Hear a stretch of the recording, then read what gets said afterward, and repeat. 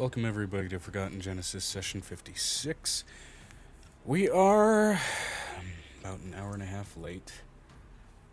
Shit happens. Life happens. Rule 0 of anything RP is that life happens and takes priority. So, either way, with that in mind, this will be the second attempt at trying to run this combat. Given that last week, with the way things ended off, my brain and also my pain were not fucking letting me. It got very hard to breathe last week, so either way, hoping and praying for no further episodes. At least in terms of doing this combat. Yeah. It's like we gotta clarify! Speaking of which, I had a notebook out last week for some things.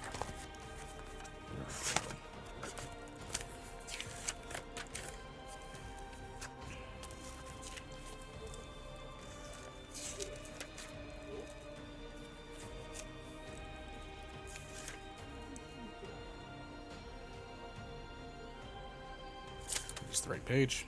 Yes, it is. Okay. I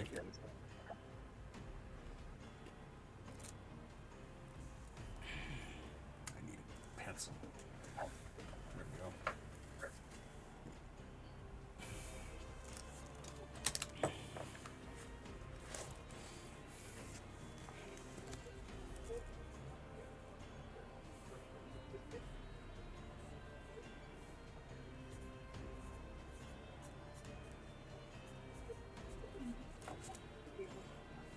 Where's the one more? I have to get up to get the controller in.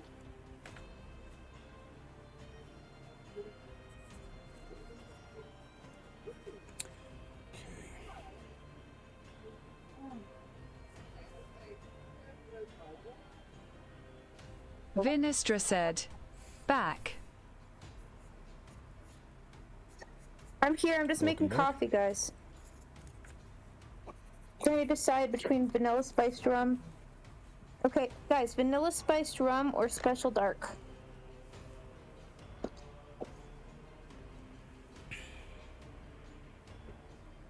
Guys, vanilla spiced rum or... I'm thinking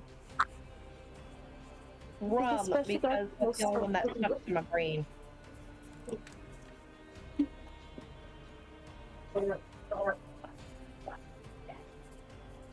This extra dark which smells So so what we good, waiting for? Got my notes down, I think. So, Out of one. I think Joe's looking for a sheet. yeah, lost the... sheet of the one.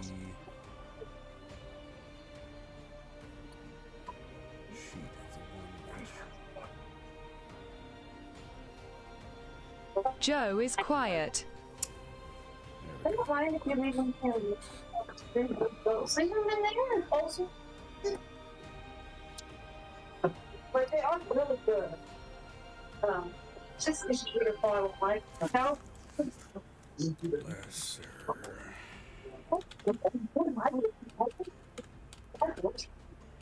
That was not delete that much.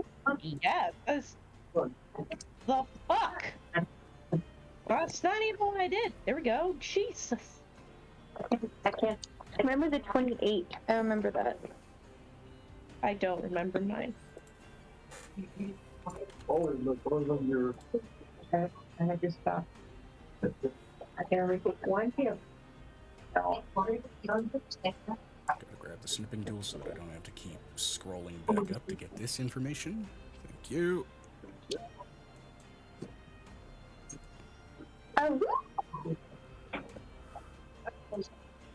Good. That's up.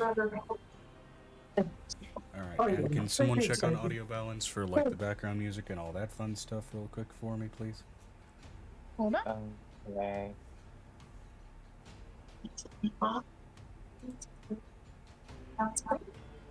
I'm still in love with people. The last little.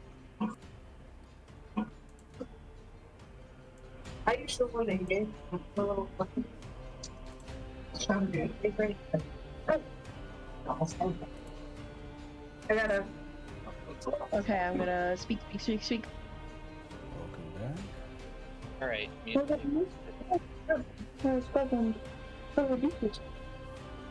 I love it. It's gonna stay in. Okay. I can't really tell. Are those bananas mine? Yes, those big thing, the big thing of bananas. Okay. We're gonna make the vanilla spice from everybody. And you know that you can put those in the fridge if you have to. I never wanted to. They go by pretty quickly. Yeah. I eat them with my fork. I eat myself.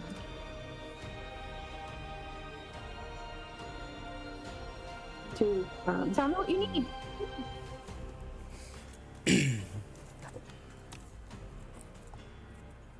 If this challenge fight didn't happen, there was an assassination attempt this bitch would have tried, and she's got some nasty shit for that. But either way.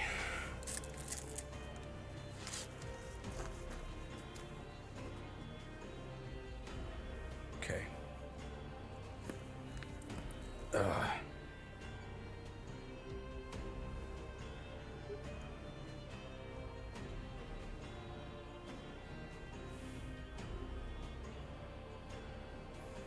the rules are no armor, no weapons, no magic, at least between the two of you.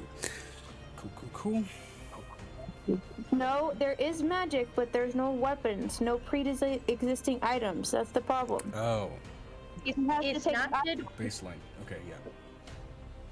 It's not good with no jewelry, nothing, Right, okay. no weapons. Cool. Right, cool. Vanessa, can you pull up the map for me, if you would, please? Vinestra said, just natural talents. Yes, and then we are supposed to keep the minions from interfering with the fight. And we can use whatever the fuck we want on the minions.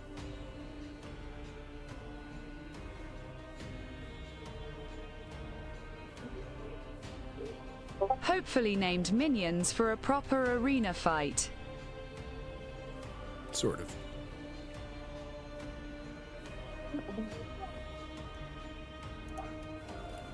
Wanna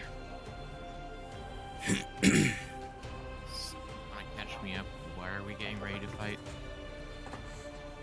Now's as good a time as any for recaps. So a person from Angel's Pass has decided to challenge Angel for her position as warlord. And my brain rebooted itself. Fuck! Okay.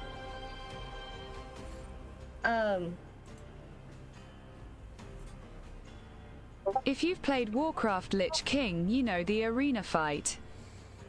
By the way, I have not played Warcraft. I don't believe I've had initiative rolled for this just yet. I might have. I don't recall that I have. Yeah, we did. We did? Combat initiative. I think so. Combat trigger. 11 plus 7 plus 5 for Amira. Nothing yet? 18 plus 7 plus 3 for Vi. I think I was about Yeah, to we get did. that set up, hadn't called for initiative yet, and then my body decided to try and kill me. Cool. So, But Avery is still taking a nap. Mine is a 28. cool. Hold on. But he is aware. Before we get into numbers and initiative rolls, I bring this up because there is a house rule that I've been bouncing around and debating bringing in for the last couple of weeks. It's called advantageous initiative, which basically means if you happen to roll crit on your initiative, a natural 20, you get to choose where in the initiative position you are. In other words, meaning you can try and strategize based around that. But either way, if people are open to using that, we can Good go with house it. Otherwise, rule we can him just stick game. with it. All right. That's one vote. In the game. I mean, I don't know. I suck at rolling sometimes. Why is my camera not on? Hello. There we go. Like I turned my camera on and I was like, nah, bitch. That reminds me, I gotta roll Real quick. initiative for where the fuck is my dice tray? God bless it.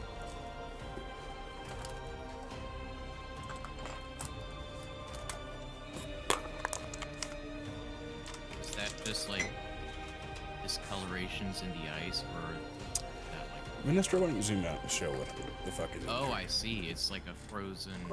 It's a dead white dragon. It's the reason why this place is a frozen wasteland, akin to the. Especially with a dragon that size.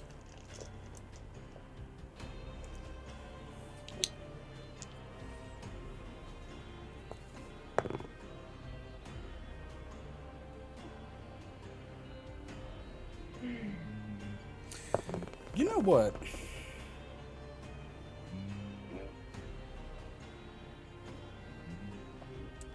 I'm gonna take those percentiles that I had everybody roll last session.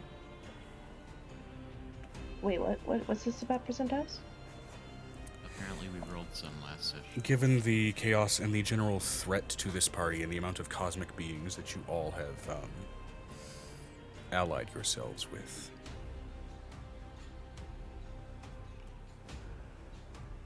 I'm going to give you 3 choices for a cosmic being that will take audience. Piff, Like. Archfey Oh, of the okay. Flood. Where? Royard, God of Fate. Oh my gosh. Or, brain just turned off on his name. Fuck. Let me go to my own pantheon as I forget my own people. Let's see, pantheon list. Oh, which one are we talking about? There we go. God of what? Casey? Three choices for audience to this bout and battle. Given the percentiles that you guys rolled earlier. You have Piff, Archfey of the Flood. Royard, God of Fate. Or Edgerman, Leader of Hell. So we're rolling the percentiles now? No, I had you guys roll those last session, if you recall. I don't, but okay. I don't either. Well, I didn't for you, actually. Because you weren't there. So, go ahead and roll, Amber. Yeah. 78. 78. Okay, that changes the average. Which changes in this case. Oh. Here. Changes the devil option that you have. Okay. So instead of Edgerman, you land with potentially Peck, Hell's Militant, as the witness to this fight. Great. I vote for the God of Fate. I second that vote. Okay, 2 I for the vote God of Piff, Fate, Lord of the Flood. 1 for the Archfey, Yeah. 2 for the Archfey. I wish I could pick this one up, but it won't fit. It won't make it. Which means I think the last vote we got is... Inestra said, "What were the options?" These are a Archfey witness of to the the battle, Piff, Archfey the Flood, Rayard, God of Fate, or Peck, Hell's Militant.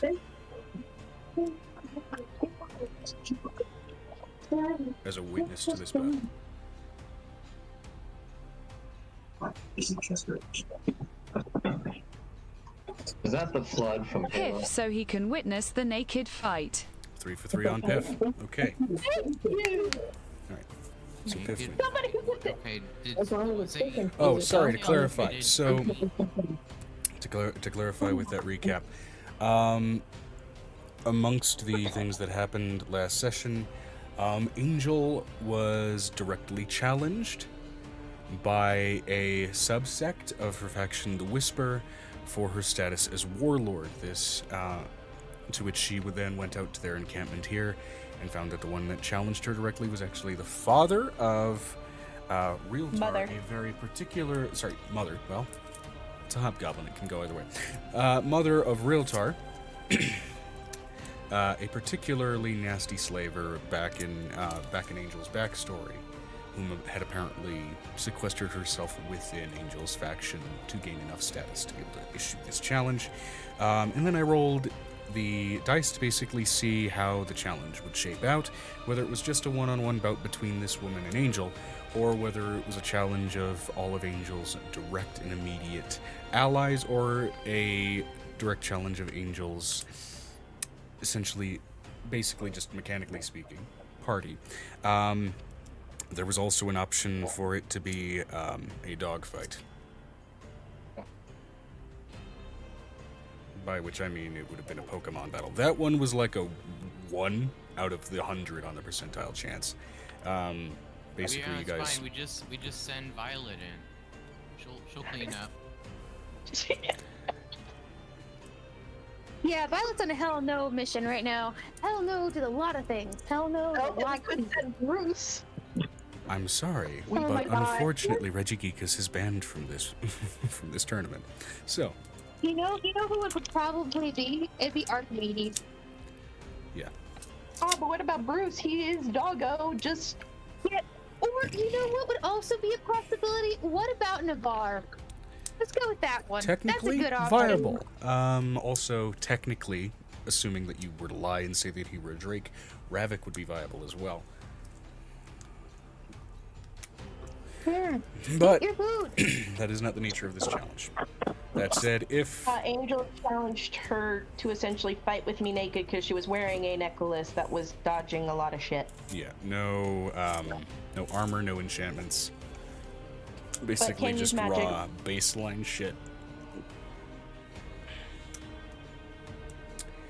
So, in terms of the strictest sense of the challenge for leadership, Angel is perfectly within her prerogative to stipulate that. However, in the sort of champions-oriented conflict as well, all of you, or at least those of you participating, do also have a fighter that you may confront. Now, with that as well, I know that Avery is technically napping, given that this challenge was issued in official capacity, despite the fact that you were, as a player, I believe, kind of resting at the time. You have the option to join in with this fight as well, given kind of mechanically what was going on. DM, I do have a request. Yeah.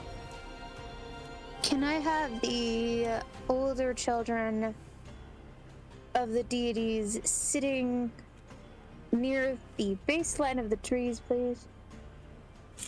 There are no trees around this area, but there is a You said very there was large, trees. a very small amount, very small and stripped away. For the most part, you're in a bowl that is icy cliff face.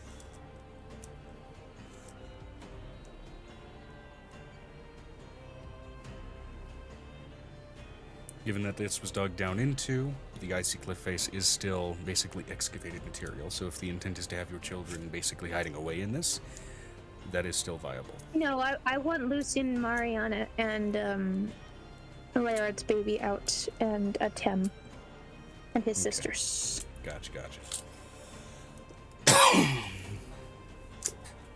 And Tatsu, because they're all relevant. Okay. I do not want Alex out. No small Leyborn out, please. No Leyborn. No Leyborn. It's up to you which kids you want to shit out of that necklace for this. So, No, this is the people that would probably be interested and probably tell the rest of their siblings, no, you can't watch. Go back to your room. right. No. Still, you can definitely feel the amount of your children that, while your necklace is currently off, are pressed against the inside of that medallion, kind of like staring at it like a child way too fucking close to an old CCTV screen. Vinestra said. So, what you're saying is hostages. No, technically, those can't be hostages. Those are death people. Those will literally shred you and. Yeah, just additional witnesses. Now, that's to say that not all of the members of the encampment here are down for this challenge. Some of them did not know that this woman joined their ranks and was, in fact, that woman. Some of them are trying to be willing non-participants, some of them are hesitant, and some of them want no part of this. But that said, as notable for the tokens that are on the screen there, of course, some of them are absolutely participants. Which, by the way, Wouldn't there be an actual witness, like the leader, secondary leader of the Whisper, which is the one who actually is like from her angel's family and is a kinder technically by stopwalk? well, given the nature of this challenge and that it was issued in front of you, those people are on their way. Which means, functionally speaking, there is time for this to initially set up while you two are squaring off, and while even mere moments ago, you were still more keen to sort of rush against this woman and try and slice her throat on the spot. There are things that need to organize for this. Oh, another question. Is the baby Planetar present, considering they were taking walks with the Storm Child in this local vicinity? Only a percentile. Shit. Oh, my babies. My giant baby running from the Storm Giants. Run away! No, come back! You can't be watching the sun! Run away! You're only 4! Which, of course, given that contextually, I believe did we whoa. I think we already have an Avery token provided, if Venestra, you want to put that on the screen, assuming you're being a participant in this, which, of course, the challenge would have extended to you by proxy. That's a 98 DM. I'm thinking that she's walking around somewhere. 98. Not in this vicinity, specifically.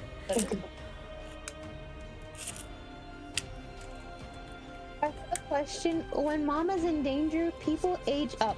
Am I protected from that situation right now? Given the sheer amount of shit that you've gone through, and not to mention the sort of, again, magical repairs that have happened in previous weeks, or in this case, just recent in-game days. Vinestra said, where In do this you case, want that's a non-factor. Avery? Anywhere, like just Yeah, which mechanically vicinity of speaking, the in that group, sort so, of like, very that bottom was gap fine. is where you guys would have initially arrived. But of course, you guys started making your way toward that sort of packed tent over Why did I in the lower unplug that? corner there. Wrong one. I didn't mean to unplug that one.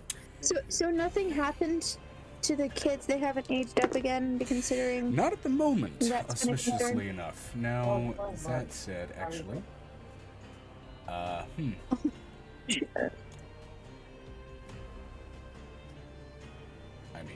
I'm asking for a purpose, considering I have a bunch of bitches right now. And a lot of them are baby dragons. yeah.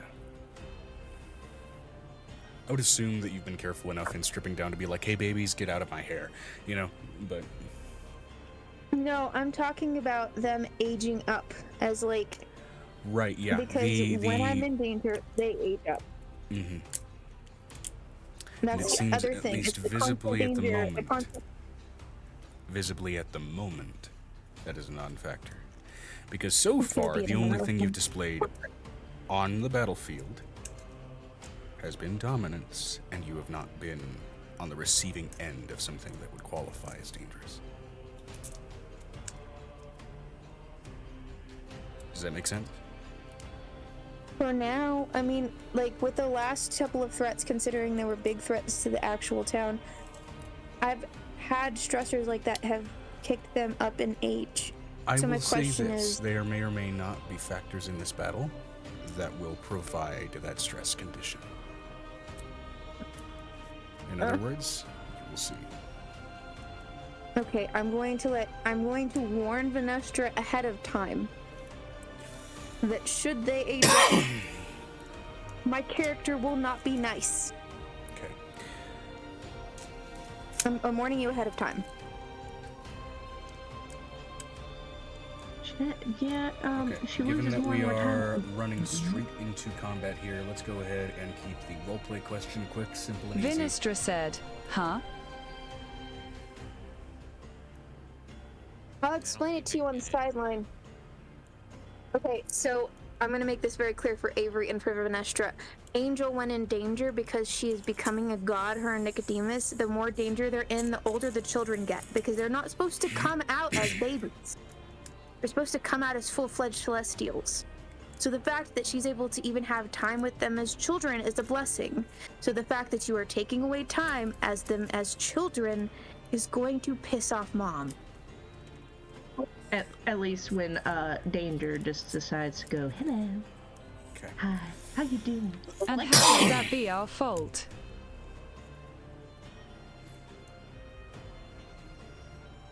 No, she's just saying in general she's gonna get. Technically, it would be Venestra's fault because the reason that they're technically it would be Venestra's fault because of her questioning Angel in public multiple times. Her and Xanon, it screwed over Angel as a actual character. Okay. In the sight of her people. In other words, a more direct translation is Venestra questioning Angel earlier on was the inciting event that led to this challenge, which then, by proxy, may lead to stress conditions that will allow the children's age to accelerate. Somebody drop out? She'll be back. She'll fix her stuff.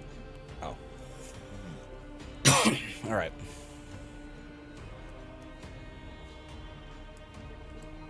Indirect nonetheless, but that is the simplified explanation.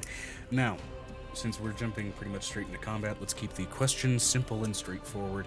What is your character's favorite color? We'll start with Angel, and then we'll start with Violet. If Violet's favorite color is violet, that makes sense. Rainbow. I'm letting you know it's rainbow. Angel likes all the colors of the rainbow. Angel's cat? No, I'm kidding. It's a prism, Joe. It's a prism. Her hair is literally a prism. It's a prism. Okay, cool. Now for Violet. Somebody else drop out? Oh. There we go. Violet's favorite color is. I don't think Violet has a favorite color. It's not even like black for ink scales? No. This is okay. Okay. What is your favorite color?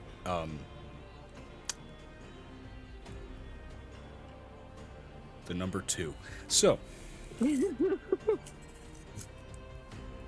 On to Avery. What is your favorite color? For Avery in particular. Purple. Okay. What is purple? We already had that question. Sorry, Wi-Fi did this room. On to Xanon. What is your favorite color?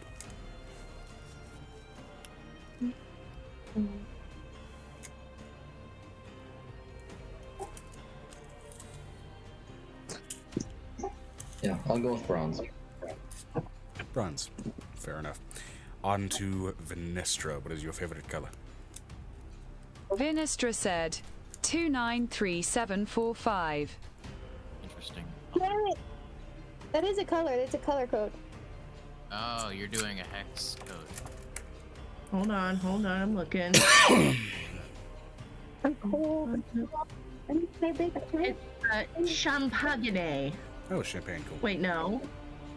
Wait. I'm getting 2 different colors. What is this? That should be possible. It's dark mode. It's dark mode gray black. It's blue. Dark blue. This calls it Dark blue. Saturated blue. It's like a navy color, like this color. This color right here. Gotcha. It's like midnight blue. All right. On to Piper. Your favorite color.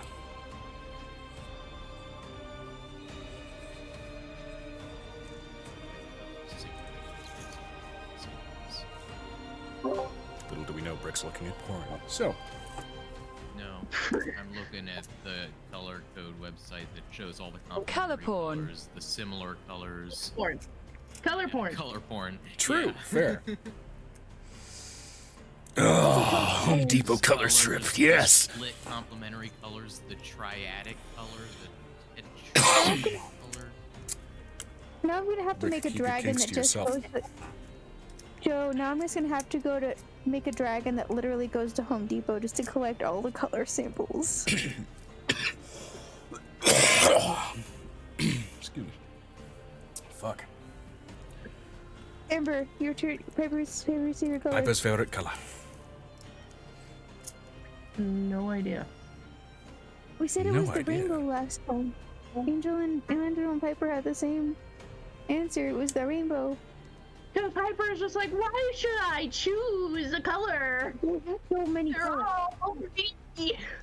All of them. Why do I have to choose? Yep. Piper's just very indecisive for shit Piper, like why that. Medical choose? decision. Welcome to the main Hughes Society. Bruce's would be Nobody got the joke. Damn it. moonstone. Okay. So, what would Bruce's be? Like a moonstony color, considering his wife is a moonstone Dargonborn. Cool. All right. Oh, hold on. I need to. Shannon. I think Xenon Xenon already said gave bronze. his bronze. It's Bronze and noble. why are oh okay, there we are. I was like, why are we not there on Discord? Or on the D&D things? Okay. So, as this fight gets ready, tension fills the air, and Angel has already lunged at this woman once, as they both strip down to the nude. You can see up on the cliff faces a number of individuals begin to gather to bear witness, including, very subtly, in his seagull form, bright blue though he is, Piff, Archfey of the Flood. Which now procs the wild magic surge that Ethan bought for Piff weeks ago. Dude. 37. What happens to Piff? Let's find out. Oh, he dies. No, I'm kidding. Don't say that. I don't think there's a He's not death fighting. option, honestly, for wild Is magic that the surges. flood? Yes, there is. There is a death Vinestra option. said, "Nickel busts, No, it's just in reference to natural disasters. Oh, a gut, Okay, 37. 1d6 flumps controlled by the DM appear in an unoccupied space within 60 feet of Piff and are frightened of Piff. They vanish after a minute. This will be the first time that a lot of you have ever seen a fucking flump. The fuck is a flump? I've seen flumps, but that's because I had wild magic surges as a child. dope, I've seen them too. Okay, player. Flumps like, the fuck is a are flump? basically aberrant brain Spaghetti puppies. monster. Kind of. Yeah. Spaghetti monster, but they're peaceful and loving and social and a whole bunch of cutesy shit. They're adorable. But they're like, okay, imagine tribbles. I don't Someone like want trouble. to drop in session art, actually, a picture of I can probably do that. Never mind, hold on. Tribbles. But like greeny tribbles. Okay. You missed what I said. Damn it. I don't like tribbles. They are a pest and a nuisance. Your in session art. Oh, Yeah, it's apt. Flump, the basically mind flare equivalent of a fucking teddy bear. I don't like it. Also, question Flump's DM, where body is shaped like a Adam? flat saucer with a diameter of 2 feet. Question DM, where is Atom? Where's Atom? Atom. Brain turned off. are those spikes as sharp as they look? Vinestra said, They're just kinda atoms grabby. are in everything. No. What Angel did you named say? her child, one of her child, Adam. And it's literally ATOM, and it's just like he's the one that has the tentacle mind flayer face. Are the flumps spiky tendrils as spiky as they look? They're grabby. Kind of like Velcro. Okay. You're not gonna inject venom into me or nothing? The only thing they seem to immediately fucking leave from the sight of is Piff. But yeah, they seem almost in as cute a way as I can imply. Skittish. All right. Now, with all of that covered, recaps and everything done. You know what? I think it's appropriate for Avery to have a flump as a pet. Yeah, I would say actually, given that your master was a mind flayer, I would say actually have at least a decent chance of knowing what they are. Okay, I'm gonna say that Adam is following Avery because Avery gives off, those vibes. I call telepathically toward the flumps.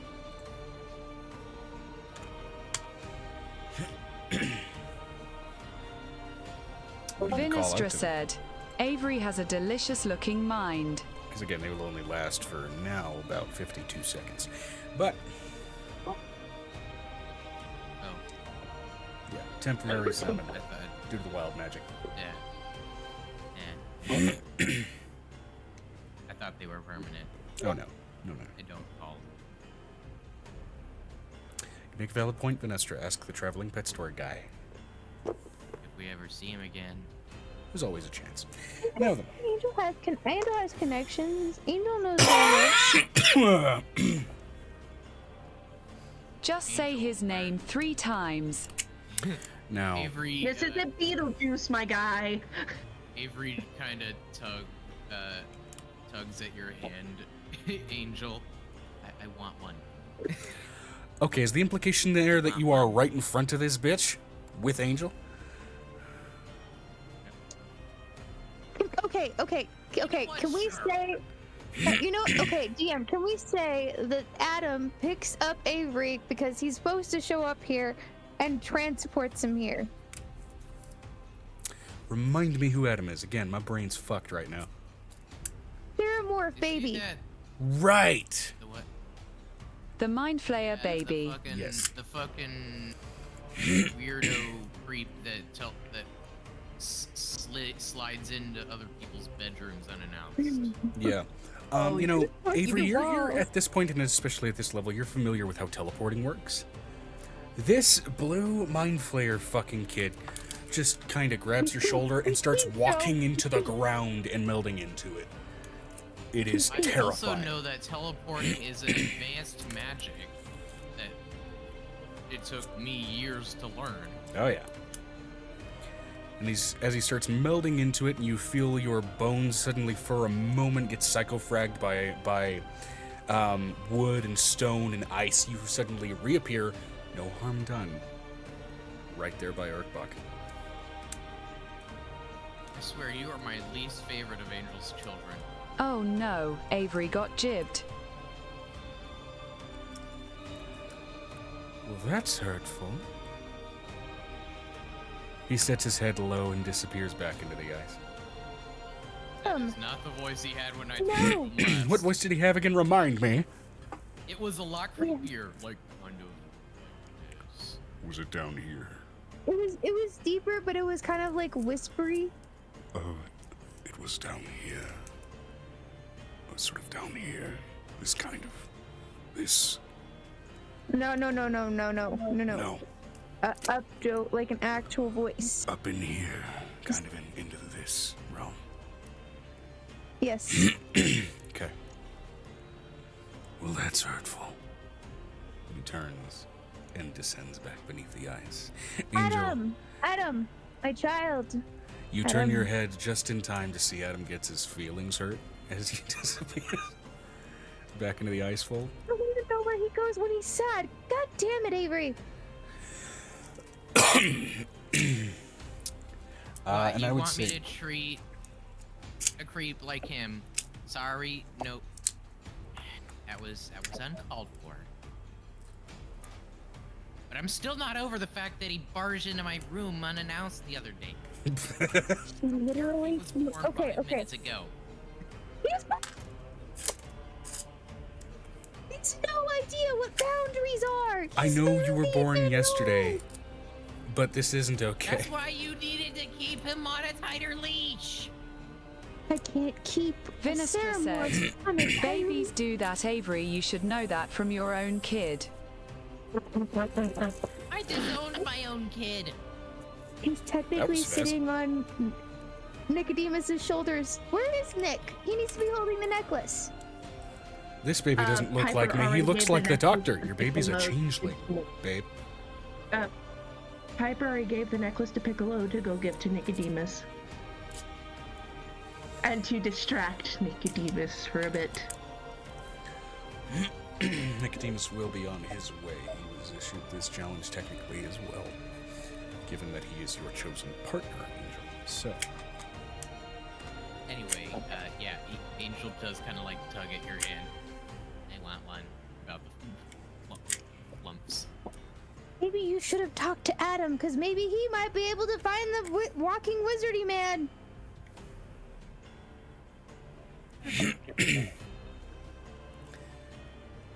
so Avery, Adam gives me the heebie-jeebies. all of the shenanigans aside, 30 to 25 for initiative. Wait a minute, I have to add my 2 to when I and that also puts me the at a 30. also +7 because Xanon, I think. Didn't we roll it already? Yeah, we did. Move I was really high. Avery's token. Vinestra said, left of aim. so the duel, this is OOC0. Yeah, I'm Holy calling out moly, the ranges here lag. so I know what to put where in the initiative list. From my end as well. Including, actually, there's a combat tracker right there, so it's fine. The shot Okay, goes out to Avery. I will get you I a trust flump if someone you to help me in organize this that. battle. That's the plan. But I need you to go over oh. by Venestra and stay away from this part of the battle, because this is my quarry. You go find a quarry. So, see, those guys, these minions, this is supposed to be a duel to the death for these two. Those minions most likely are not going to give a shit about rules, and they're going to probably come in and interfere. We're supposed to play interference on that super hard. Keep the fight. You get what I mean? So, go fuck up one of those guys. Yeah. Sure. 25, I remember now, because it was a 13 plus a 7 plus a 5. And I will summon the man with the flumps. We'll just walk to the nearest one. Vinestra said, phrasing. Avery, we're gonna start combat, so roll your initiative. You're the only one who hasn't yet. And I'm just double checking. Be so let's right make sure I back. got some spelling right. 28 plus am I- 7 is 45. Because it's D&D and I come up with some names that come, I swear to God, out of the dark pits of what the fuck sometimes. Oh, and Avery, with your initiative, add a +7 because Xanon's got a thing. Got it. Do I know what the thing is? No, but it's... What? We're in My aura. Yeah. 27.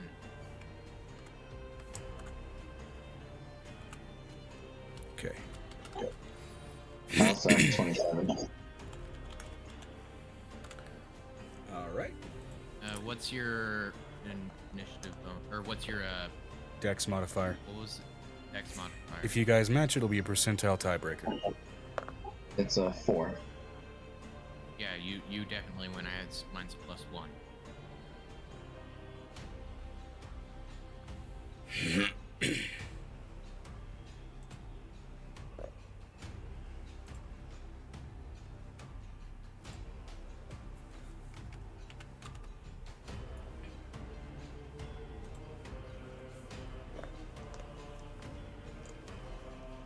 Did I spell that right?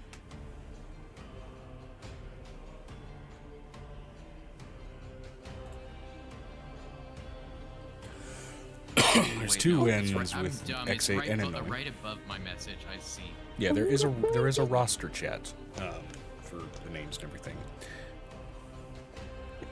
All right, Angel, what did you get for your initiative? 35. Was it a crit? Yes. Okay, which means you get access to advantageous initiative, so you can choose where you go in the initiative. Which I'm assuming you'll probably want to go right next to the bitch who challenged Yeah, you. So crazy we'll bitch. wait for Yeah. Okay, before or after her? After. After her. For the Okay. moment. So then, for whoever's I going to would- consolidate the list, keep that in mind. Angel will be placed after the initiative of. Well, I'll just go ahead and say her Let me whack-ass see name. what. Toasty princess. Relay Justiern Crits. Okay, so for Mira, Sorry, Crets. for Mira, it's 23. For Venestra, it's 28. We all got to roll. So somewhere. 23 on Mira, one, And I just lost track of where the fuck the Google Docs tab is. Did I close it? I hope I goddamn didn't. Hey guys, did Joe tell you he got new dice? Yes, I did. Some specifically from Enigma. They are these floating liquid core, very, very big dice. Case in point, this goddamn caltrop of a D4. So, Holy fuck. yeah, the eyes inside of those dice turn. So terrifying and That's one way beautiful. to absolutely demolish your foot. Yeah, hence I will never be dropping those dice.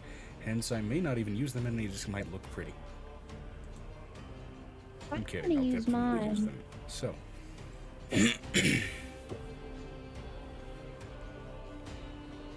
There we go. I like that.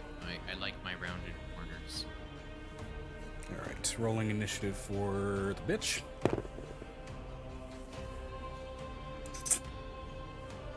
Not terrible! Okay, so 22. Which means Angel will be a 21 or a 21.5. To go right after her. Oh, bad. Okay, so Bad thing. for Itch Face McGee. Yes, I just called it Bitch Face McGee. Leave me alone. No, that's fair. She now joins the club of bitch face McGee's that you have faced in the past. Look, you pick really hard to spell names, so I just call them Bitch Face McGee. You can copy 'Cause paste it's it. I easier put that it in way. general. My mouse doesn't work in my mouse. Okay, my mouse pad doesn't work. My mouse is in the living room and I don't want to get up. Gotcha. RYLG. DM, before we start, do I have time to think over to one of my children that is waiting on said edge of the space? And basically, There is tell time them to while find an Adam before- audience is gathering and while Piff spat out a bunch of fluffs. So, yes. oh, and while those people are waiting to show up, considering Nicodemus still has to show up, I got a question. Could he be a pelican and these just burst out of his mouth? Because that'd be fucking hilarious. I mean, it's a These seagull, flumps just so the disproportionate just coming out of him. Because again, flumps are 2 feet in diameter. This is horrifying to watch. When a pelican eats anything, they are literally considered the garbage disposals of the sea. It would just make a lot of sense if out of a pelican's mouth came a whole bunch of fluffs. Yeah, that's fair. It's like, oh, that he's was going not to what I want had. to think over to Tatsu. Gonna think over to Tatsu, How long Tatsu, were those- how my long sweet were those, boy. festering in there? What, Megan? He thinks over to Tatsu, my sweet love, my sweet boy. I need you to find your Ceramorph brother before he decides to go through the actual core of the earth and wake up the terrace that sleeps within its core. I do Smash not cut. need that in my Hey, brain. so this changeling hurt my feelings. Can you wake up and damn the world?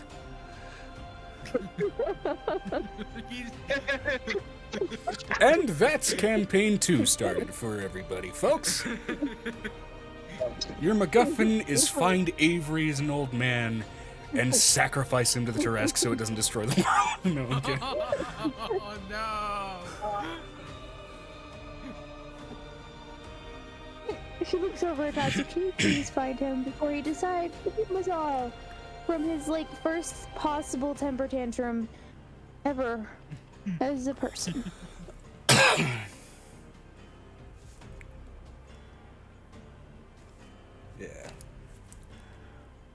I'll see if I can find him.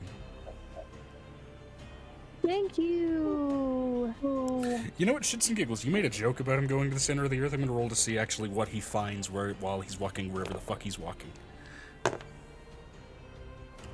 Oh my god. Oh my god. That's not a good face. I don't like it when the DM makes that face.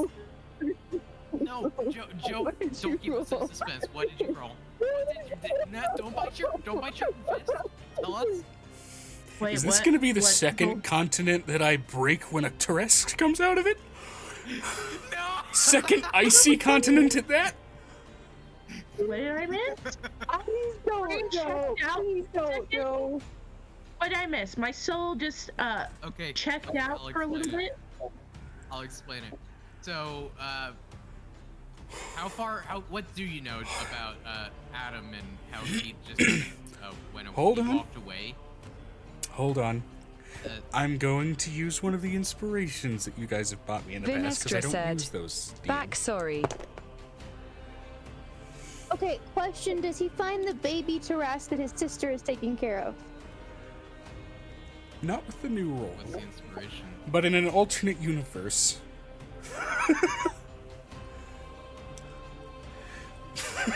Jesus Christ. Like, of all the fucking things I could have rolled. In an alternate universe, shit happens. But anyway. 78, okay. Honestly, So what does he need? sounds kind of exciting. Is it bad that I want it to happen? He may come home with a pet. No, I don't want it to happen. He's gonna come home with a pet. Okay. Pet Taras. Good luck trying to put one of those on a leash. So, anyway. What about a mental leash? I mean, To repeat what I said earlier, Great, now we got to treat Avery for parasites. shenanigans aside.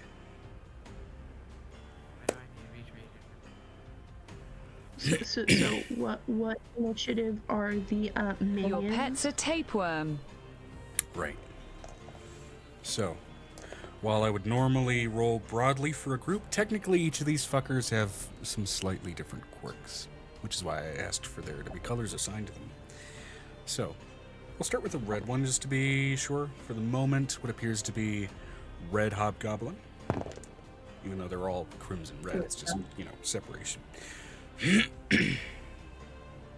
I was just gonna say red minion. It's a kitsune. Soft 20. A 20 red minion. Yellow Okay. hobgoblin. Or yellow minion. 8. Yellow minion. Okay. Green, also 8.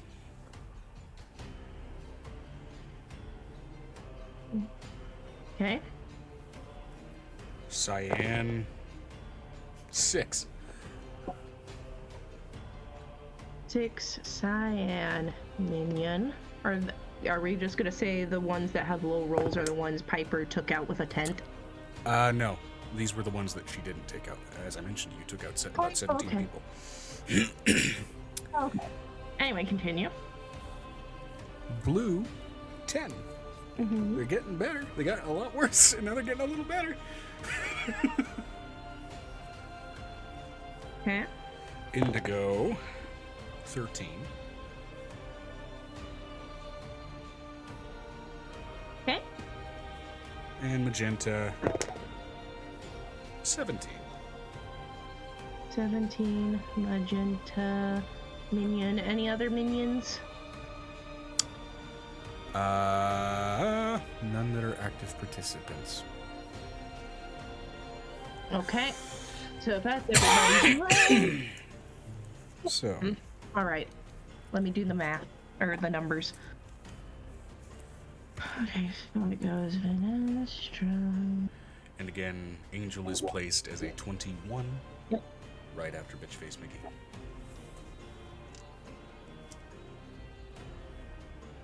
Salmon, Avery, Duke, Piper,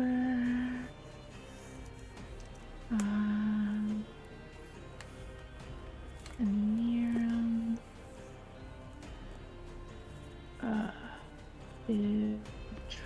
Face.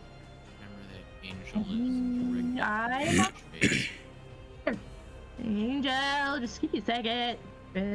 Red minions. Shoot! I didn't mean to do that. I wasn't done. I'm ready. I'm ready when y'all are. I'm just waiting for Joe to. I'm writing the. next. I'm writing the list, and I accidentally pressed enter before I was done. She pushed enter instead of shift enter. I know it happens to me a lot too.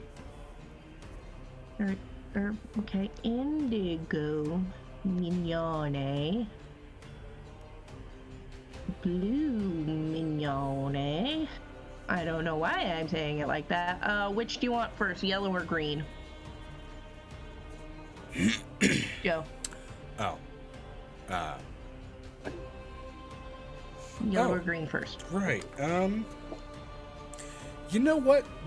Because it's fun, I'll join their initiatives and count it as a tag team. Yellow and green tag team. Match. No, tag team. Vinestra said, but who are they tag teaming? So I guess at that point, though, it's a handicap match. There you go. It's going to be a situation where each one of you gets to pick your favorite color. Yellow and green aren't even remotely close to each other.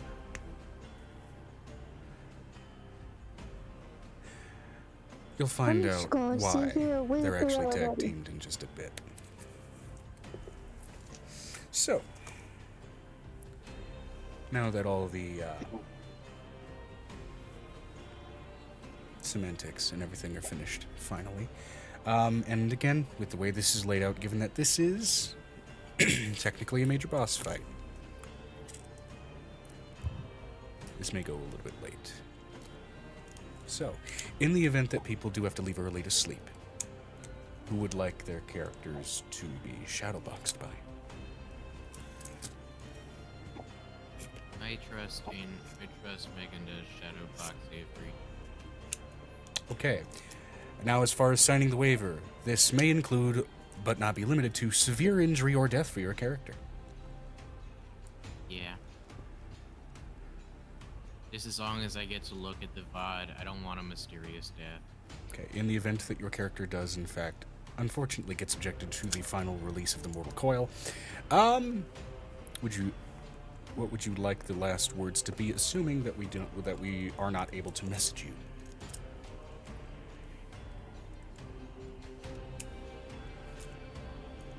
Take care of her. Fair Take care enough. of them. Fair enough. And shocked words of awakening in the event that you get resurrected.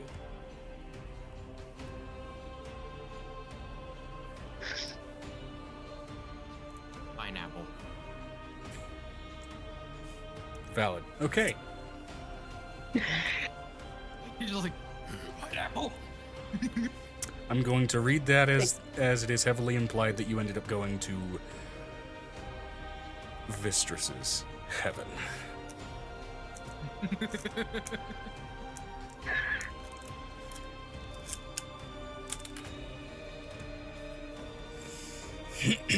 If you want to talk about your character becoming a Vistras Vinestra worshiper said, actually in game, at that's least something he we can didn't say, discuss. oh god, the pair. That's Hanniger.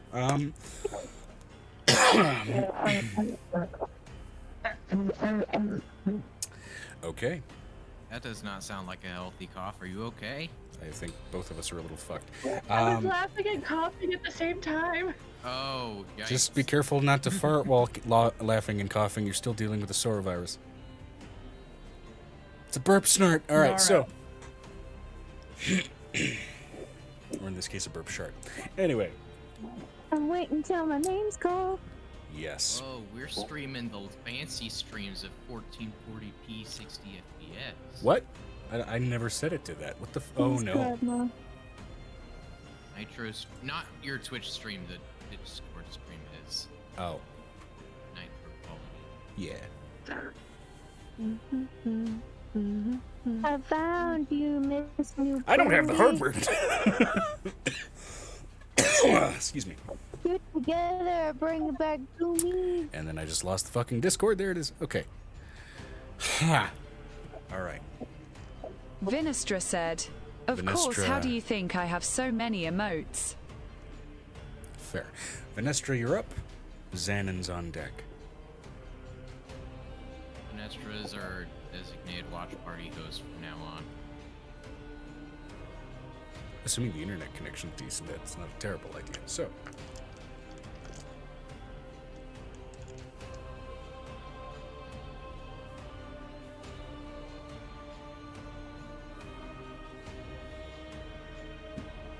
Can we go later in the round?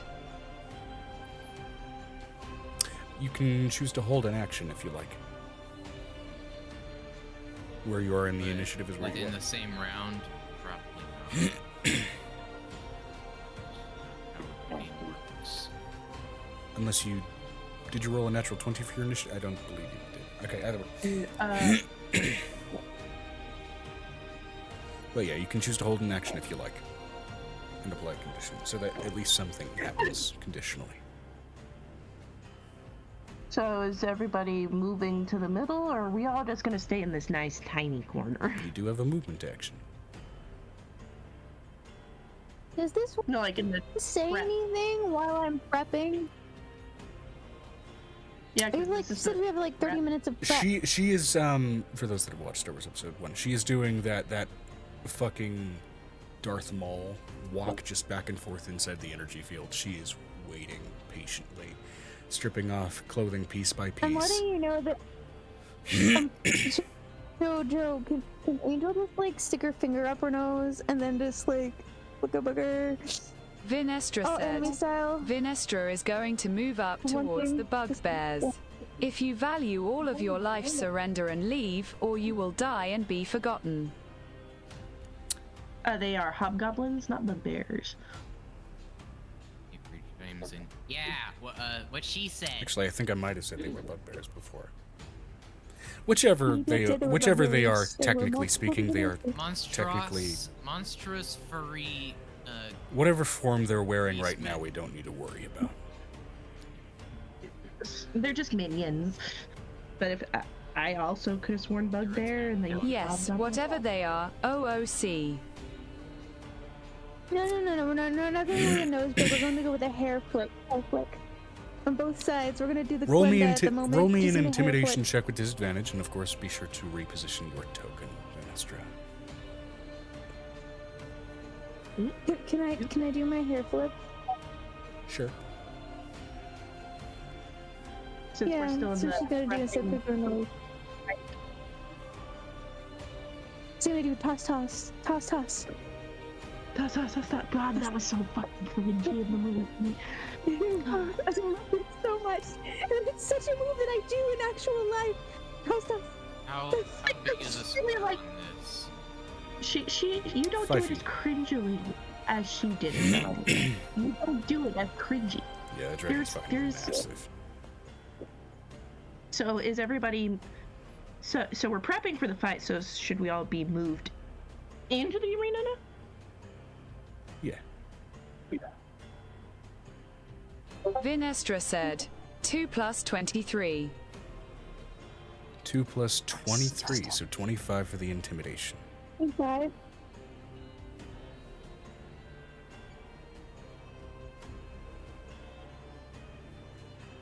They all cock their heads,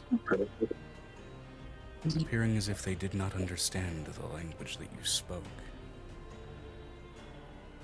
Being this close to one of them, there's a look in their eyes that seems unnatural.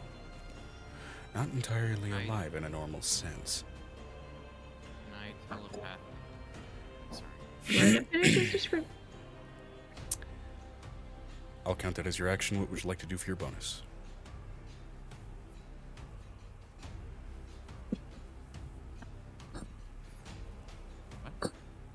We're prepping. This is a prep part, Joe. Prep part.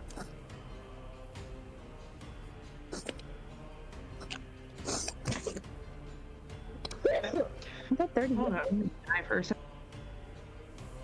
Vinestra I got 30 minutes said, to read the room. are we fighting or prepping still? I thought we were prepping. Joe said we were prepping. The preparations at this prepping. point have largely finished, as you do see Nicodemus rushing over the hillside and dropping down before he summons Navarre out of his body to basically land on top of and prevent fall damage.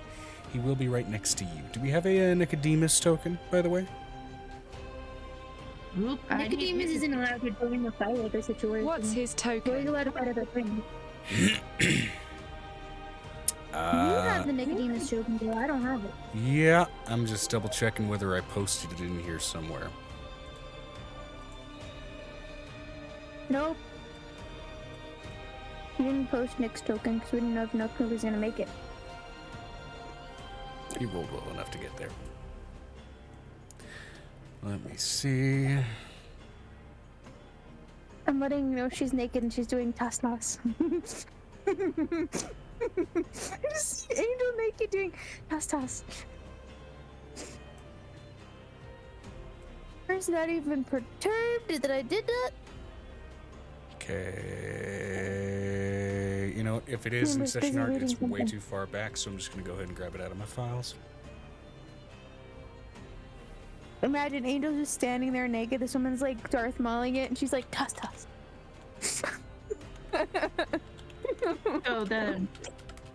So is the fight gonna be in the middle of the arena? Because all of our tokens are on the side of the arena.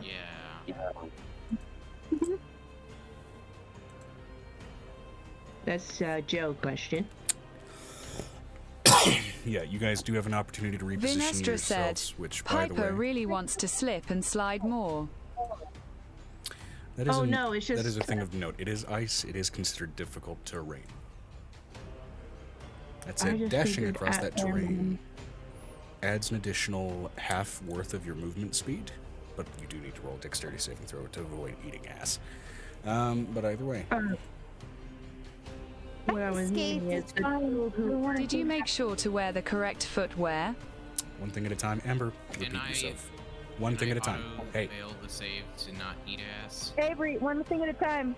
Avery, one thing at a time. Amber, go ahead.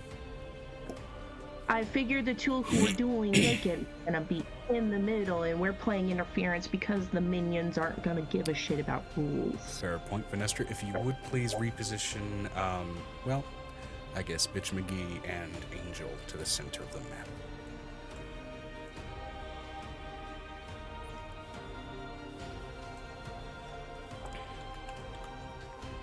He's gonna say there's one more rule.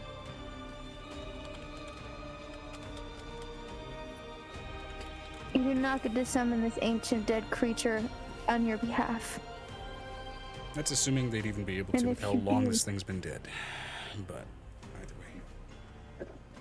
Don't bring an animate. You can animate dead even if they're not 1,000 years old. Animate dead is a spell. Vinestra said, you said she can't. Okay, good. As long as she can.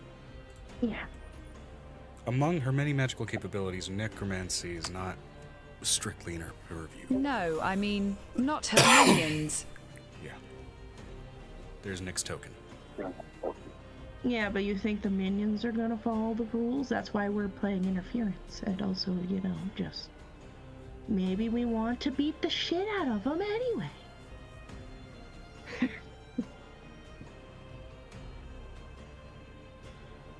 I don't see a map.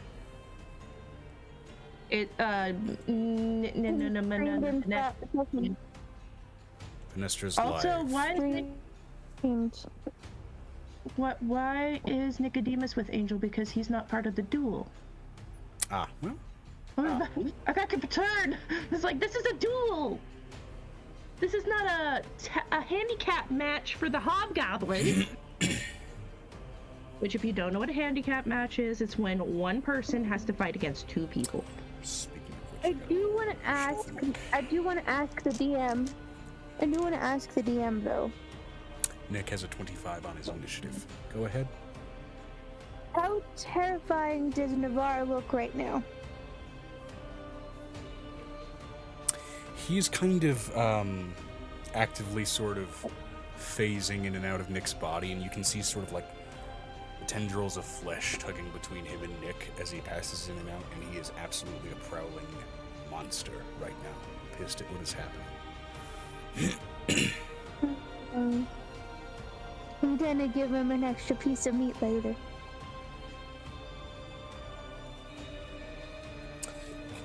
Now, I do need to get out some D10s because there's a lot of those involved for the minions. Let's see. I only just got that double entendre, Megan. Bad. Vinestra said, Wouldn't he be giving also you that? has the fighting beginning. We're getting everything prepped real quick. We're getting everything prepped, Vinestra. Like the DM needs to find his sheets and dice. I got ahead of myself. Nope, I already have the sheets and I already have the dice. So, one thing as well, spread out the minions for the most part in a bit of a ring, kind of around the arena here. Mobility is supposed to absolutely be a factor in a map this size. Which means, of course, as per your previous turn, we'll go ahead and restart that. I apologize. Again, getting ahead of myself.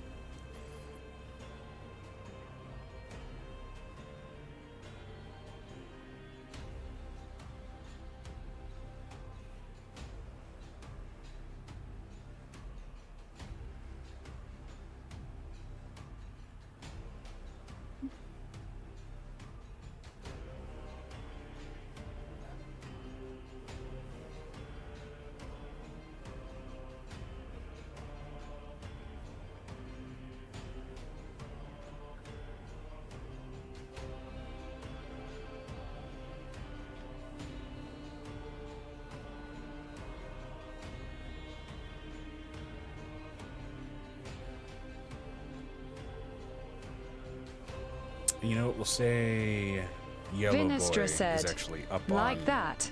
Yeah, and we'll actually say Yellow Boy's up on the cliff over by the ladder, if I'm sure you can see that, over on the right side of the map.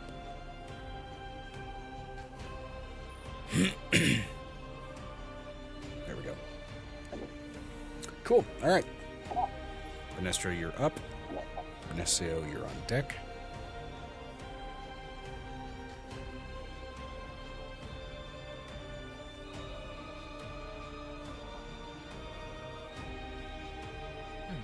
Since when did Avery have 2 weapon fighting? Okay, so just to clarify, are we actually fighting and attacking now? Yes.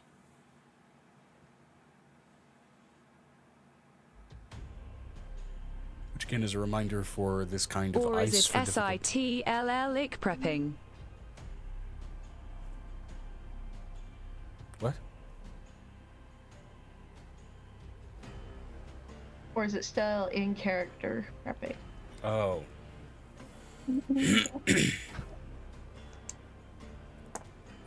Either way, function. As far as the map layout, you attempt to shove your finger. Well, let's get some in-character prep out of the way, and then we'll call the launch here.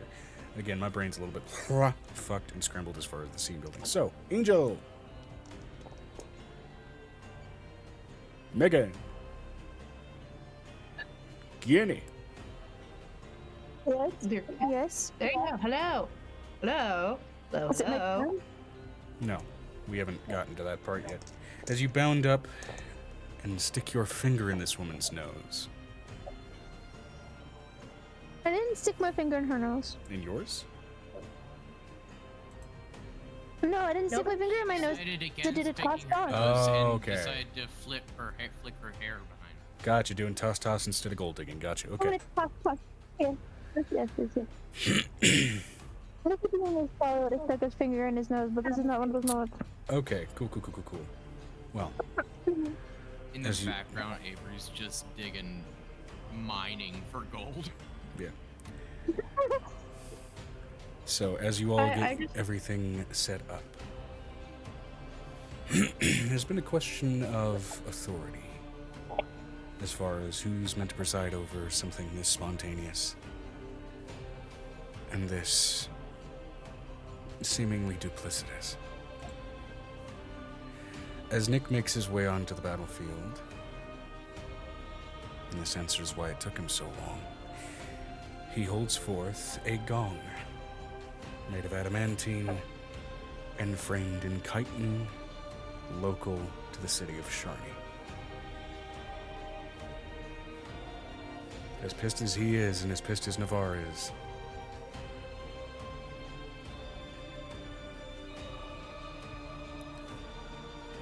let the warmonger's right commence.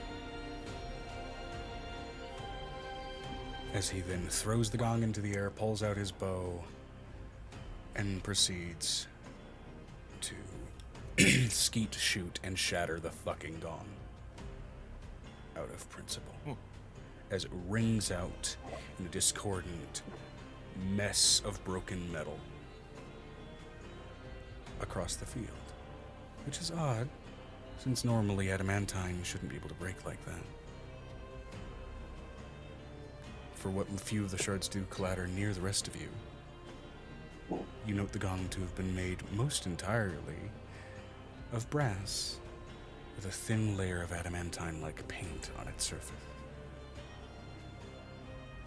Brass dragon. I will allow Angel, and you know what? I'll say actually Angel and Xanon to roll history checks, given background Okay. for that choice. Okay. Okay. Ooh. That is a 31, DM. 31? 31, solid. And for Xanon? 12. 12, okay. 12! Why the fuck did he do that? Angel, you haven't seen this done in person. You didn't even really think... I was about to slip up and give Nicodemus a different name. Would ever be the one to do this. But the sort of symbolic action of shattering a, well, in this case, fake gong for the purposes of an encounter like this is, in other words, a statement from the officiator that they believe this challenge to be a farce. Either way, it is a sign that the challenge begins nonetheless. Which means, at the very least, that respect and honor is not on this woman's side.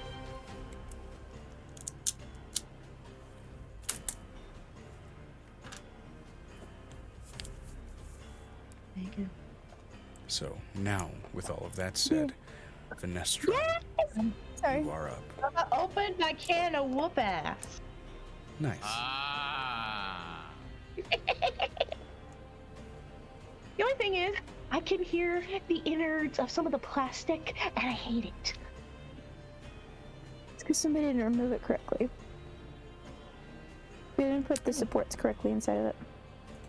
I know. Of course, with that in mind, are you still kind of wanting to take your turn to call out to the minions in question and intimidate them, and it's just having been delayed to this point here? Or kind of what's the plan? This is affording you a small opportunity to change your course. Venestra and her initiative. Oh, okay.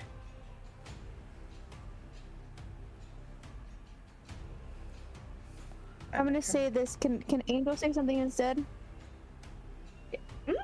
To them? Absolutely on your turn. Well, if you want to say something. Considering I'm the leader, any woman or man, she's going to say this in Hobgoblin. She's going to say this in almost any language she can. Putting this through a tongues spell. Mm-hmm. Any woman or man who decides to support a slaver is no better than a slave themselves. Okay. And it is against the code of the Whisper. And as the many non-participants in their tents remain non-participants, the minions here out on the field seem otherwise unfazed. I will still allow you to roll an intimidation check to see if those non-participants choose to outright abandon the camp.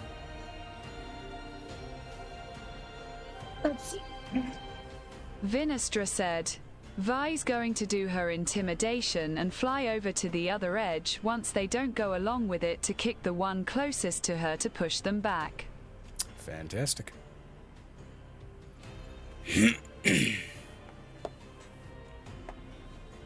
Intimidation is a plus. Plus a lot for you to fucking hard. 15. Guys, hold on. I'm still doing math. Plus 3. So it'd be plus 18 plus 15 is 18 plus 15 is 33. okay. 33. Okay. Math. There are a number of people who choose to desert camp, and a number who actually do stop them holding blades to their throats. You can very clearly see them mouth, watch.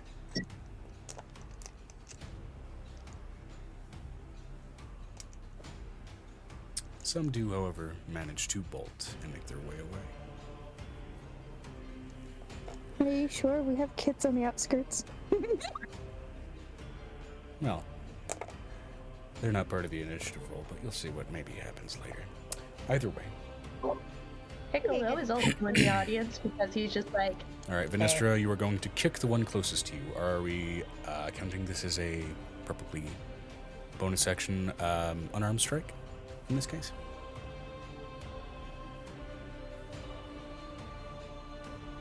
Vinestra said, Eldritch Blast Kick. Okay. What are you doing when you get What are you doing By all when you're means. calling? Sorry.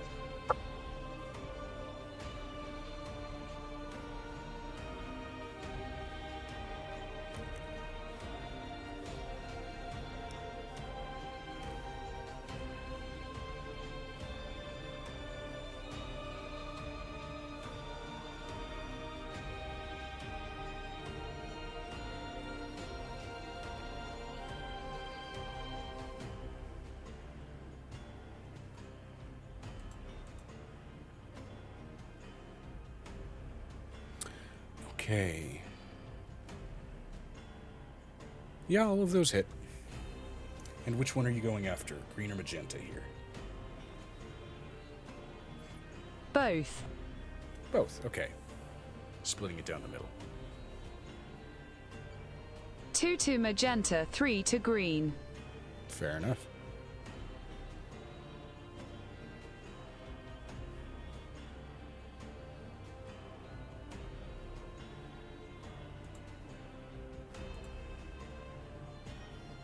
Alright, go ahead and roll that damage.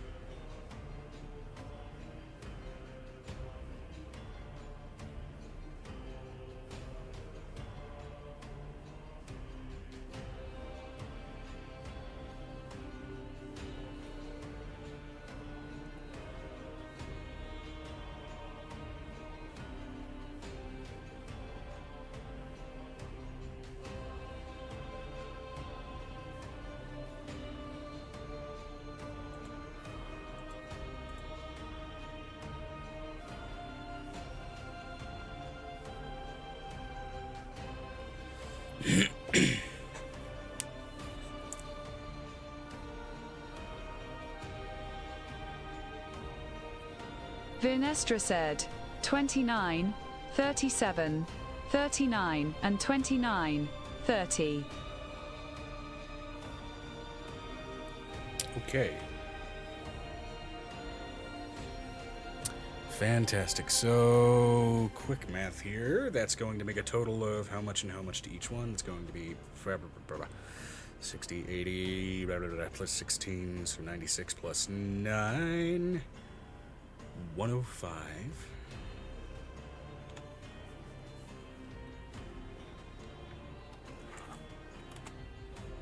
And then 59.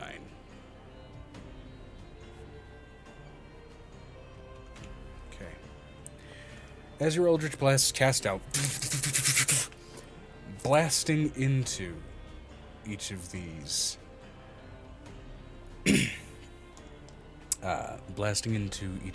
seemingly hobgoblins. With each blast that finds purchase, it seems to tear into their muscular structure far less than you had expected, as the red that bleeds from them intermingles with the red on their skin, and each damaged pockmark of flesh grows teeth and begins to open as their bodies split. Following them, each and every additional hobgoblin on the field so too twists, breaks, and splits open into these various mutated and infected, maliceful guardsmen.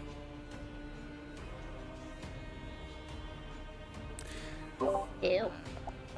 So, Biltar's mother realized did have something. ties to the Spellbreakers.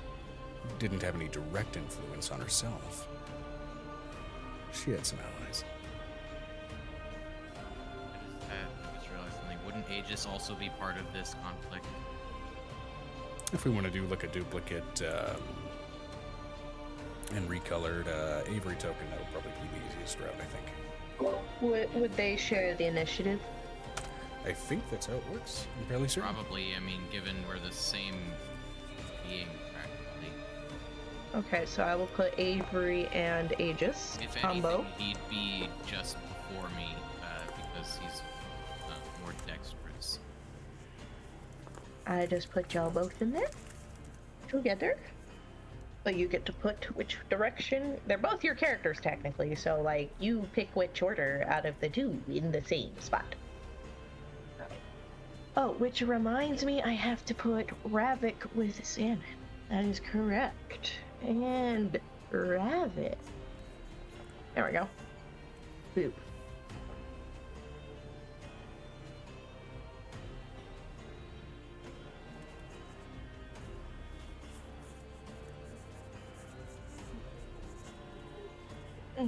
Ow, what is this and why does it hurt? Okay.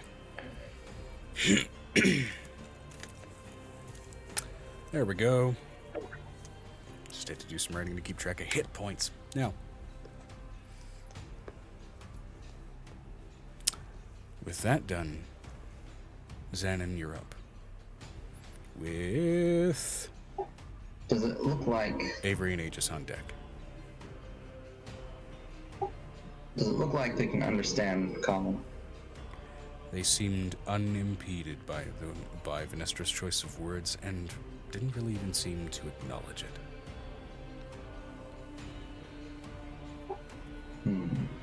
Okay.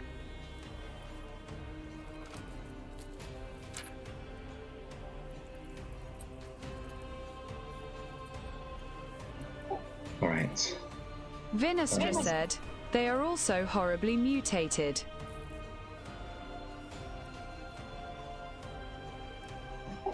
That they are.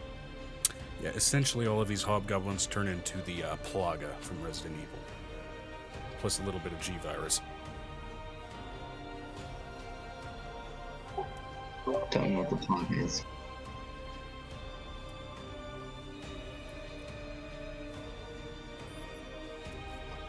Okay.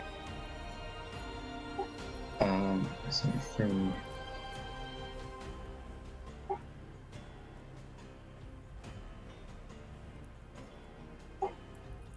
okay, I'm going to cast Bless.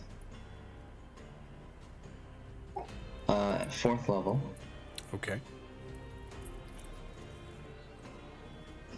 So that's 6 people. 6 people within range. What's the range on Bless?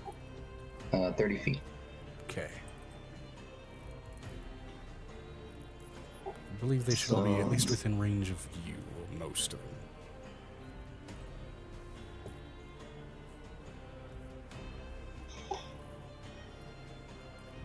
Okay. Who's everyone near me? Okay. 1, 2.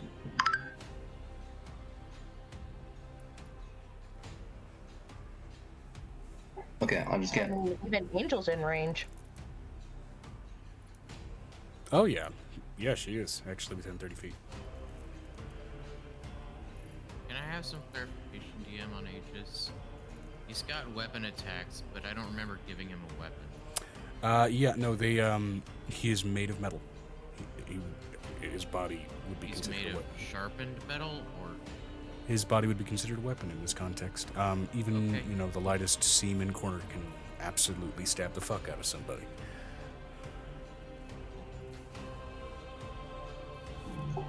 Can I move up a bit? So that I'm within. Hold on. Where's Vanessa? Okay. I just want to move up so that Vanestra's within 30 feet.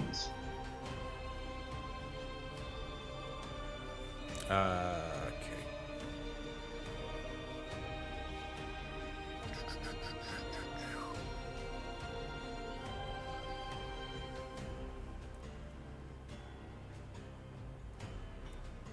Yeah, that'll catch everybody. Okay. I'm gonna do Vanestra, Angel. Let's see, do myself. I think is Piper in range. Looks like she is. Yeah. Drop my book.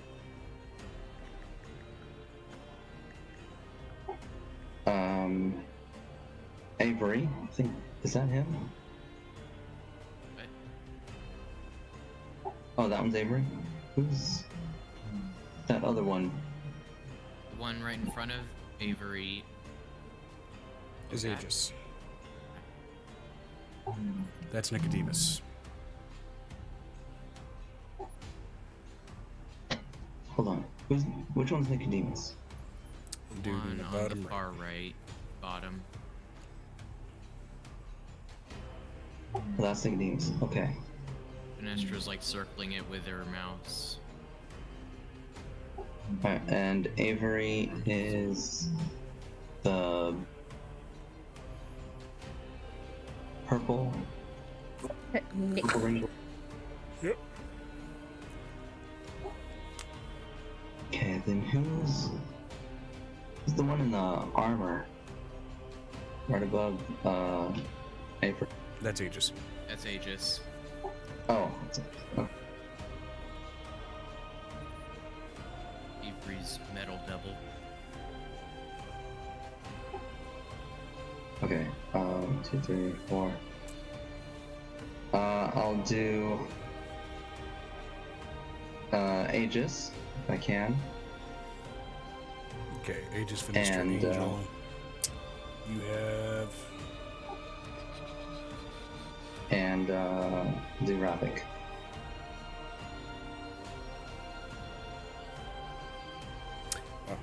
At what level are you casting Bless? 4th. 4th level, okay. Which means... yep, you get access to 6 targets, so that's Angel, Vanestra, Aegis,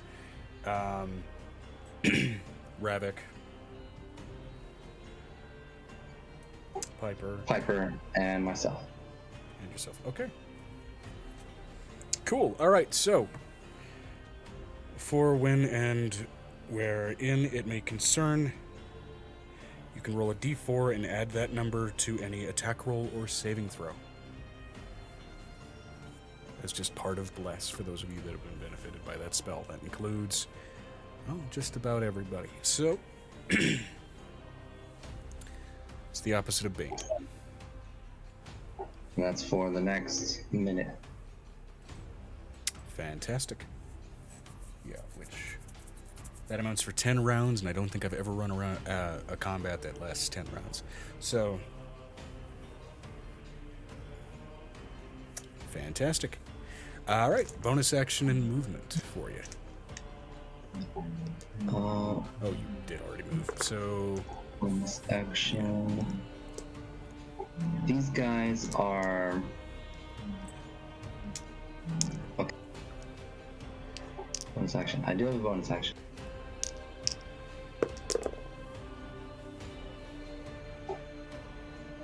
Oh, they're too far. Okay, I'm just gonna take out my bow. And be my turn. Ravik is gonna move up towards the left side. Okay, toward the green guy there. Yeah, towards the green one. Can we see some more enemies?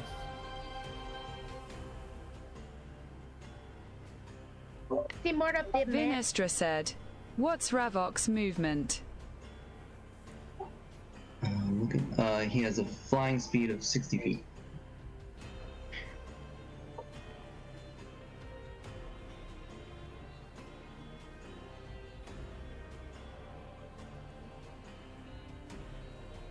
So yeah, just get within melee range. Yep. Hot damn. And then he's gonna attack.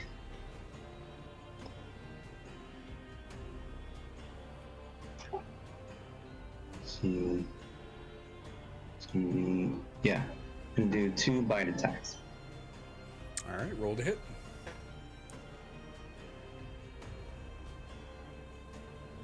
Uh, 17. 17's First a one. miss. 19 on the second. 19 is also a miss, unfortunately. Okay, that's my All turn. right. As Ravik goes to bite out I'm at this sorry. creature, its sort of Okay. writhing, unnatural physique seems to naturally kind of shift out of the way with each sort of biting strike that Ravik tries to provide. Joe, I forgot to roll the bless. Oh, 1d4 each, yeah. Go for it. Okay, so the 17 becomes 21. Unfortunately, still misses. 19 is 22. That just hits. Okay. That is a. What's that?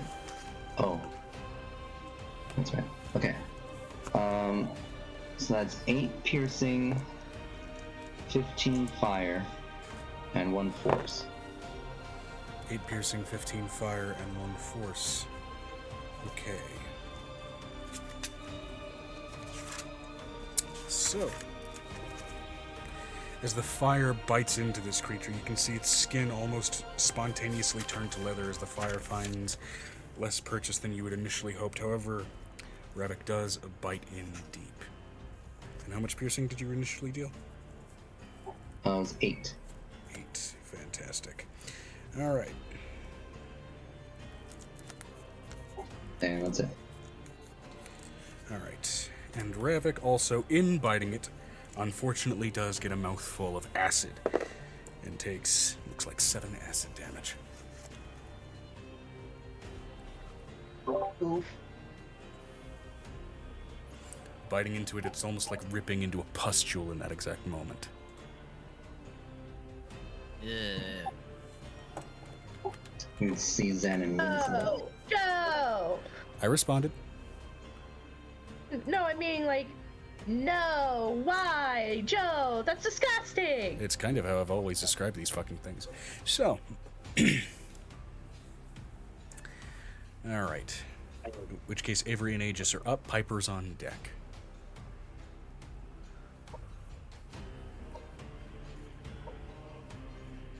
I think.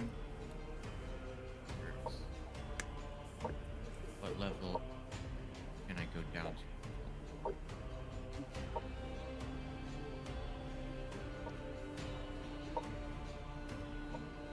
Okay, so it starts at 7. I think. And health. Is it just anywhere I want that I know of? Oh yeah, so based on familiarity.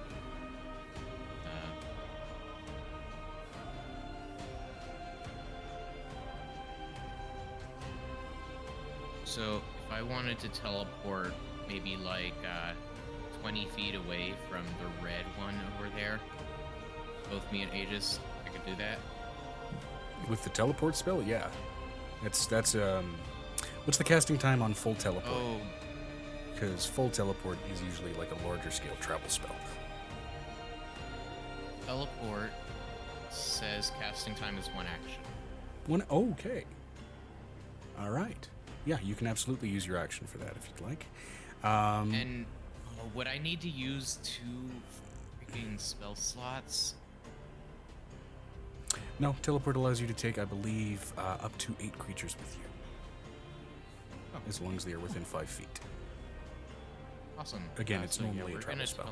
teleport like 20 feet to the south of the red minion.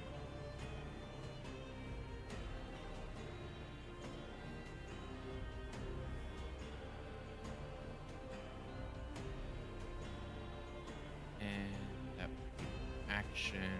Let's double check. I don't think I have very many. Yeah, bonus actions, at least as a caster, can either be physical bonus actions or a cantrip. You can do a cantrip and spell as long as they're an action and bonus action respectively, whether that's an action cantrip or bonus action spell, or the other way around, of course. Right, as I'm looking at actions, looks like the only bonus actions I have are a few, but it's like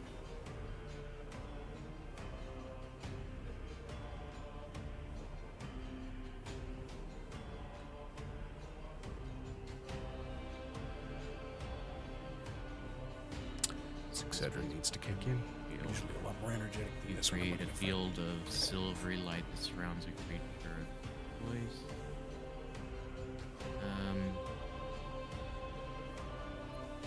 Creature has half cover and oh, okay, yeah. I'm gonna cast Fizben's Platinum Shield on Aegis. Is that a cantrip?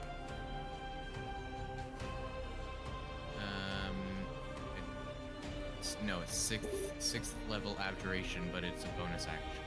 Right. Yeah, You so can only do again, your the bonus- casting rules are you can do a spell and cantrip. Whether that spell is an action, then the cantrip has to be a bonus action, or if the cantrip's an action, then the spell can be a bonus action. So that's then I guess I'll just end my turn. Okay.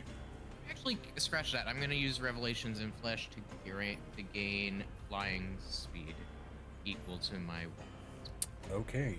You join the many mutants on the field as your back sprouts with neurological sort of oriented wings, and a sort of castigation of whispers begin to emanate from your backside. That's metal. I've got a question. It says as a bonus action you can spend 1 or more sorcery points to magically transform your body.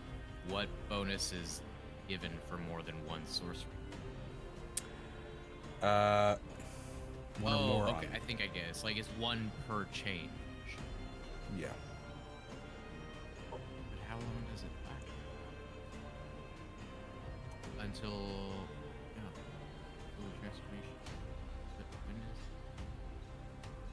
Whenever you decide to turn it off. 10 minutes for 10 minutes. 10 minutes. Oh, yeah. Yeah, no. So you'll probably still have your wings by the time the fight's over. Right. Because fights are short. Yeah. Especially since technically in-game a round happens within 6 seconds. So, Vinestra said, unless you die. We're not gonna think about that. okay. So that's your turn. Fantastic. Piper, you're up. Amira's on deck. So Piper is going to hold her action to use Wall of Stone around Angel and Fuck, I'll be right back. Bitchface Hold McGee. on. Be sure to restate that in just a sec.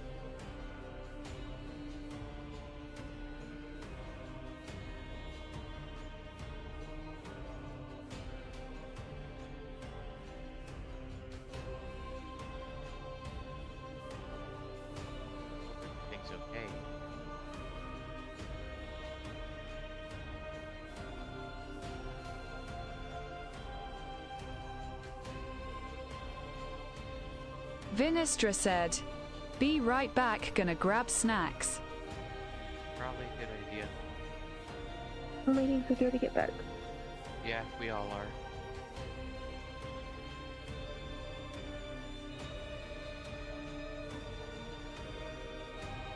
Get some water.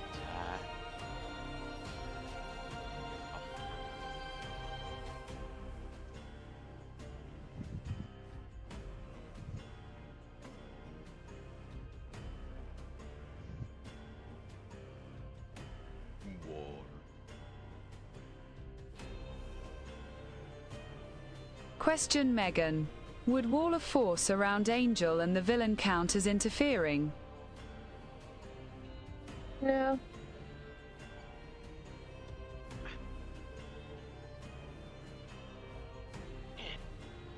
In case there's like a part on the spell where it'll attack her if she accidentally touches the wall.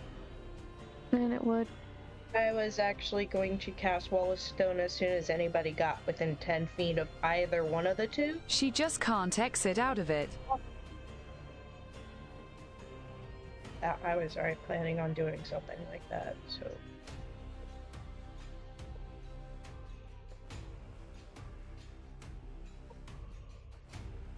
Fair, fair. Thanks, Piper. Slightly smiling face. But I would leave it open until somebody decides they're gonna try to interfere. Then that's when that's why I'm gonna hold the action, but we're waiting for I'm Joe. not reading Venestra's chat right now because I'm not at the computer screen. So the only Sorry about context that. I My have dad's for her message is slightly smiling bandages from a face. recent surgery he's had, they came loose, so we had to find some medical tape and try and reapply. So yeah, I don't think I even really went on BRB for that because it was kind of a No, quick and frantic deal. So that's fine. Emergencies happen. yep. Megan, are you okay? I think she's waiting. Okay. Cool. All right. And we just ended Avery's turn, right? Yeah, and I was about to tell you what I was gonna do. Okay. Cool. Right. Yes. Piper. So, I'm holding my action to do Wall of Force only when these conditions are met, which is if somebody comes within either 10 feet, doesn't matter who, if anybody comes in to 10 feet of either of the two people dueling, and it'll be a wall circle around them. Okay. Cool. So basically forming an octagon form in case anybody gets too close. All right. That includes allies too, just that way nobody can be like, oh, they interfered, you Okay. lose. So that is holding your action, which means okay. Cool. All right. You can also move if you'd like while holding. Nah, I'm probably just going to at least try to stay within 120 feet of them. Within At all 120 times. feet. Okay. Cool. All right. And yeah, you are absolutely within that range given the fucking size of I was the like, map. I'm well within that range. Yep. All right. Cool. Anyway, that's my turn. Stellar. All right. In which case, Amira's up and Bitchface McGee is on deck.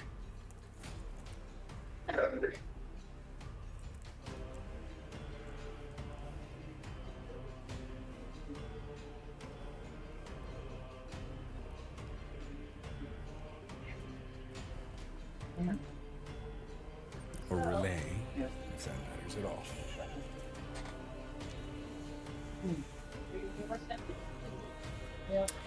I will say, if we, after we get around the first round of combat, I know it's not typically a great thing to do. Just given the hour, I will be calling the BRB then, just so I can get some food in me, grab my document that I got waiting in the fridge, all that shit. As well as in case anybody I might else get a needs to do that. second meal. I might get a second meal as soon as we go to BRB. Cool. Yeah, that'll be after this first combat round finishes. So, again, we got Amira and then Bitchface McGee on deck.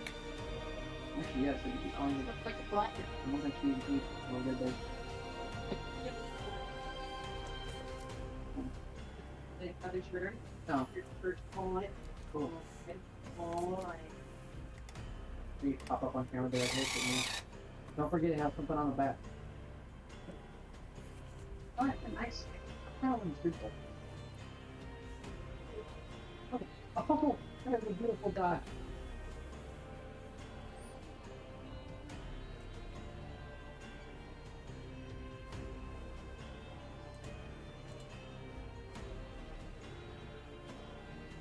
Okay.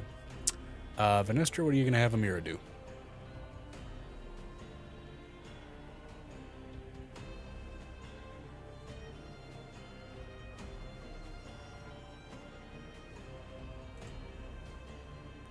Wow.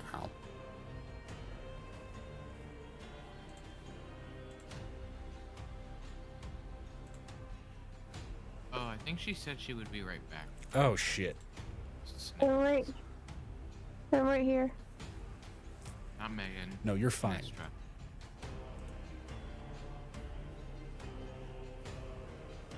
Oh wait, no. But then she must have come back because then she asked like about the wall of force. and stuff.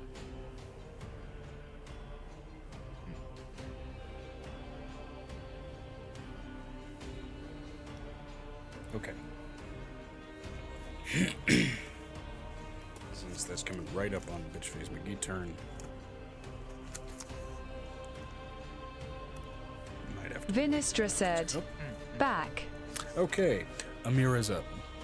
Bitchface McGee on deck.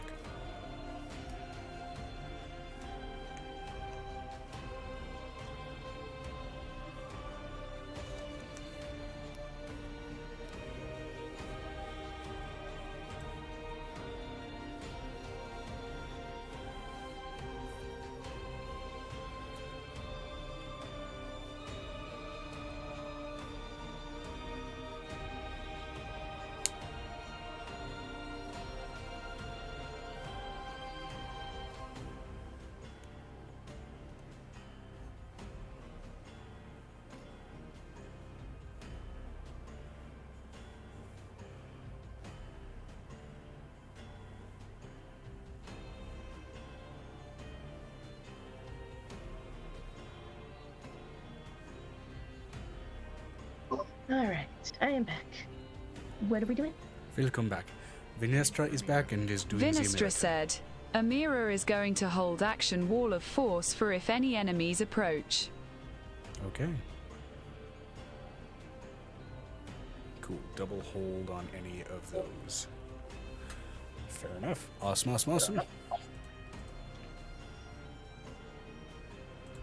By Which the way, case- did you get my second message?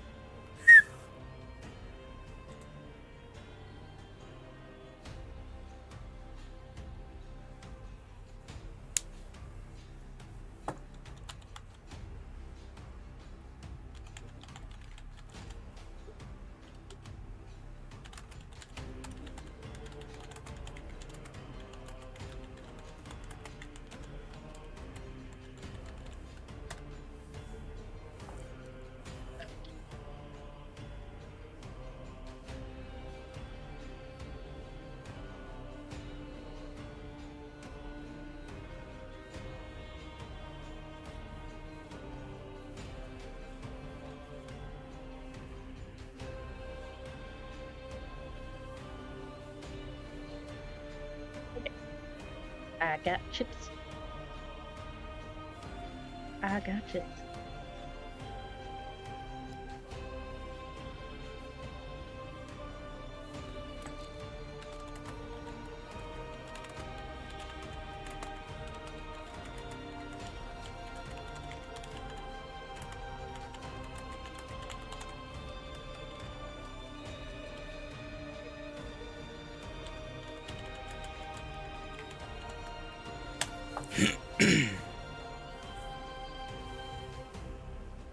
Okay, cool beans.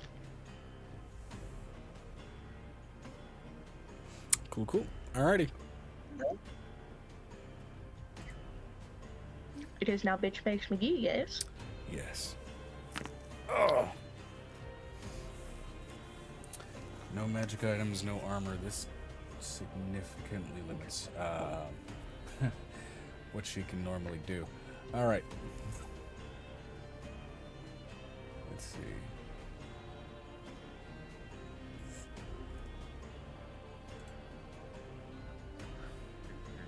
Point, no? Yeah. The whole point was to get that one necklace that seemed to make her impervious to everything off, so it worked. All right. Vinestra said, she can also give said items to her champions too. True. But she would rather fucking die. So there is that. Just like, y'all better not touch my shit or you're dead. So again, very much sticking to that initial Darth Maul analogy, she begins to twirl a spear and in a lightning fast motion swings it forth in your direction. Oh, no enchanted weapons, I believe. Or was it no weapons outright? Megan?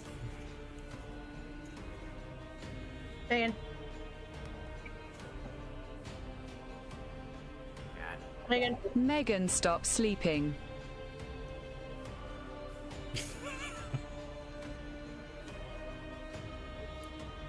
Is it no weapons at all, or just no enchanted weapons? No magic items. No magic, okay.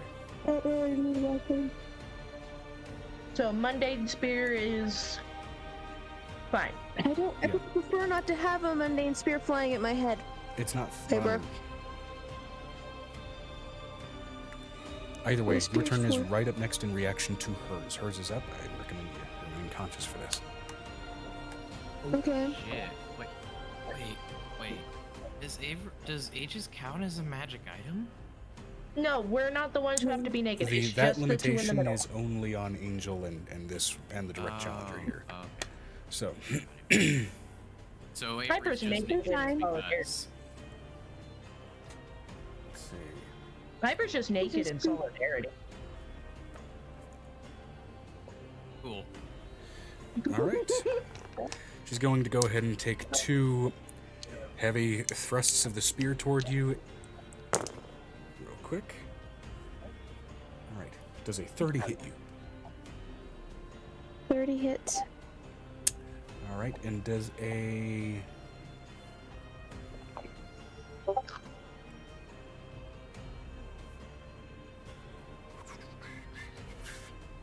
Brain just turned right the fuck off. 23. Does a 23 hit you? No. Okay. All right. As both of the spears whiff, she immediately whips around as a red tail manifests from her back and swings with immense force toward your body. She's going to make a tail attack.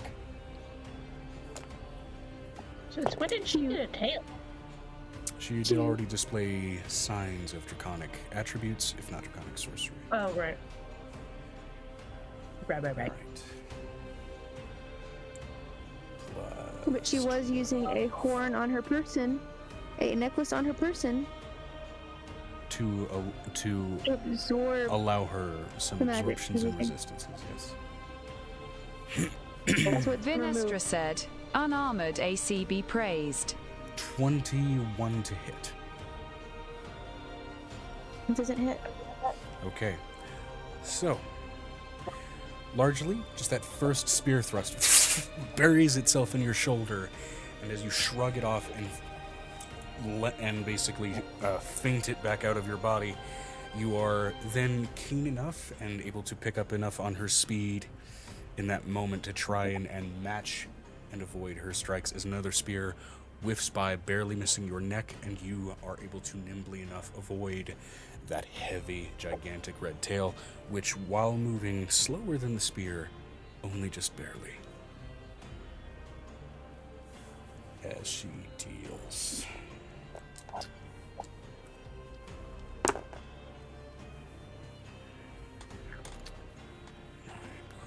Plus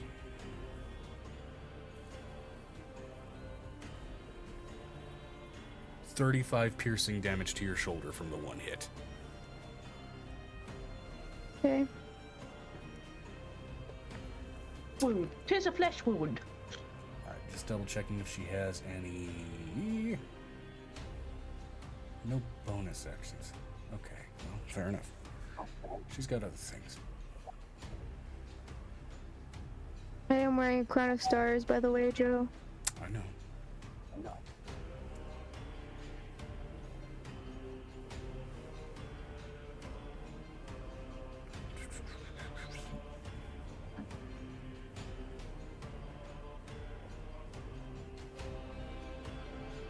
Vinestra said, wearing things in a naked-only fight. Nope. Crown of Stars is a manifestation of a spell. She is wearing mana. She's wearing magic. Oh, the spell. Yeah. I'm a bard.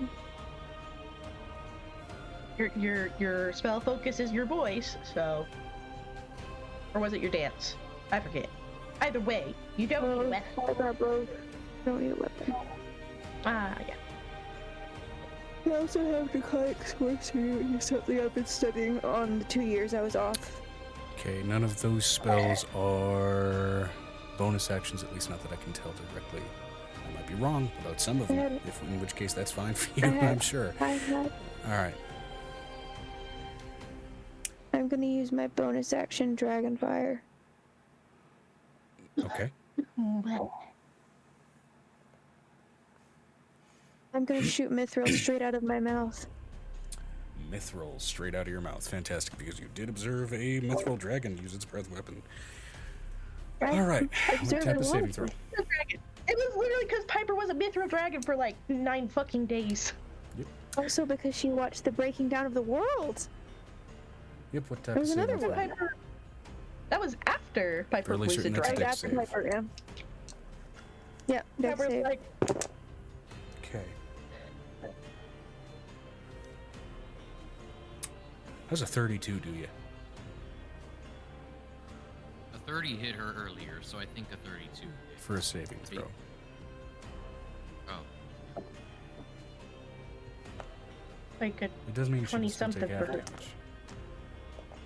Okay, then I'm gonna prep another spell. Hold on. yum yum. Does a 32 save? Spell prep. Hold on. You can still roll 32 damage does save, but it does. It's like you just activated my trap card. Hold on, let me grab my spell book.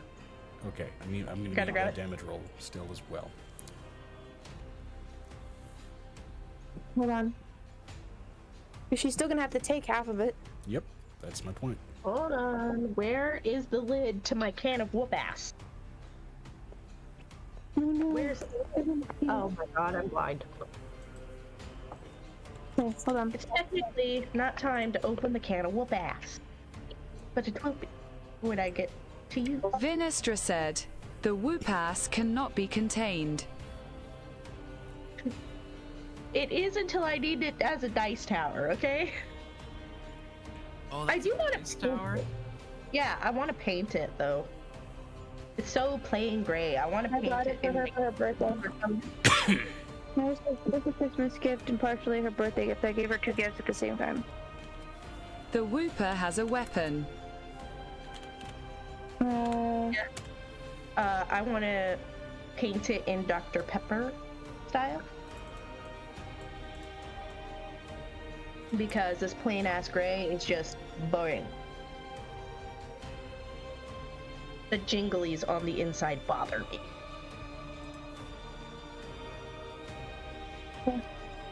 Fun. Maybe if I shake it enough, they will break into oblivion and I won't hear them anymore. Or It'll come out of the thing. Or I will start getting so used to it. You swooper. The Pokemon. But yeah, I know you can open the can of whoop ass and it's a dice tower. –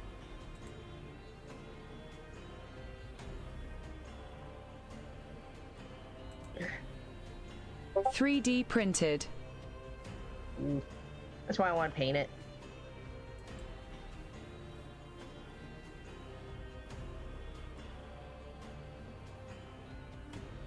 Hold on, Joe. I'm trying to get my spell descriptions. Hold on. Okay, good thought my eyes were going crazy seeing the 3D printed lines. Yeah, no, It is. This is much better made than the dice tower that I used to have. Not shitting on the one you got me, Dusty. It's just feels a lot more sturdy. Considering I've already dropped this like 3 times on the floor and nothing has happened other than the lid pops off. But it's supposed to do that.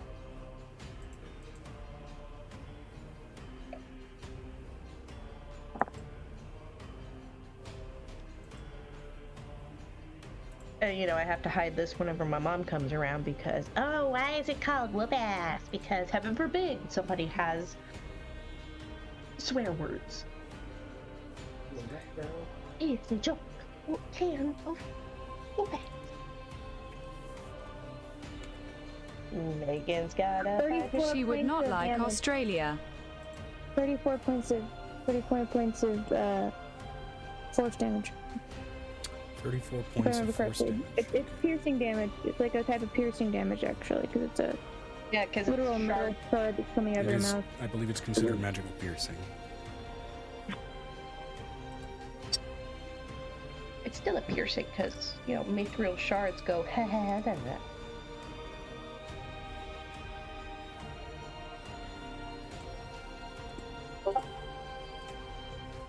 Okay, one more time with that damage total. 34. Okay. Fantastic. Attacked, so 17.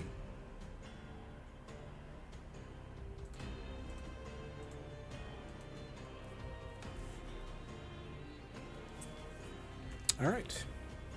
As you point blank just blast that across and it ripples across her body. A few more scars join the one she's already ritually put on herself. But she doesn't seem that phased. I'm going to attach Steel Rot to my next spell. Okay. I'm going to use that as, instead of my Crown of Stars, I'm going to save my Crown of Stars for my next turn. All right. Anything else you would like to do? Move anything else? I'm going to use my wings. She doesn't have wings, Joe. You're going to use your wings. Okay. Make myself harder to hit as I cast this spell because it's going to hurt her. You summon death and decay to plague your enemies. For dragons, this act often takes the form of attacking a foe's armor or scales as a way of weakening the enemy with the piercing blow. This is what you would have added to it. A dragon leaving is plagued by the self-doubt and fear its enchantments. This enchantment is useful any armored creature, if not just dragons. One creature of your choice within range has the natural armor must take a Constitution saving throw. If it fails, attacks against this creature's armor class are made through any means. Wait. If it fails, attacks against this creature's armor class are made with advantage, and the creature can't regain hit points while the spell remains in effect. Okay. An affected creature can end the spell by making a successful Constitution saving throw, which makes the creature immune to further castings of Scale Rot for 24 hours. Okay. Are they only allowed to make that Constitution saving throw after the spell's been cast, or are they allowed to resist it being initially cast? It's supposed to be like right after you cast it. Okay, so she can make her saving throw then. Let's see here.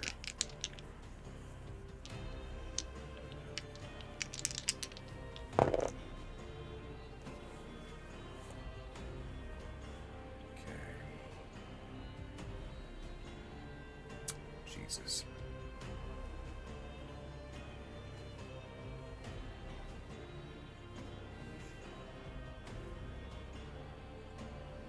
That was a 28. Lucky. All right. So.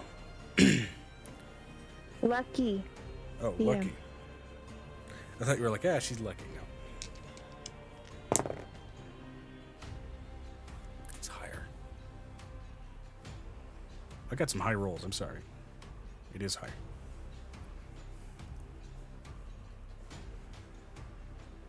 Lucky. Okay. These are last two. That is significantly better. How is a I can't do math. How's a 21? 21 doesn't beat the con save. All right. So,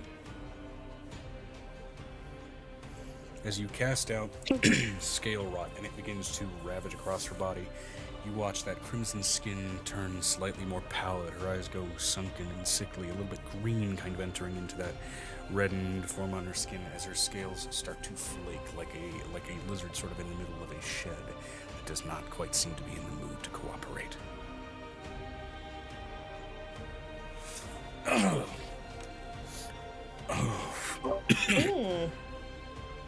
Dirty bitch.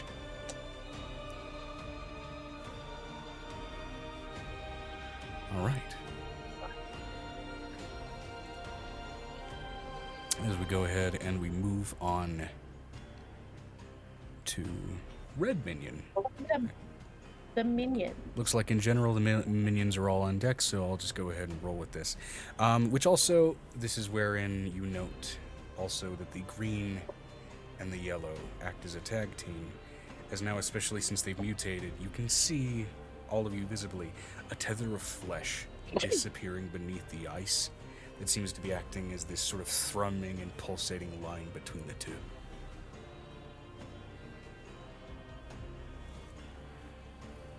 But first ups first with the red minion. Using his mutated ass body, he is going to actually bolt right toward you, Avery. He does have a movement speed of, let's see here, 45.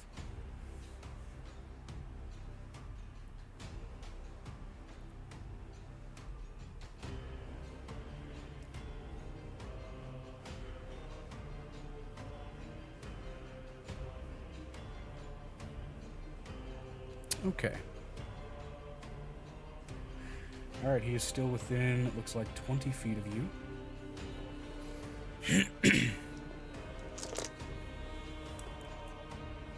He's going to go ahead and attempt to multi-attack you with Corrupted Tendril, as it looks like almost his intestines splay out with dangerous and vicious intent, firing off in your direction. So...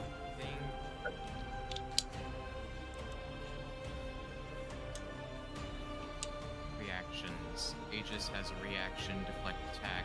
The defender imposes disadvantage on the attack roll of one creature it can see is within 5 feet of it, provided the attack is against a creature other than the defender.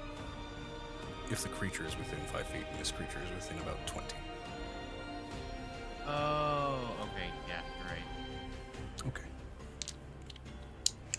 Alright, so... Oh, and by the way, my somatic component for a rotten meat is going to be literally rotten meat. Fair enough. Does a 22 hit you? Avery? Yes, just barely. Okay, and the second one misses. Alright. AC's 21. Gotcha.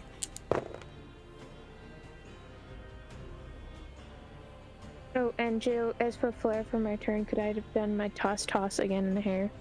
Absolutely. As Avery, you are briefly sliced across, as you can see, sort of, you know, those normal digestive hairs you would expect to see in a stomach, poking out with needle-like protrusions, rake across your body for 27 points You mean of filler? slashing damage. Yeah, You mean filler? yeah, filler. Filler cheesesteak. No, that's not what they are! Filler are like these...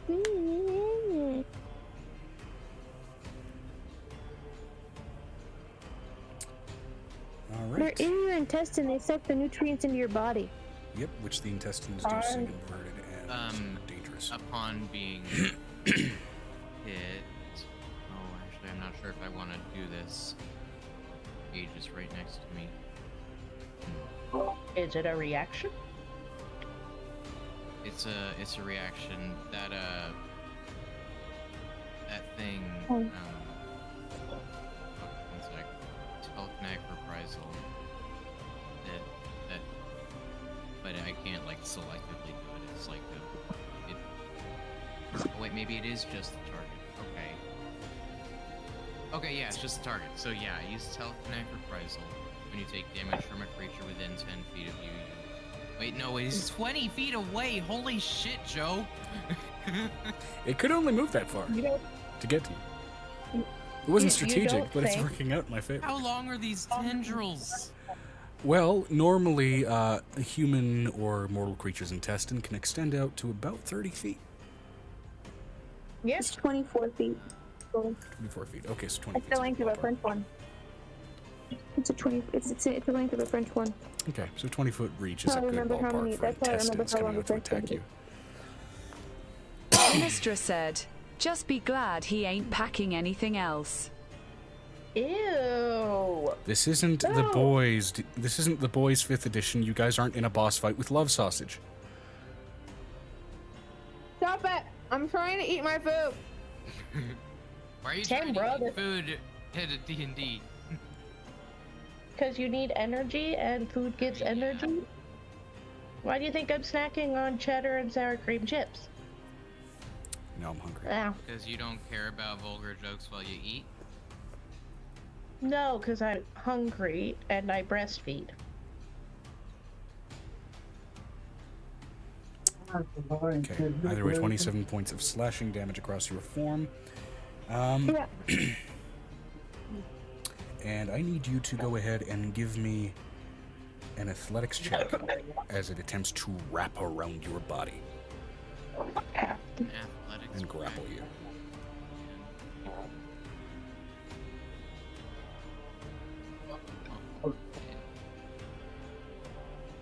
It's gonna be a flat roll.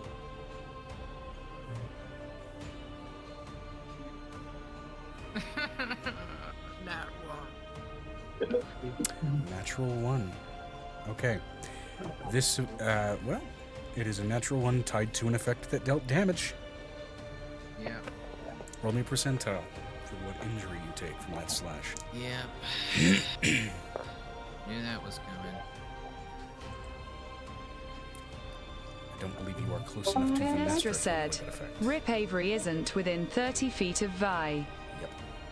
46. 46, thank you.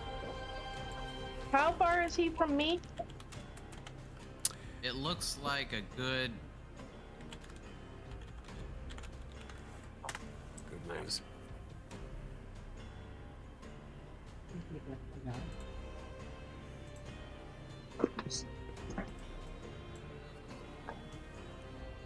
Like 100 feet. If I could He's still in spell range. to pull up this table, that would be helpful. He's still in range for me to be able to Healy heals. Solid. You said So he said 46? Or 43?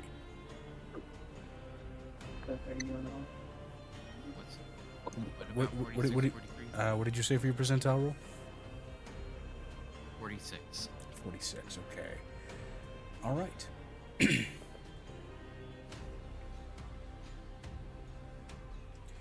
I need you to roll me a 1d10. As luckily, this is not necessarily an injury suffered to your person. 46 to 50 is break an item.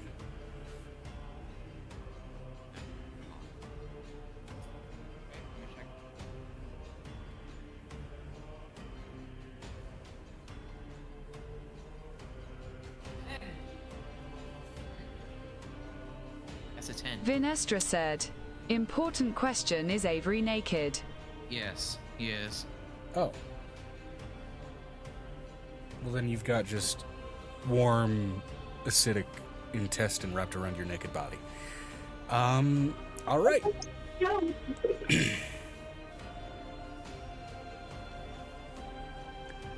Fantastic.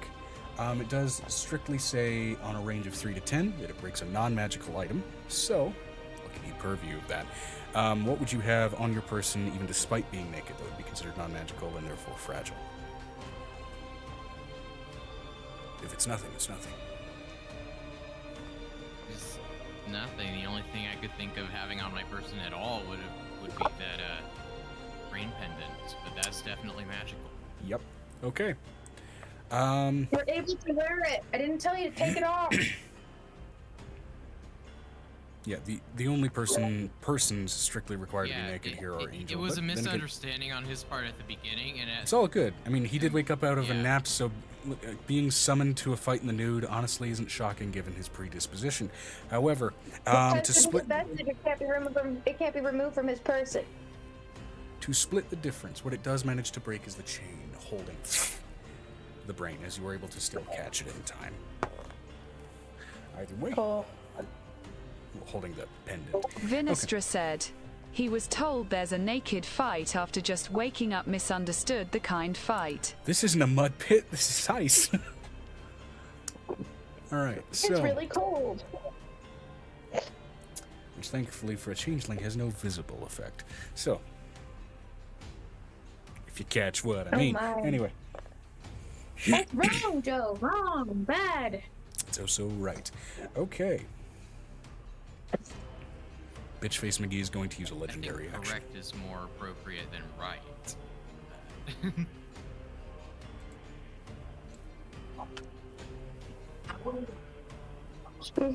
He's gonna do Bitchface what? McGee is going to use a legendary action to go ahead and try and strike you again with her tail. Legendary killer. Actually, she's Thank you. going to use two. Understand. Reaction, Nope, am I that's correct? legendary killer. She can't use the same attack twice. You hadn't used that on her yet. I have not used it. It's a reaction. I've had it saved for almost 2 Okay. months. Does legendary killer have a saving throw? If I recall. Hold on, give me a minute. I'm currently making food. It's not a saving throw. Well, I'm trying to let you cook, but you gotta let me do it too.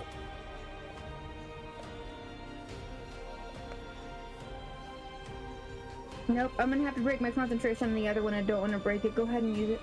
Okay. Oh, legendary killer's a concentration spell. Okay. So is the other one. All of this stuff is concentration. We need to discuss that because it's Yep. frustrating me. Okay. I mean, It's really hard I'd to be say a dragon person that when being you're a trying to basically that being a concentration spell makes sense because you are dismantling an entire mechanic of a creature. But Yes, but Joe, it's concentration for almost every single spell they have. yeah. So we need to look into it. Because it kind of cripples me. At the time. Yeah. Okay. So does a 27? Jesus. Does a 27 hit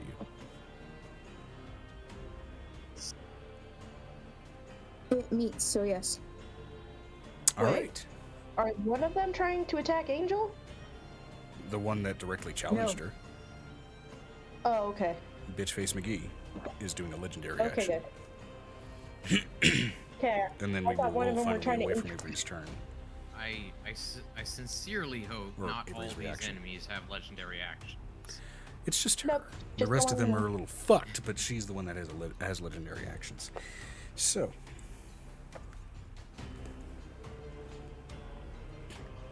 Let's see here. Tail does. Oh god, I need D4s.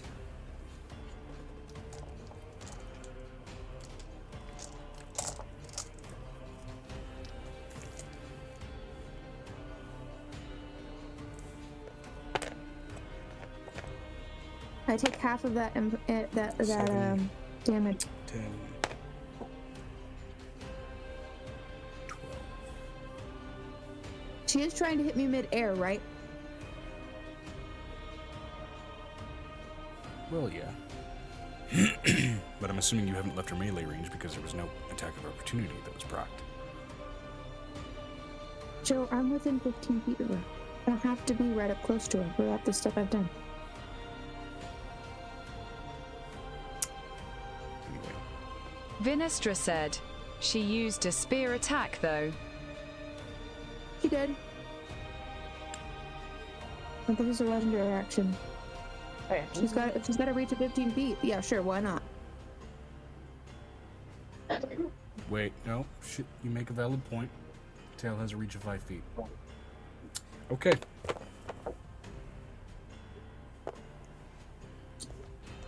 So no legendary action taken. And what My if she bad. wants to hit herself because of where I would be located? Or Okay.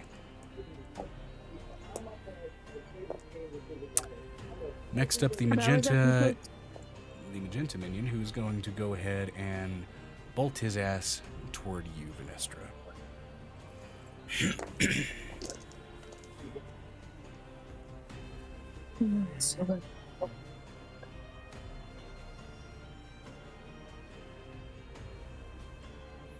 All right, and in range of you, it is going to go ahead and try a.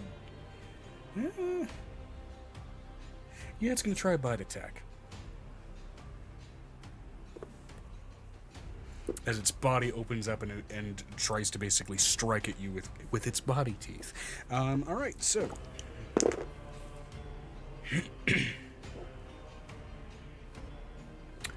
Does a 25 hit you? My God! Vinistra said, no. No, all right. You get a very smelly, meaty hug. All right, and bite is considered one singular type of attack as opposed to the multi-attack that the, well, intestines get. So that is its fucking turn. All right. In which case, then we're up to the indigo minion, who is going to...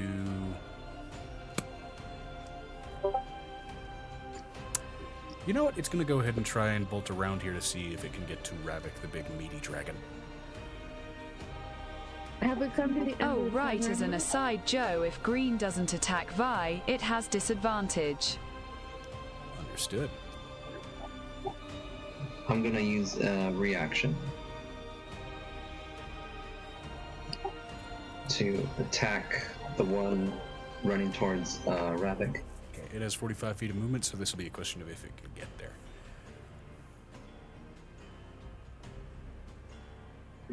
Still going to attack. This is an opportunity attack.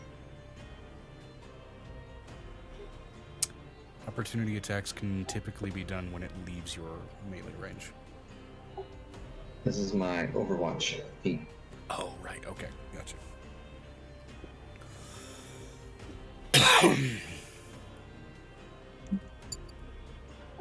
Okay, before I roll, I'm gonna add sharpshooter. Okay. What's the range for Overwatch? The range of my ranged weapon, which is 600 feet.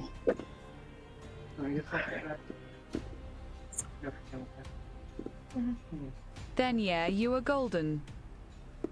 Dang, what kind of weapon is that?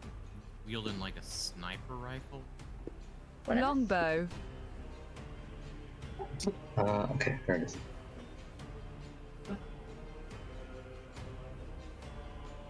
That's 27 to hit.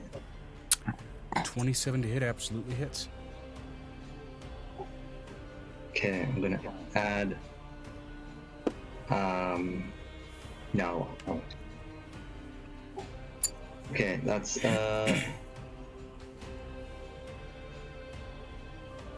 5 lightning. Okay. 7 piercing. And looks like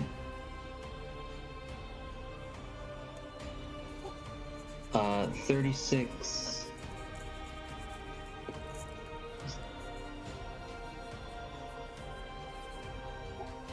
Okay. Oh no. Okay, that's 23 regular damage. Okay, 23 I'm piercing. guessing that's piercing. So that's 30 piercing altogether, and then 13 force damage. Okay, 30 piercing I'm sorry. and 14 force damage for your weapon. Sorry, it's getting all mixed up. I'm just gonna add it together. Hold on. It's 3 force damage.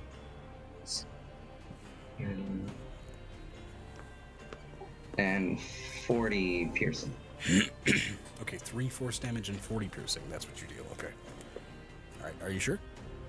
So it's the 5 lightning. Okay. 3 force, 40 piercing, 5 lightning. Okay. Keep wondering what the one that Piper used to cast was. Okay.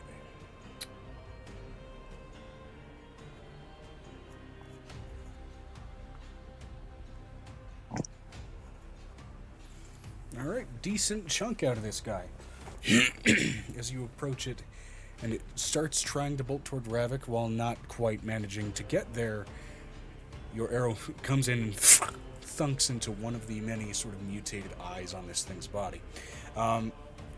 As it begins to sort of race across and bite into its form, you notice that the arrow doesn't pierce quite as thickly into the sheer density of muscle that these things are seemingly made of, though the sort of blowback of the force and the lightning in particular do seem to deal a decent and notable amount of damage onto these creatures.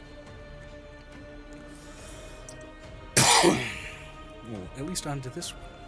All right. Fantastic. That was the magenta one. Onto the indigo, who is going to bolt toward you. Well, actually, he's going to stay right where he is, and he's going to go ahead and do an intestinal slash. What many of us feel after Taco Bell.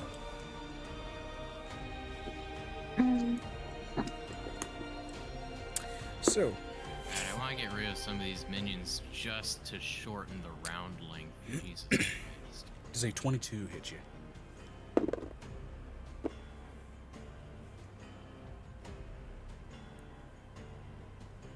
Vinestra said, Vinestra?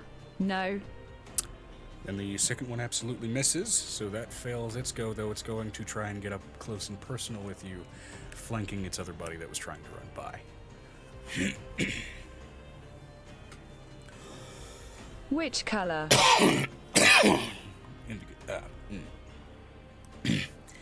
Indigo. Oh, did I mix them up? Sorry, I meant blue.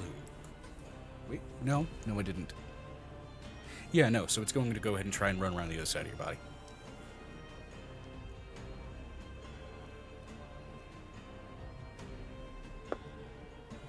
Indigo moved 45 feet up.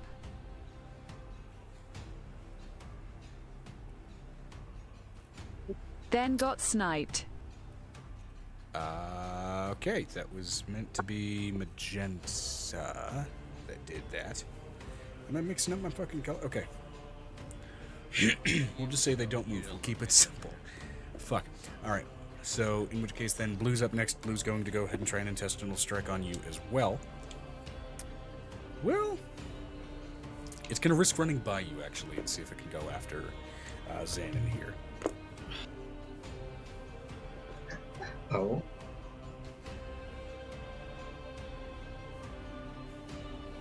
Which means you do get an attack of opportunity, Vinestra.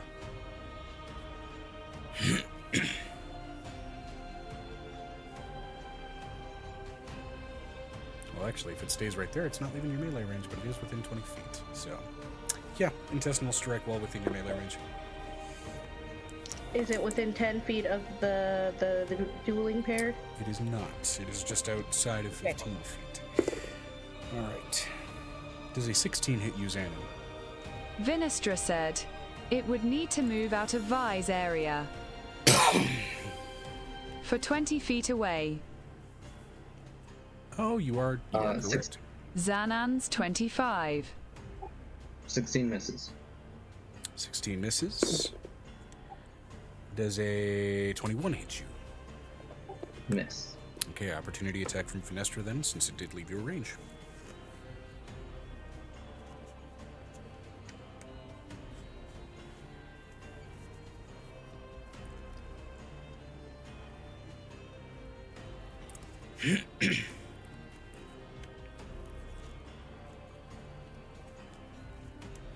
Vi's going to bring her hammer down on it. Alright. He's going to bring the hammer down. Yeah.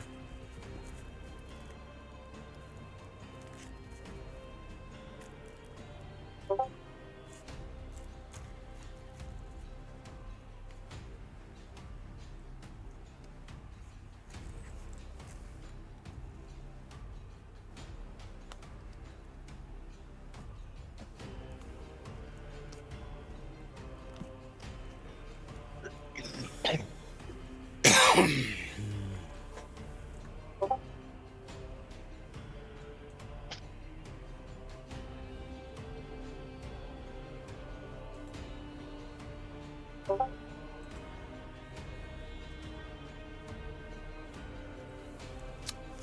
in which case then, of course, roll to hit.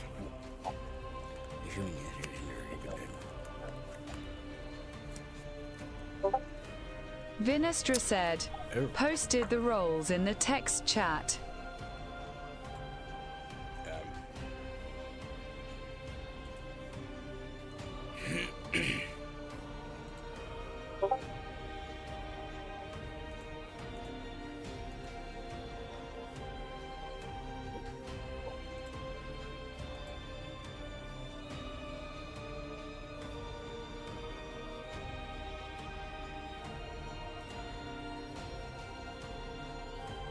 In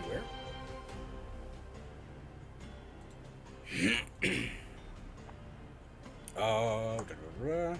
Oh, Warcaster, not Warhammer. Okay.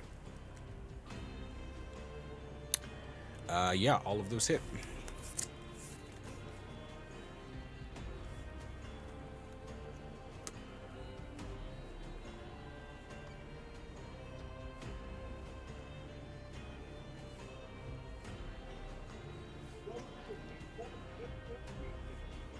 Which, as a note, just for above-board information, the Maliceful Guardsmen have now been revealed to have an armor class of 22.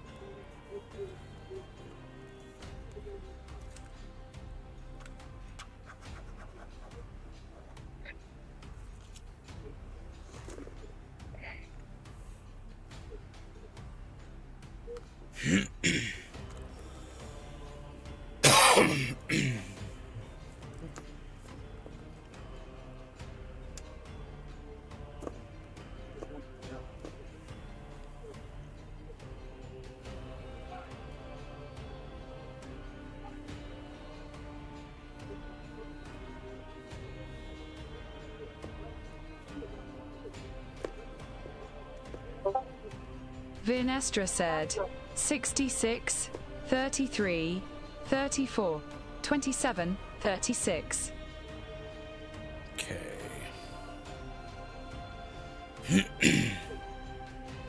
99 plus 70 is going to be... And blue now has disadvantage on attacks not on Vey. 169 plus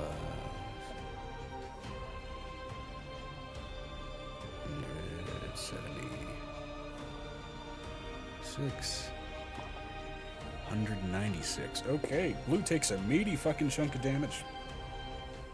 And it is not looking pretty as you've blown off most chunks of its body, but it is still writhing, still angry, and still pissed as it continues to bolt by.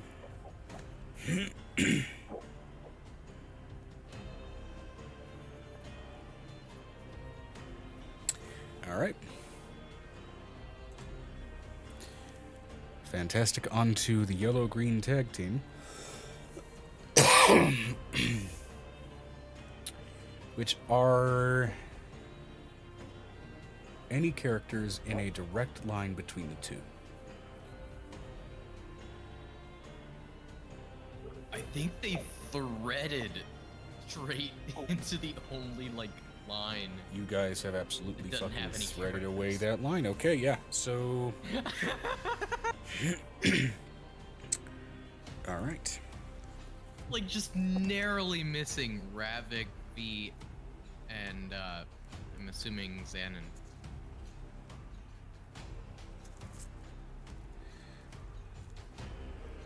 Okay. In which case you don't have to deal with digestive tripwire. So...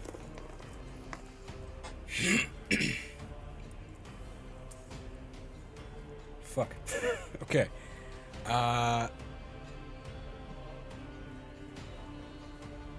Shit. They kind of act as a single unit.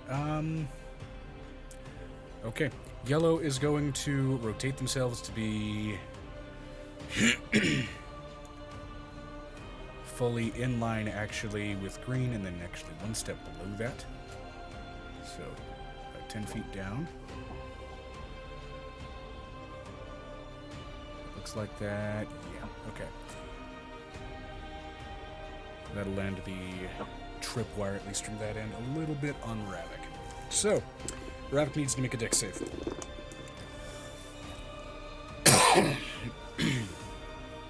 One sec.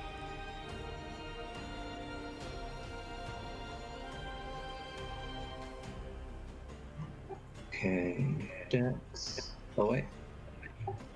Let's bless. Vinestra said, "Does Blue Boy need to?" That is a fair point. That is absolutely friendly fire. Hold on. Fails. Okay. 16. The dex save. 16 on the dex save. Okay. Unfortunately, that just fails. The DC is 17 for these guys. All right. Ravik is quickly wrapped up in those tendrils.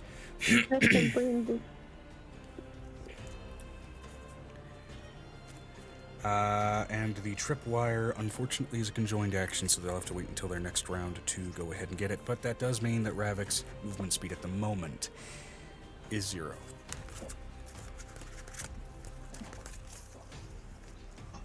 All right. Fine.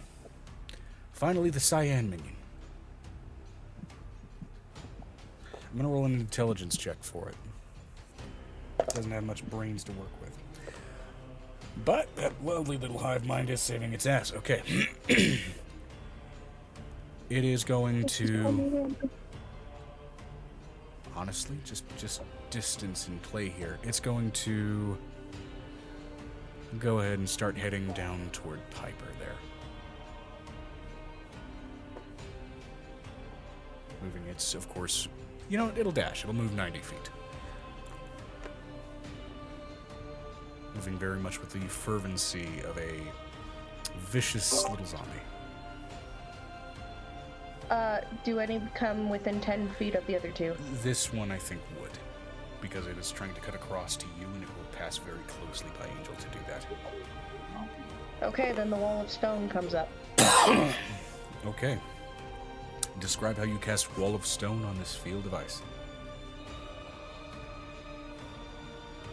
Well, hold on. Let me relook at the spell. I think I take a piece of granite, because I know that's the physical component. Why? Okay, hold on. Yeah, a cube of granite. I don't know how it's supposed to go, but I'm just gonna like slam it on the ground, I guess. Okay. And kind of like last Airbender style, Earthbender style. It goes around him, I guess. I don't know.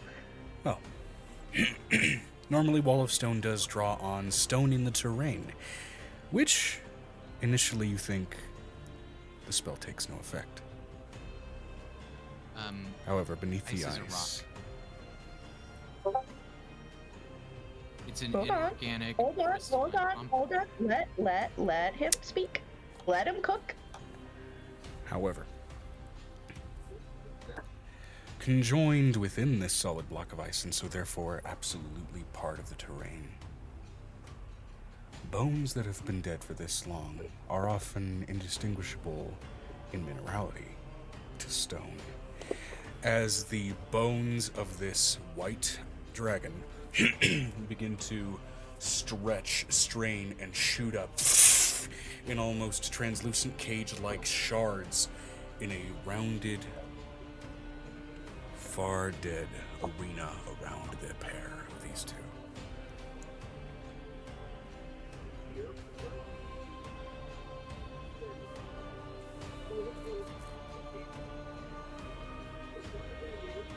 And the way the panels are going to be are the 3 inches thick with 10-foot by 20-foot panels, 20-foot being height. Absolutely, and a bone structure being stretched this thin as well, not to mention it being the bones of a frost dragon and a white dragon are translucent delightfully.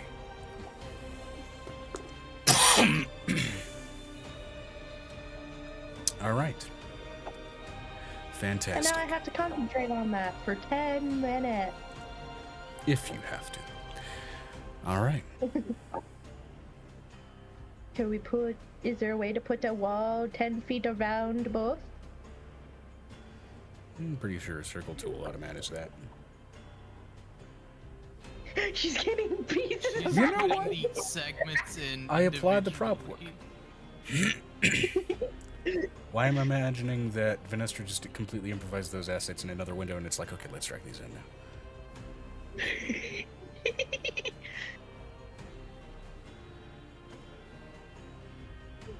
Oh, and because it's in the range of them, or of that, have to put. More I than can push one. that bad guy. That guy on the right gets pushed out of the ring. Absolutely. So you're gonna have to move him over like 5 feet. Uh-oh, ass shit layering. All right. So, as these bones crash up out of the ice, it does toss this mutated fucker off his feet for a moment as he slides across the icy surface. Also, he did choose to dash. I need to grant him that dex save before he potentially just eats shit. That's a 6. All right, this charging beast, as it actually knocks ass over tea kettle right as it slides within range for that wall of stone, or in this case, wall of bone to go up. So as it is sliding face first toward it, these bones go up and basically uppercut this fucker, giving it some airtime while it's face down, and it lands in a heap off to the side.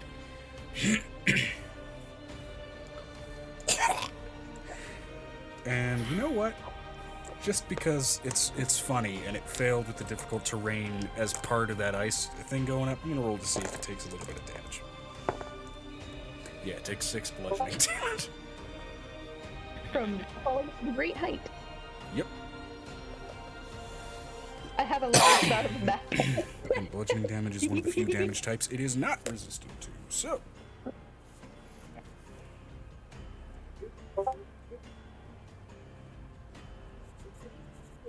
This is the first time that one has taken damage. Alright. That is the end of the first Oh, round. she says we have broken ice if we need it. Fair enough. Not that it affects me, but could you not probably affect ice with like earthbending techniques or spells? Like More a waterbending thing getting into Avatar lore. But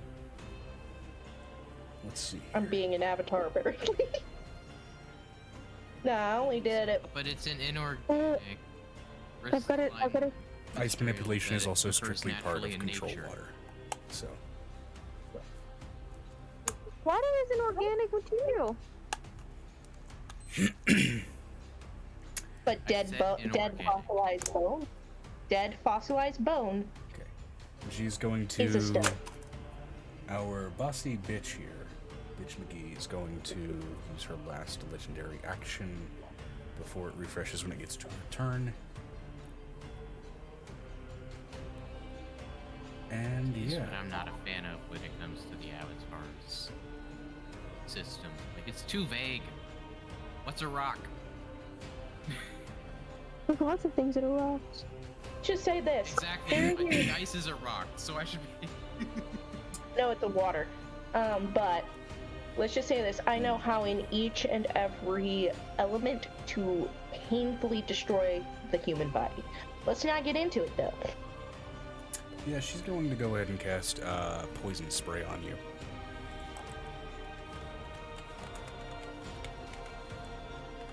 Poison. As her hand opens up and briefly those scales look like they take on a twinge of green. And Yo, I make a got a con gift of save. Brahma. I've got the gift of Brahma. Which means, remind me. I have a partial immunity to poison. So resistance. Resistant? In other words, you will take half damage here. Which you may take no damage if you manage the con save. It is a cantrip. So, go ahead and roll me a con save. Add a d4. Yep, because of Bless. Okay. If you guys haven't been adding D4 for your attacks also with Bless, keep that in mind. I haven't because I haven't attacked. I've finally done my action. 30 DM for my concert. Oh yeah, that absolutely saves. She sprays it out, and you are quick enough to just flap your wings and get the cloud out of your way. Do I just give her a look like seriously and then toss my hair again? Absolutely, and that's where we're gonna go ahead and go on our break. Toss. Break time. Because alright, are we all good? All good in One Piece to continue? I'm sure a lot of people might have taken a break while I had One to leave Piece, to do don't give it up solo. It's so bad. Why did my brain do the One Piece song when you said that? I don't know. Good question. I didn't even like that song.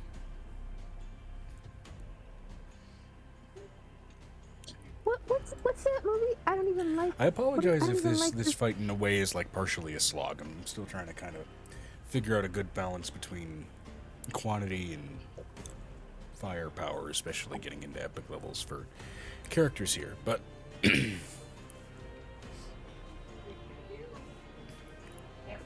I digress. Venestra's up, Xanon and Ravik are on deck. And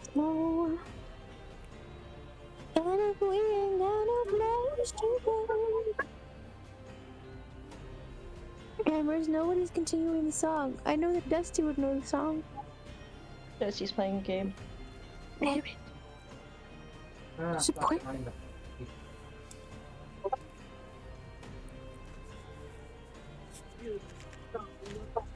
For just a minute.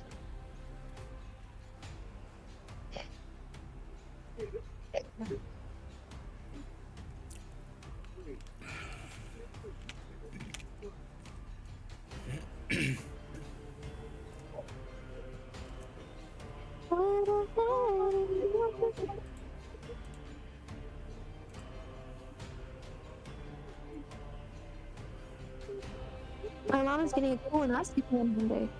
Wow. Wow. That's all I heard when you did that. Wow. Be sure to ask her what song they played when she entered the room and before she left. Is it shot through the heart and you're to blame? Vinestra said, V is going to move up to intercept the Indigo one before using her hammer on the two in front of her and using the momentum to also help position herself to shoot the blue and green on. Ez. On Ez, even though it's ones. Okay. Intercept Indigo before using her hammer on the two in front of her. Momentum. Okay. Cool. Roll to hit.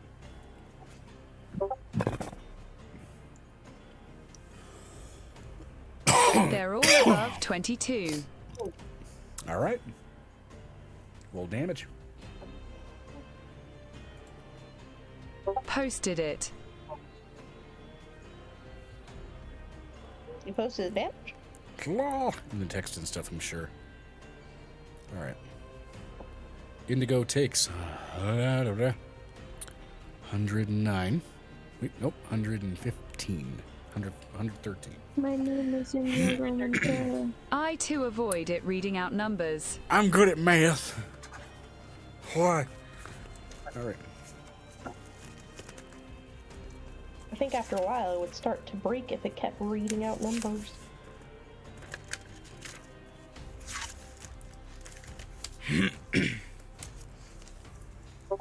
Alright. So first one takes 113. That's the first bit of damage that the Indigo one is actually taken. Alright.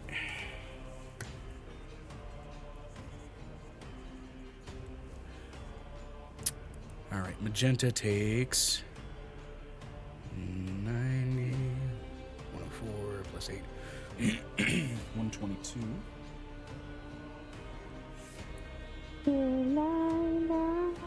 Also, blue and green are yeeted 20 feet into the wall.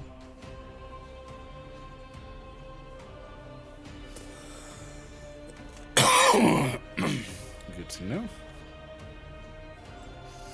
Alright. Green takes 68.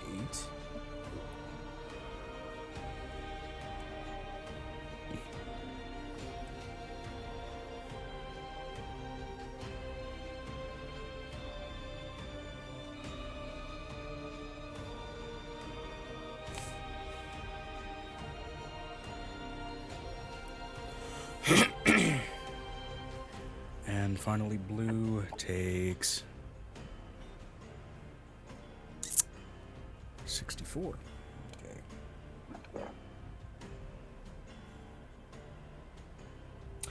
All right. Your Eldritch blasts fire out, dotting themselves across the many collected targets here, as finally blue, as damaged and sort of crumpled as it was, charging towards Xanon, initially just splats in a horrible off-yellow smear across the ice as that itself starts to freeze into a horrible pus slick.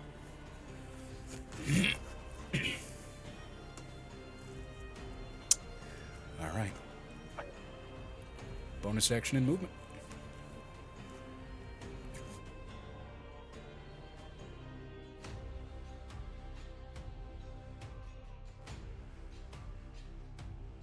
Vinestra said, already used bonus action for the hammer strikes.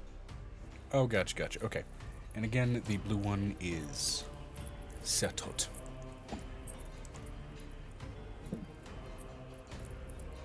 He's gone. Dead. Finite.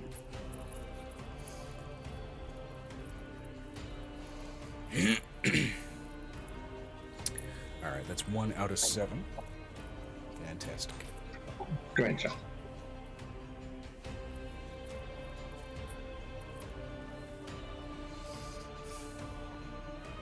Alright, next up we got Amira, and then we have...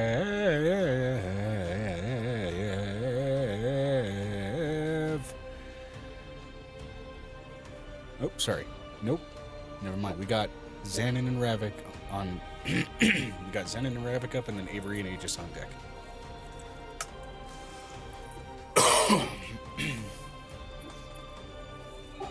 So, the green one is the one grappling Ravik? Yes.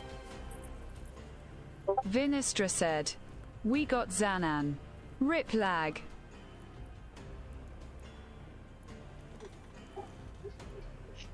Okay.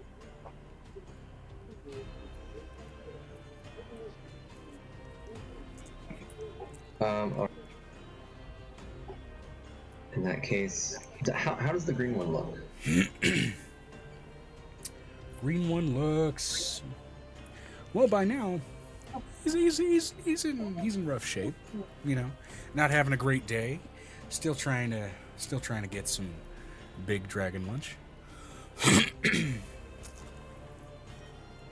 Okay. I'm gonna fly up 30 feet. All right. Now I can see everybody. Well, sorry. While it is grappled, its movement speed is 0. Xanon is flying up. Oh, Xanon. Yeah. Yes, absolutely.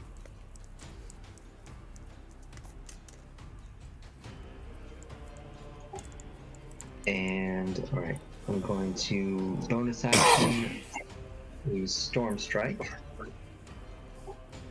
And you're going to see the bow that he's holding getting charged with electricity. Alright. And let me check it. Alright, I'm going to target the green one with Sharpshooter.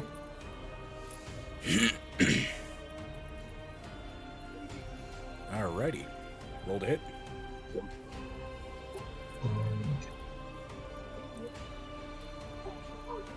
Right, plus bless. 27 to hit. 27 absolutely hits. And you are accounting for the -5 that comes with sharpshooter? Yes. Okay. Got it all the boxes in chat. Cool. Alright, that is okay, so that's 2 lightning. Alrighty. 2 I'm sorry, hold on. It's doing this weird. Okay, so that's 6 lightning. Sorry. Gotcha. 2 force. Okay. And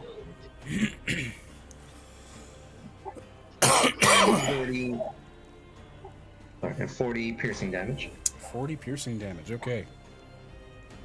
Again, as the next arrow sinks in, doesn't pierce as heavily as you'd like, though the particular magical effects that you do supplant into it do seem to sear in. It is still holding on, if barely. There are chunks of it that are missing. It is purely just an extension of organ meat that is now wrapped around... that is now completely wrapped around Ravik and intent on feasting upon something. Okay. And after the arrow hits, there's a crack of thunder, audible out to 300 feet. Okay. He also has to make a Constitution save. Fantastic. DC is 15.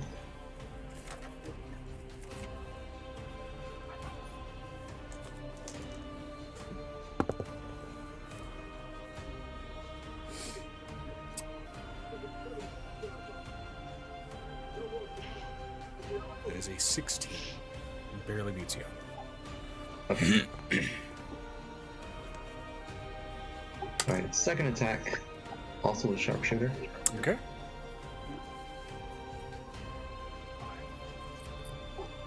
Oh, I'm sorry. Joe, can you add 23 back to his health?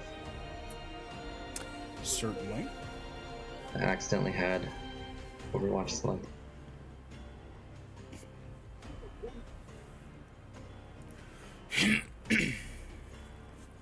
Okay, second attack. 30 to hit. 30 absolutely hits. Is 1 lightning. Okay. 3 force. Okay. And 16 piercing. Okay. Yeah, still up. Given the mulligan, less a chunky organ meat than you'd hoped, but still a decent bit of damage. Okay. Ravik. Still grappled.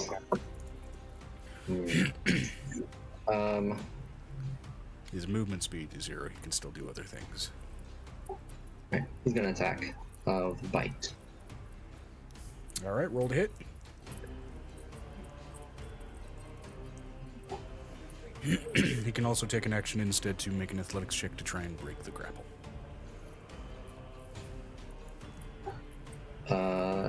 18 misses. And 22. 22 just hits, of course. Okay, that is 10 fire, All right. 11 piercing, Okay. 1 force. Okay.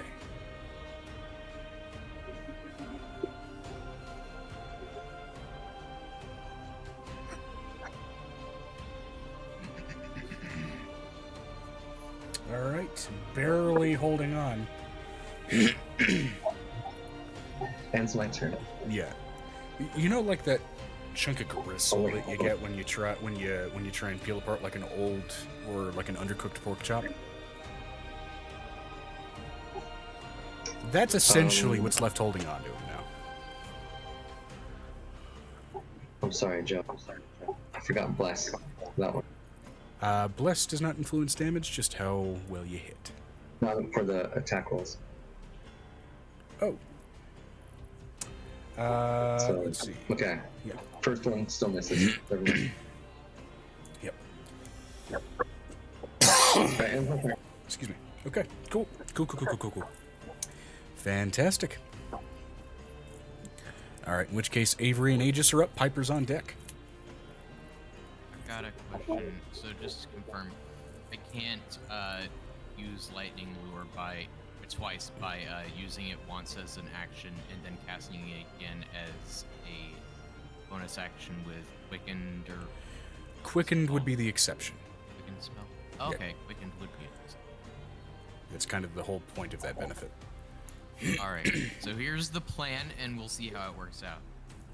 Avery's gonna try once, and maybe twice if it fails, to use Lightning Lure on the enemy grappling him. Okay. And then Aegis will attack melee if it succeeds. Alright. Or actually, even if it doesn't succeed, he'll just have to move. Lightning Lure, if I recall correctly, will also pull the enemy 15 feet toward you. Exactly. That's the plan. That way Aegis doesn't have to move. Well, Aegis is still able to. He's not the one grappled. But either way. Exactly, I know. But this kind of is a team effort, and it gets the extra damage. Yeah. But anyway, and yes, it is a cantrip, so I don't need to use any spell slots for it. Now, Alright. as for damage, target must succeed on a strength saving throw or be pulled up to 10 feet, not 15 feet. 10, in okay. a straight line. Gotcha.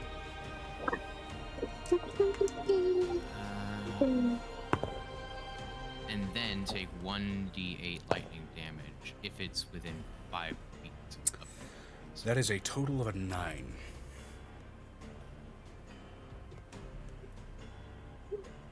That's a total of 9 for your save? Yep. Yeah, that fails. It was a 19. Alright. So... Where does that put him? Is that within 5? It can only go 10 feet. It only goes 10 feet toward me. Alright. And, oh, wait a minute. Okay. And of course it does also naturally deal damage, so...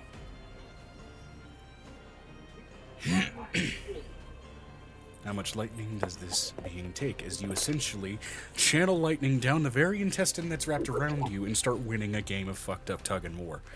Tug of war, excuse me. Tug and war now is might be a bad time to realize it's the I plot just of Romeo and realized Juliet. that the range is 15 feet. Oh, so he would have had to be closer to you for that spell to even go off. Yeah. Okay, good to know. Frustrating. He's a very frustrating distance away. I don't realize this. there are a lot of spells that have a 20 feet. Vinestra said, "Can Avery move forwards?" He's grappled, so he has a movement speed of 0. That said, you can also take an action instead to do an athletics check to try and break the grapple. There's also a number of other actions you could possibly take, because again, your movement speed is 0, you are not necessarily restrained.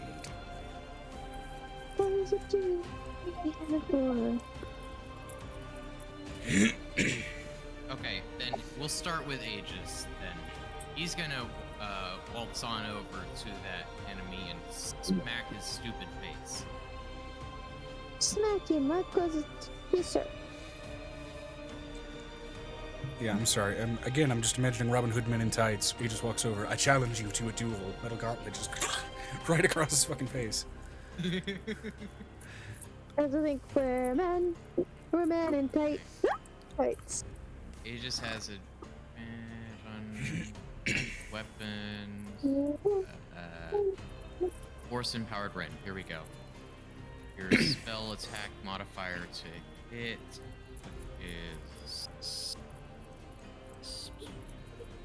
plus 11. These guys have some really mean shit if they manage to get close to you. Or close enough, anyway. I'm gonna use an inspiration. I don't want. And it gave me the exact same. Second inspiration. Okay. Well, it's better. It's okay, so that's a soft 20 to hit. Just 20 misses, unfortunately. Their AC is 22. But multi-attack. So that's I get 2 more tries. Right. 2 more tries, okay. Right on. If you would like to, I can give you 2 inspiration. I hardly ever use my inspiration, so I just save them up and give them away. Alright, so does a 23 hit? 23 hits, yes. Alright, and third attack.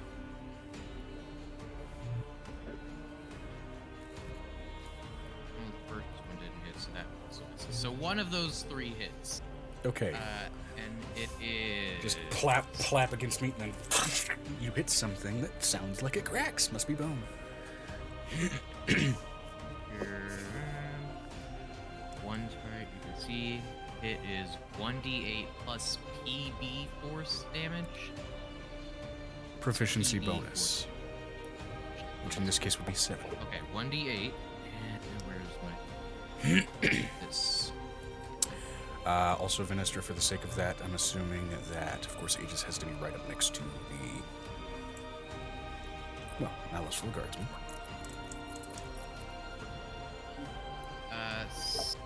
They're linked together, that's not good.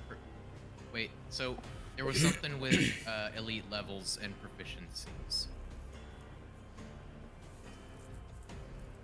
Yes, your So proficiency if my bonus level in epic 20 levels right says now my is... Yeah, right now your proficiency bonus is 7. Vinestra said, Yeah. saving throws. Normally at level 20 your proficiency bonus is 6. In epic levels right now your proficiency bonus is 7. It will remain that way until level 24 when you go up to 8. So 20 would be 6, right now it's 7? Yes. Okay. So 6 plus 7. Math ain't mathin'. 13 force damage. 13 force damage. Abso-fucking-lutely. Okay. Does that First damage that weaken this one has taken. Does that weaken the grip on Avery? Unfortunately, it does not. As that is still remaining to be a contended grapple check. But, nonetheless, one of its split faces turns its attention toward Aegis.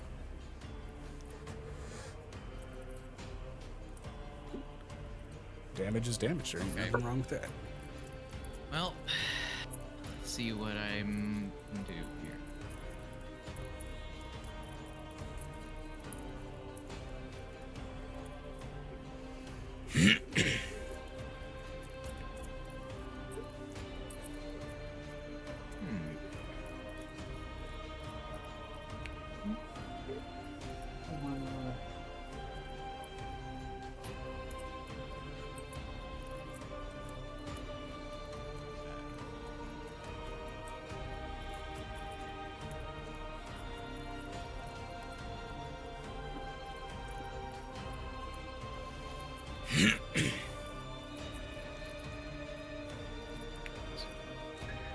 I've got so many spells. Sorry, it takes me a minute to look through them. It's all good. It's okay. Really I'm comfy. Alright, so we're gonna roll 5d8 tell us how many hit points. Spell back.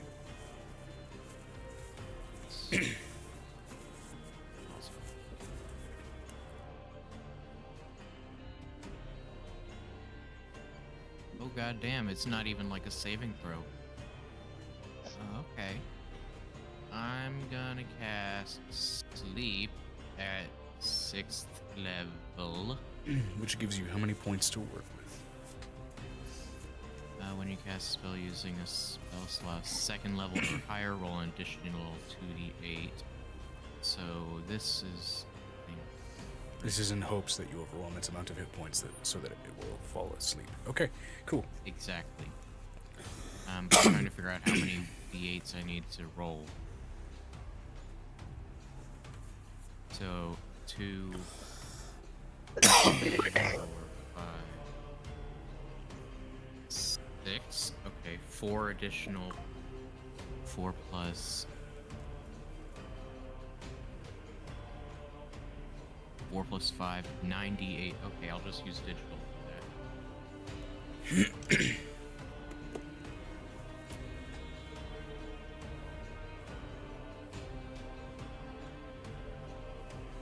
Alright. Does he have more than 51 hit points? Absolutely. Absolutely, yes. The lightning lure was the...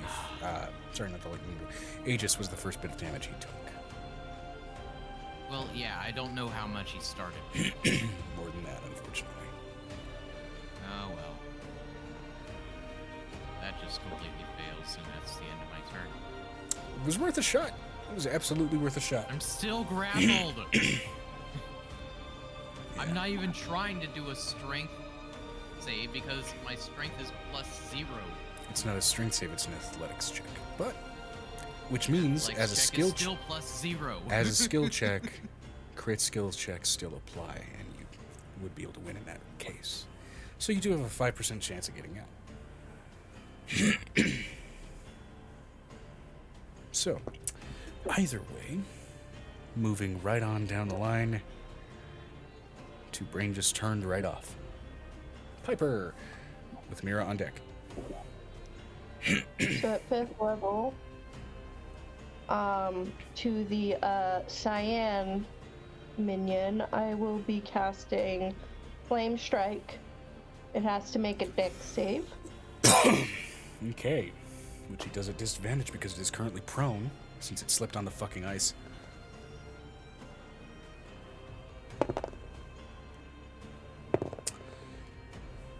You know, its first roll was the lowest with a natural 2.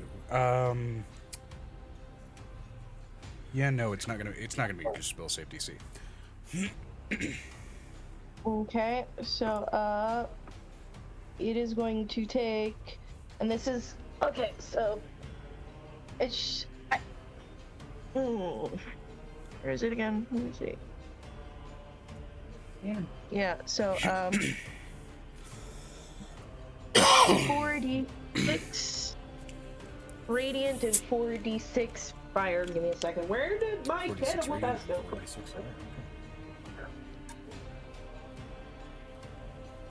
Un momento. I have to pull out my dice.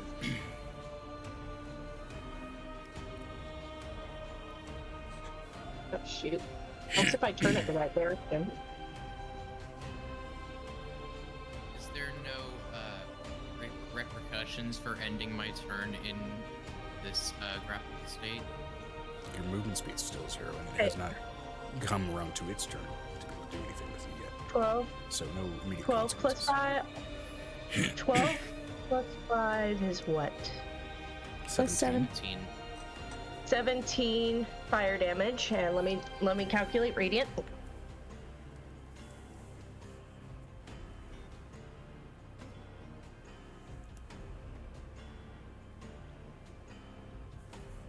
And 17 radiant damage.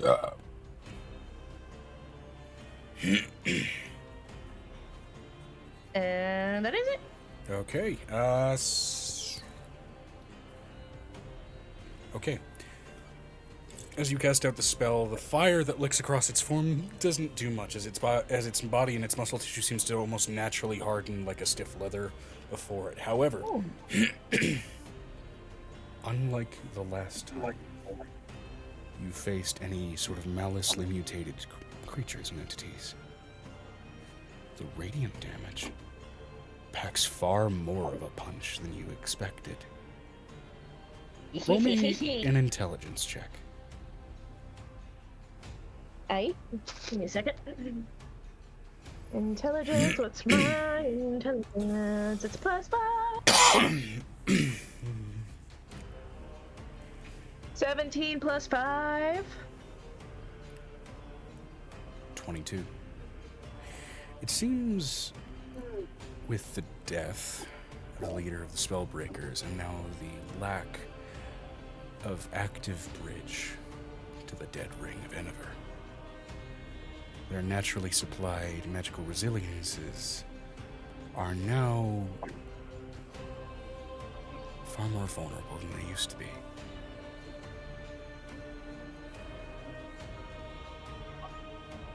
Without the bridge to Enniver, these creatures are notably weaker. Yeah. At So least you in now terms know of that- grade, yeah. Yeah, you now know that Malice, since the closing of the gateway to Enniver, are, at the very least so far, vulnerable to radiant damage. Meaning radiant does double. So you dealt 34 Nice. points of radiant damage to him. Nice. And I'm gonna look over to Urkbach and be like, "Can you cover my ass, please? I got to concentrate on the wall." I forgot to fucking roll initiative for Urkbach. God bless it. I just figured she was just gonna sit there until, somebody called I mean, for she is aid. bearing witness for the most part, but this is also kind of, in its own way, her fucking problem. You saying that's like, oh, right, shit. Well, It's look, like, it was just so I fun get- to watch. These things are fucking gross, though. So... Right. Alright, let me pull Well, up her I sheet. mean, yes, I made badass bones turn into a wall of stone, but, like...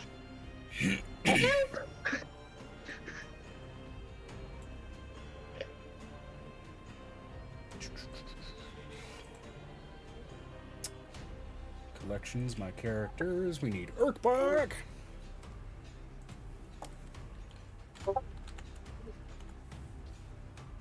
And then I gotta add her to the mix.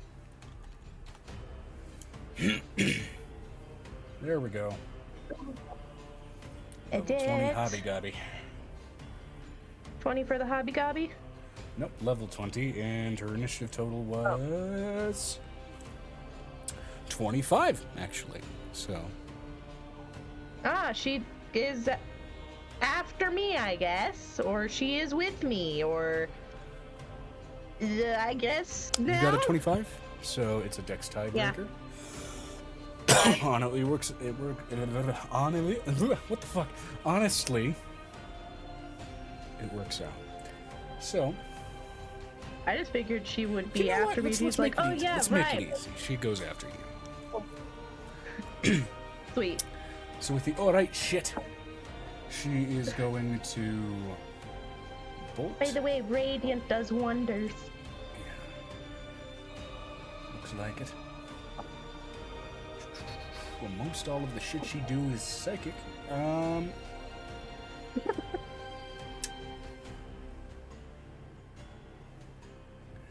I mean...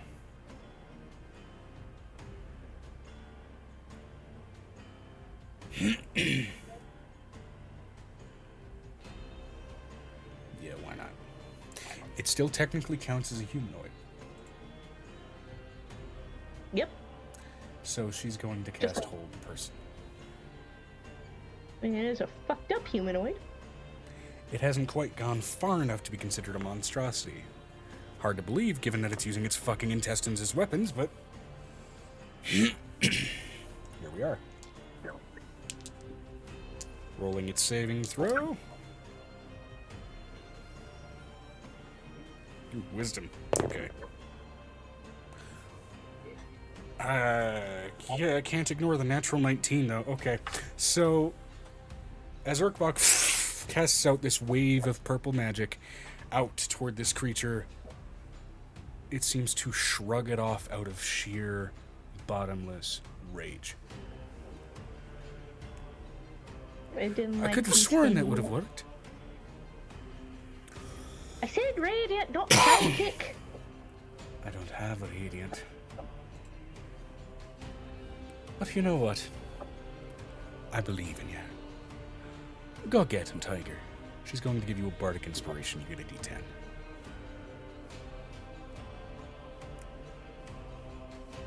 Okay.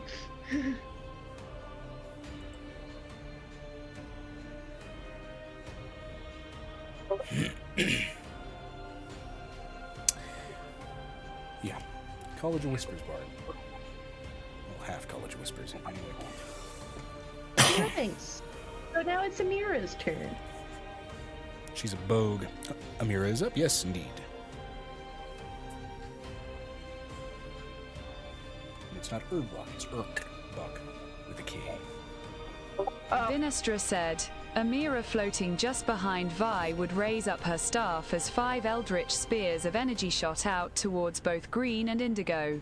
3 hit green, 2 barely miss indigo, for a total of 46 damage. To green. 46 damage to green, okay. Fantastic. With 3 bolts, there are essentially 3 different elevations of smear against the ice wall right behind it, as it completely splatters in a mess of pus and blood. And Ravik is no longer restrained by its intestine. Well, it's still around it, but it no longer has tension, is slack, he's no longer, not restrained, no longer grappled. It was absurdly close to death. It had 3 HP. You almost killed it. A couple of times there, Xanon. Nice.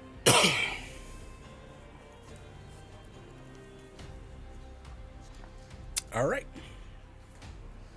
If that's Mira's go, we go ahead and we move on down to Bitchface McGee, who now regains her legendary actions. So Bitchface McGee is up, and Angel is on deck. Man! You're on deck. Okay. Alright. So she's going to go ahead and take a couple more spear strikes at you. Okay.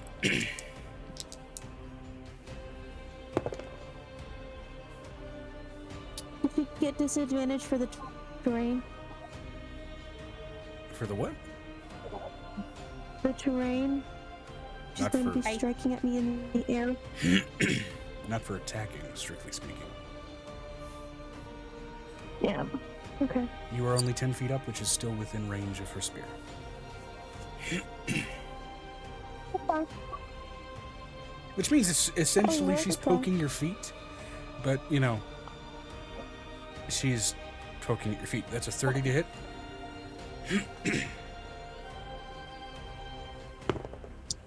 That hits. And a... Oof. That was kind of a shit roll. Alright, so that makes a... 16 to hit. Nope. Okay. So, Absolutely not. nimbly dodging out of the way after you get shockingly stabbed in the foot, you curl your feet in just enough that the spear misses the second go. As she deals unto you.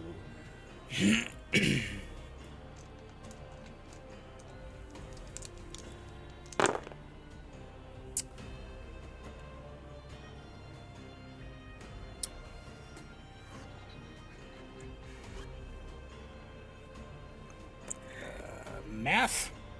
32 piercing damage.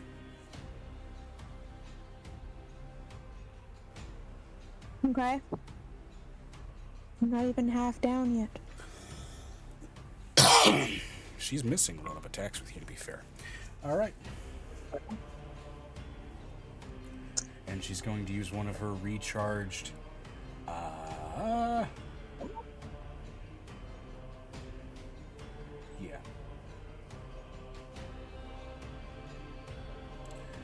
She's going to use one of her recharged legendary actions to go ahead and just strike at you with the spear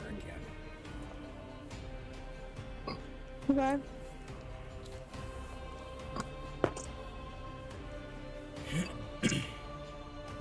26. So Mercury. By 1 point. Misses She or misses by misses? 1 point. Misses by 1 point, okay. Misses. Finally, one additional swing. Misses. Get down here. This isn't fighting with honor. This is fighting with fucking cowardice. as we move on down the line. The fuck does Hold she on. know her? I'm gonna laugh. I'm gonna laugh. Your son was as honorable as the hands that he put up my skirt. As it's your turn. Did you just cast vicious mockery? She is a bard. That is within her purview. Can I make it my reaction to vicious mockery? Yeah, I Vicious think mockery she is should not get a reaction. free like spell use from that. You know what? You know kill or what? Burn. Count that as an intimidation. That'll give you for free. Good. Can I roll it? Yeah. Oh my god. Wow. That puts me... A 35? 35? 35. 36. She gets pissed. Which means that, frankly, she has disadvantage on attacks on anybody on anybody who isn't you. Which means now, even if she wanted to, changing her target in the fight is no longer totally viable. I mean, not like it matters. She's walled in. I'm going to do a Draconic Smite at 9th level. Good lord. Okay, go for it. It's a first level evocation. When you cast a spell using a second spell or higher, extra cold damage is dealt to secondary creatures. You deal 1d6 for each slot above the first. So 9d6 cold damage. Yeah. Alright. And Red Dragon is her choice of dragon. Yeah, it's not Pokemon rules, I will say. But damage Joe? is damage. What are red dragons weak to? They're not weak to cold. Wanna bet? Trust me, they're not. But they're not In resistant Dungeons to it and either. Dragons 5e, a red dragon is primarily weak against cold attacks. And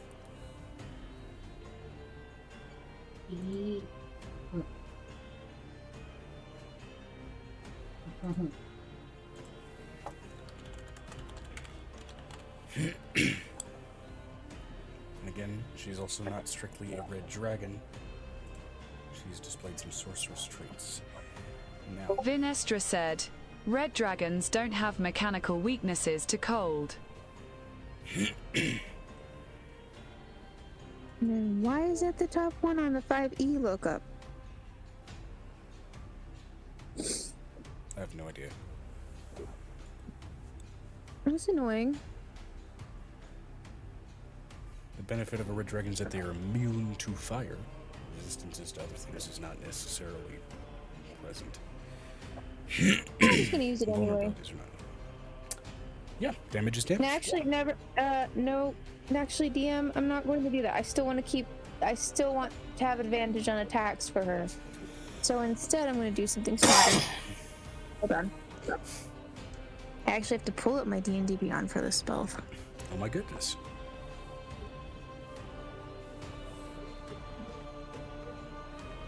I don't want to roll for your combat. I'm not getting the new books right now. I can't afford them.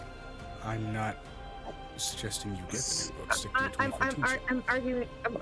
I'm arguing at the You're pitching it D&D D&D Beyond Beyond. right though.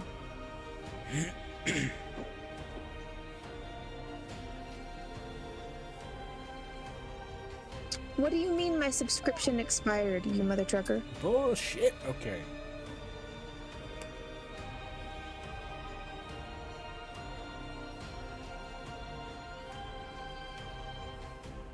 Okay, I'm gonna have to figure out how much is it for D&D Beyond per year right now? It's at the 100, isn't it?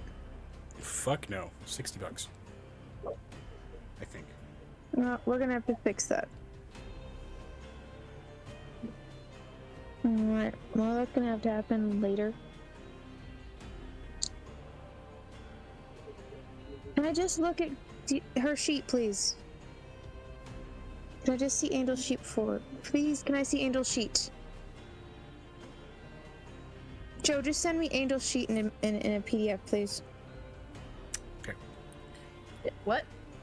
We're looking at angels? Oh. Yes, please. Why is it not showing up on yours? My subscription expired. I have to go and renew my subscription of $60 per year. Ah, okay, hold on. Give me a second. In other words, $5 a month. When paid for in the $60 format.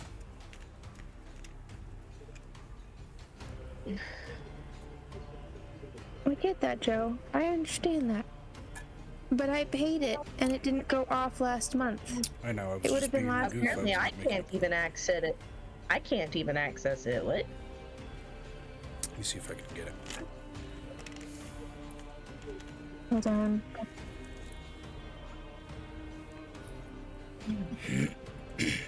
So annoying. Just want to access my freaking characters.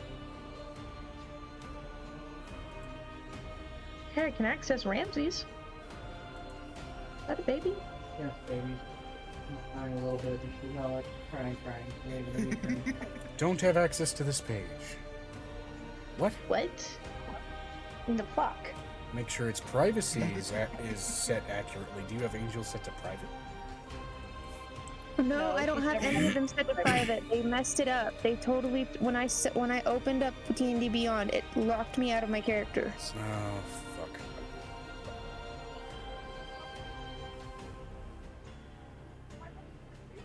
Which means it's... Hold on.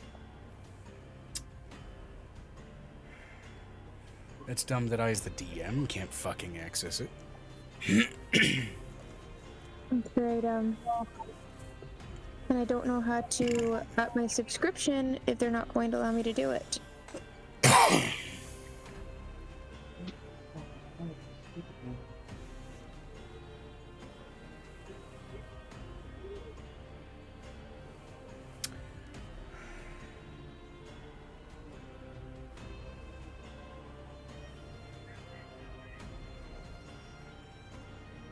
How do you get your account?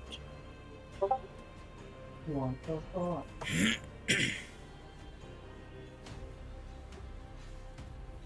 is something that works.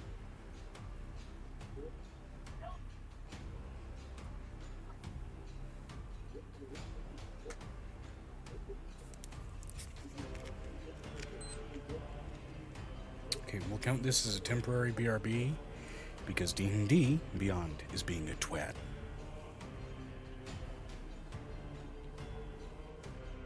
Tired. It does look. The it's highest technically you it can looks go God in spell level, even at level 40, is tired. 12. Joe, I get what I said. But it's me being dyslexic because I'm pissed off. That's less me bitching at you I and more me understand. I don't clarifying that need to information Joe, for Brick. Joe, Okay? That's all I'm doing. I'm clarifying information. Alright? Vinistra said, 7th level Cloud of Daggers does what, Megan? You fill the air with spinning daggers in a cube of 5 feet on each side. On a point you choose within range, a creature takes 4d4 slashing damage when it enters the spell's area for the first time. On a turn that starts its turn there. I'm above her. I can put it on top of her. The Blender! She's going to try to cast Counterspell. I can't use my item of spell. Can I? What's the counterspell thingy? What do you do for counterspell?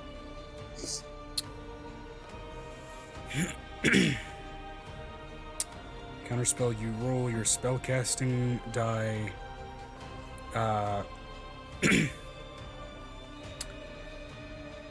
You roll a d20 plus your spellcasting modifier to meet or beat the level of the spell, which will be basically 10 plus the level of the spell is the DC in any case to break a spell.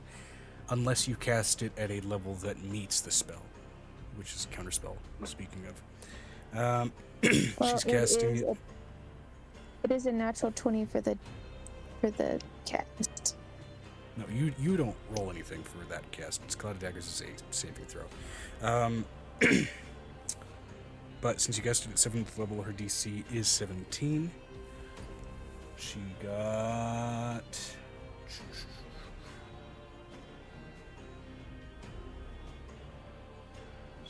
She has disadvantage. Why? Because she's got scale rot. She has disadvantage on casting?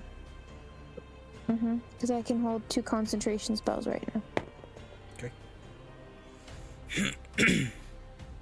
Second roll honestly was higher. Alright, let me double check her spellcasting modifier.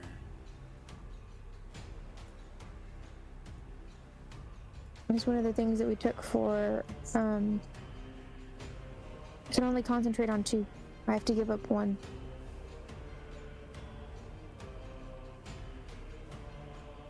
Okay, it's charisma, so 8.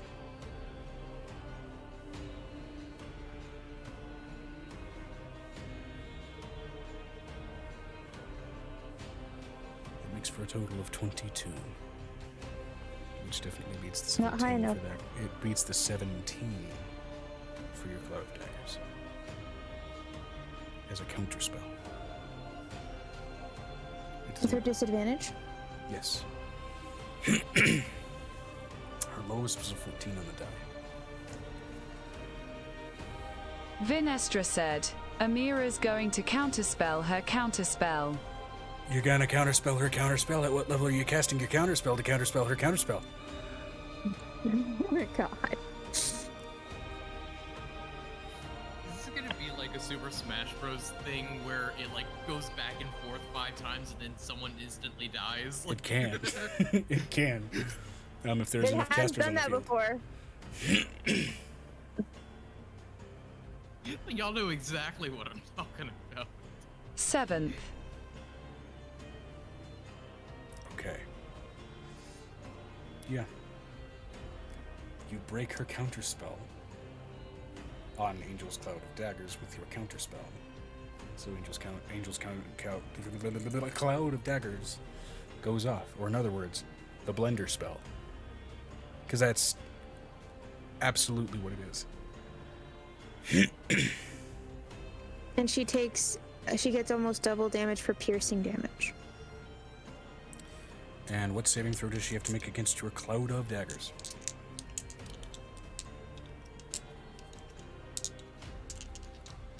Creature takes 40 damage. I guess it's a dexterity. It doesn't say what kind of saving throw it is. They literally die. Not There's no... true. Let me see here. Mine's the old version. I know.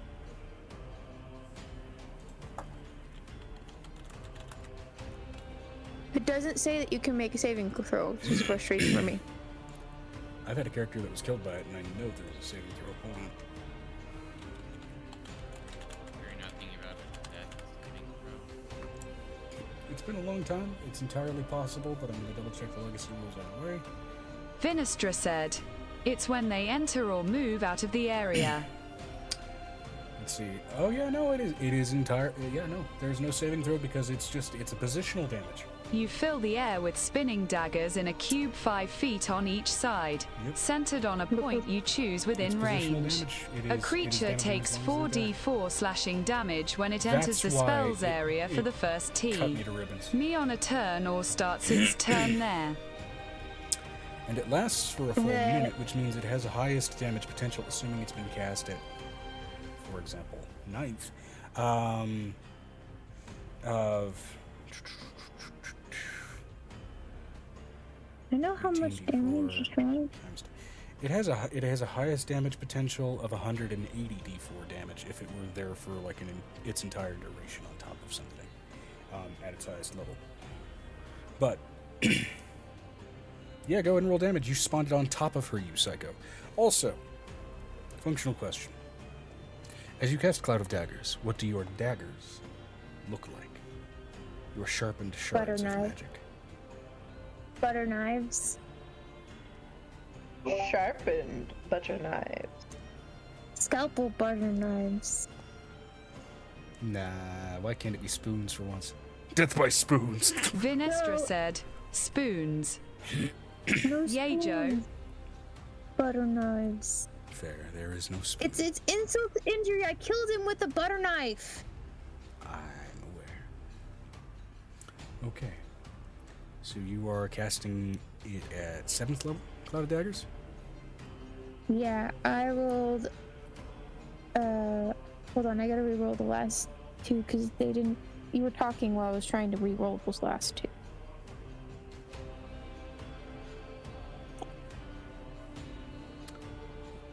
Total of 16d4. At 7th level? Yes. Yes, at 7th level it is 16d4. You go up by 2d4 each level above. 7th level is 14d4. No. Because you start with 4d4, not 2d4. Was So it is because I'm at 16d4. epic levels? No. Baseline level of the spell, you start with 4d4 damage. And then go up 2d4 each level up. No, So I'm looking at my 16d4. spell list on the D&D Beyond spell list. It says 7th level, 14d4. If I'm giving you extra damage because I believe that's the rule, fucking take it. Can I take it, considering I gave her some I'm vicious telling you, damage? based on what I'm staring 6 at, it times should 2 be is 16. 12 plus 4d4. Yeah, 12 plus 4, which is the starting point. 16. Take the 16d4, deal some extra damage. Stop trying to be nice. It's 68 points damn. 68 points of damage, alright. Caught in the middle of a blender, you are watching chunks of flesh start to fly off as she just stares at you with fucking hatred.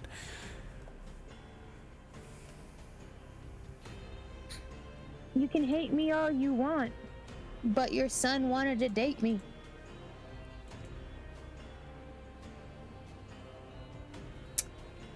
Alright. More like fuck me, but who were we talking? Fantastic.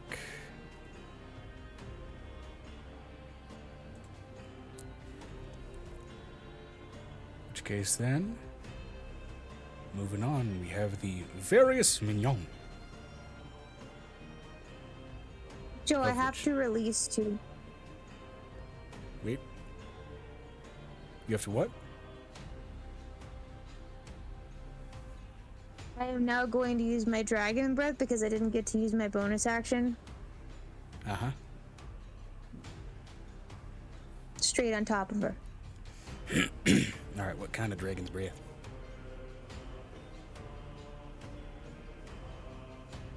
Who's gonna take this, I'm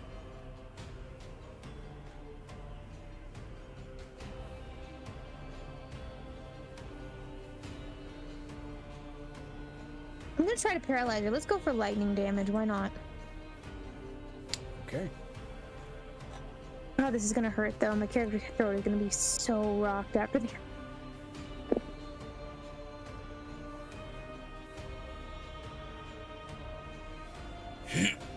I'm gonna say natural 20 hit her, Joe. Natural 20 hits anything. Whether or not it does damage to that thing is another story, but natural 20 hits anything. 7 plus 7 to whatever I am hitting. And I have to roll 5d6 or 66. Is it 5d6 or 66? 5d6? Oh, wait, there's also daggers, so that's even better.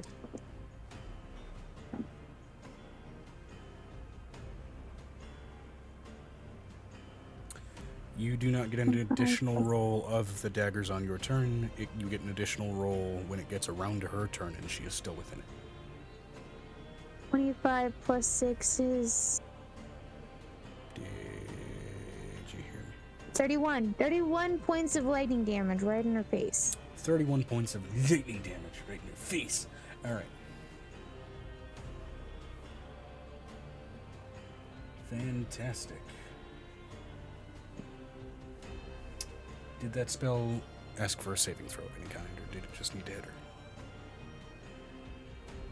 It's a 15-foot cone. If she moves, she's gonna get hit. Regardless, she still gets a saving throw. So, dex save? Sure, why not? Natural 1, which And means the she incurs second part an of it. injury on top of everything else. Oh, great. Can we get a paralyzation? Well, unfortunately, you don't get to choose. So, Damn it. also, I don't think paralysis My is fingers are strictly one crossed of for the injuries on the paralyzed. table. My fingers are freaking crossed for paralyzed. Paralyzed. But as your lightning bolt as your cone of lightning goes down, it interacts with the cloud of daggers and very much becomes a Jacob's ladder from hell. So,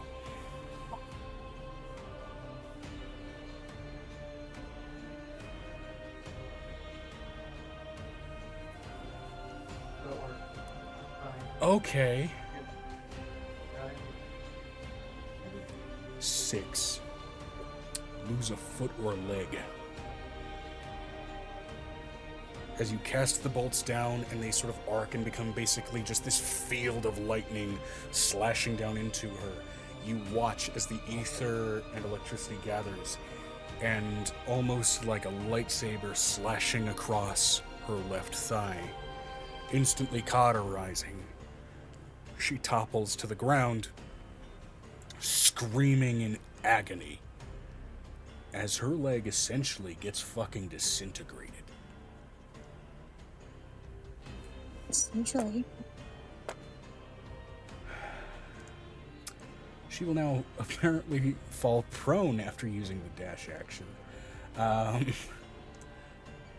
If she falls prone in the middle of the 5 foot, does she Has exit the disadvantage dagger, on or does she dexterity just- checks made to balance. But magic such as the regenerate spell will restore the appendage. Walking speed is halved, and she must use a cane or crutch unless she has a peg leg or other prosthesis. You have crippled her. Does that mean I win? The challenge was a death match. It is to the death. So, Why not to the pain, bro? Why not to the pain? unfortunately, that particular type of challenge did fly out of popularity roughly 40 years ago. Some are trying to bring it back, but you know, Can I everything's try got to its bring it back? fads. Can I bring it back? I'm good at to the pain. She's not gonna care. She's going to try to kill you regardless. You think Not she's only gonna I've got her hand just in her mouth, forgive she you can't for make lopping oh. off her leg? Right now, she's at the bottom with the leg cut off. She still has access to other things. So, She's looking like Anakin Skywalker with hatred in her eyes right now. she's Go ahead got and 3 try more to limbs use than your he did. slashing attack with your tail. You're gonna take damage.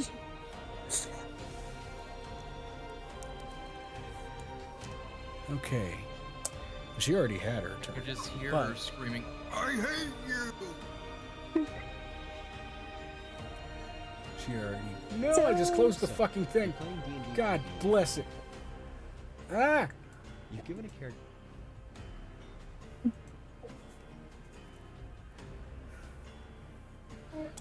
Google. Drive.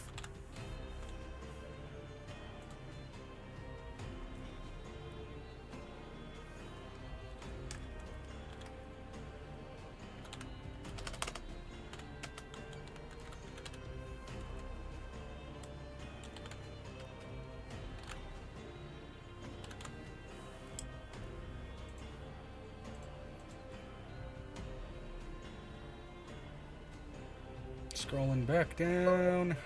Get back to her fucking legendary actions. God damn it. Okay, we're back. Over to the PlayStation. I don't fucking know. Oh, shit. Let's see.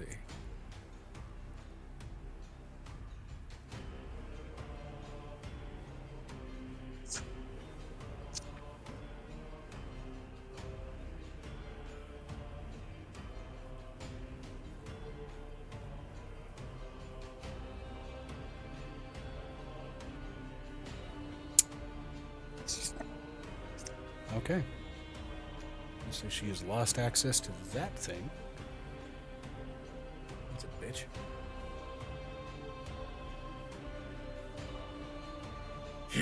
And you know what? Given that she's right now flat on her ass, even though mechanically it doesn't make sense, we'll say she lost access to the normal 10 feet of range she would normally have. You are out of range of her spear for the moment.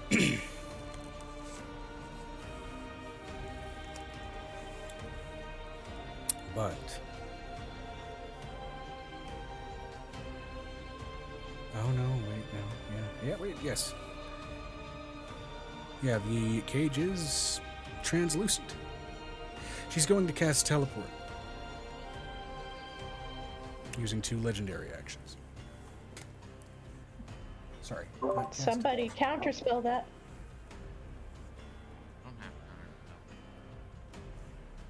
And she's going to appear sort of right by that bridge of broken spine on the dragon to the immediate left of it, right where the ribcage stops.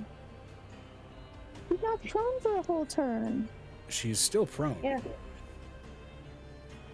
She just teleported. Can she while not? prone. You don't need to be standing to cast teleport.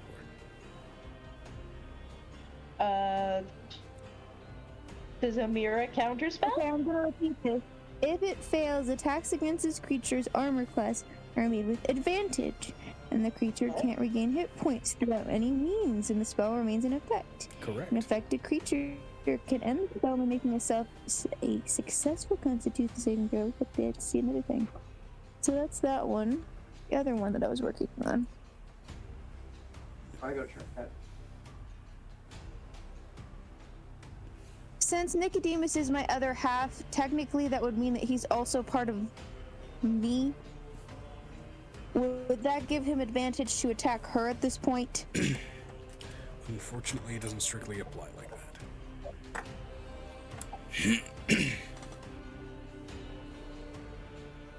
But Okay. good looking out nonetheless.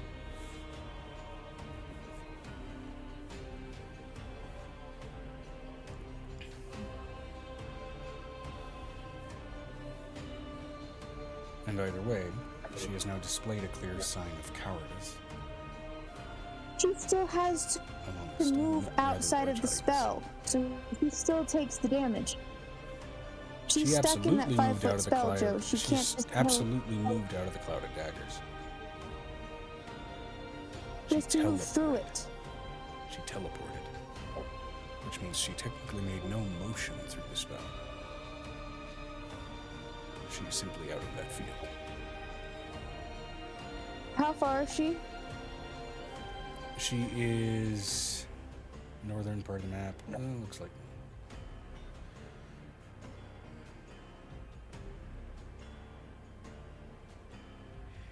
15 times 5, about 45 feet away, I think, if my math is correct. She's still in range. Vinestra said, I take my movement 70-ish. and I stand over her. 70-ish. Did I fuck that up? I can take my movement, which is 100 feet, and I will stand on top of her.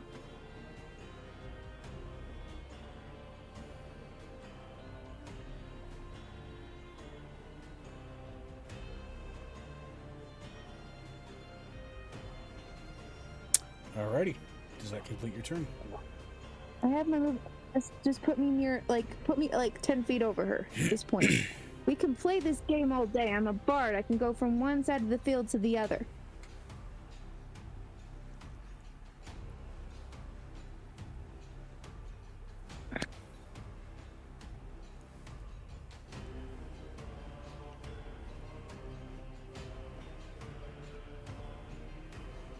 Alright. which case then it is the various minions. First of all, the red minion that is currently still bound to you, Avery. And now he's gonna toss her.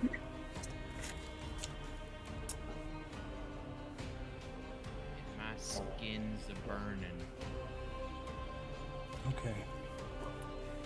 It is going to try a reel and assimilate. Go ahead and give me a strength saving throw. Can I use Aegis to like help tug Avery to use his strength instead of Avery's? Because it would be a difference between a +2 and a +0 strength. Unfortunately not. Yeah, okay.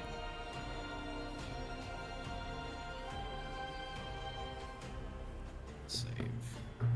Vinestra said, Avery does get 1d4. Because of bless, correct. If he got blessed. You got blessed, child. Blessed. The other guy was, I forgot his name. So I do or do not get a 1d4 in it? Do not. Okay. So that's a 8. 8. Okay. With a terrifying shock of motion, you are jolted 20 feet toward the awaiting, opening, gaping tooth and broken, bone-split body of this creature. As it is going to now attempt to latch on to you with a bite due to the successful reel and start assimilating. Does a soft 20 hit you? No, it does not. Okay. It has a second bite for this specific type of action, so let's see if it okay, it fails. And he breathes a sigh of relief. Even still being this close, even to its teeth, you can feel almost aspects of yourself being drained in its presence. And that horrifies you. Alright. That ends its turn. We're going to go ahead and move on to Magenta Minion, who is still there. It's going to be foolish and try and... you know what? It's going to try a tendril strike on you, Vinestra. Natural 1 absolutely misses, and a crit that hits. Alright. Power players fuck you up. Did I seriously never tell you that? Vinestra said, what was its role? Natural 1 for its first attempt at the intestinal strike, and then a crit for the second. Did I hear you say 8? A 1 and a crit.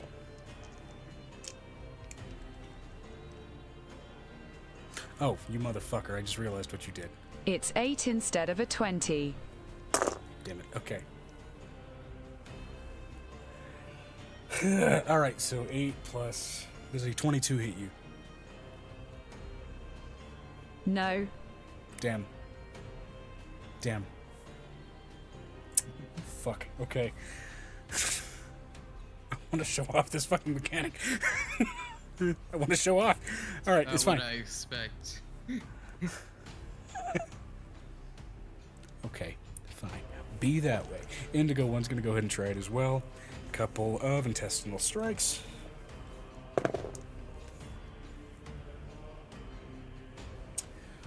I'm assuming an 18 misses. And does a 28 hit you?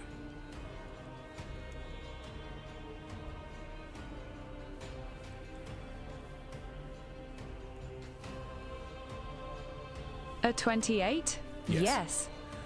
All right, 28 hits. Fantastic. Go ahead and roll me an athletics check.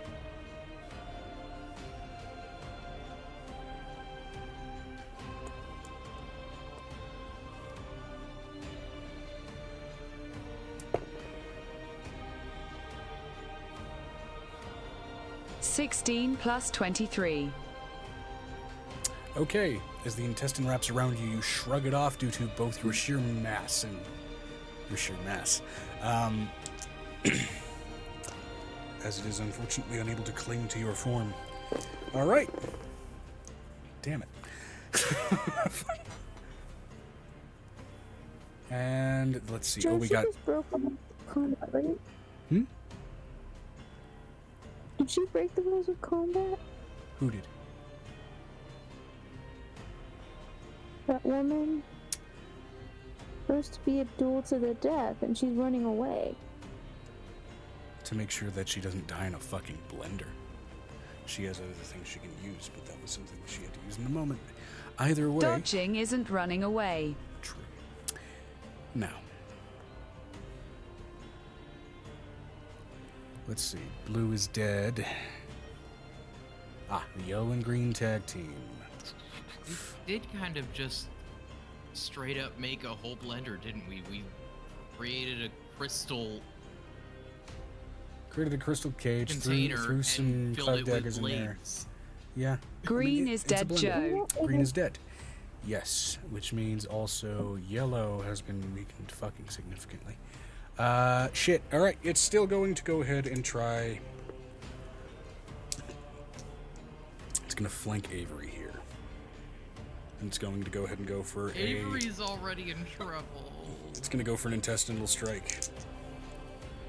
At advantage because it is flanking with one of its fellow mutants. If Magneto could see them now, he'd probably puke. Alright.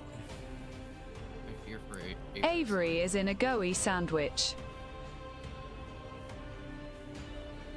Ew. Haven't you ever tried frozen Gogurt? I have. Joe, stop. Stop making it worse. Does a 25 hit you? Gogurt. Quit making it worse. Yogurt on a sandwich. Rogo. That Does not sound works bad if it's either. if it's tzatziki. So,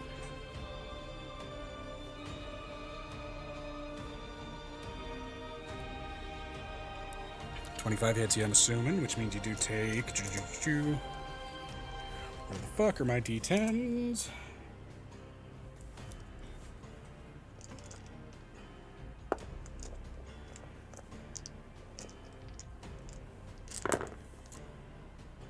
Time to start writing another character. He's fine. He'll be 32 fine. slashing damage. And you are grappled, your speed again being reduced to 0.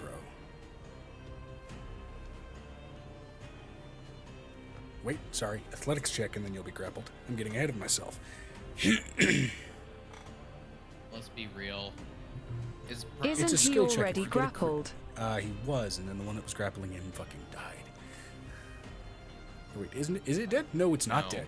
No, Oh. they're both still Red's there, alive. Joe. Wait, shit, you're already They're tearing me limb from limb. Okay.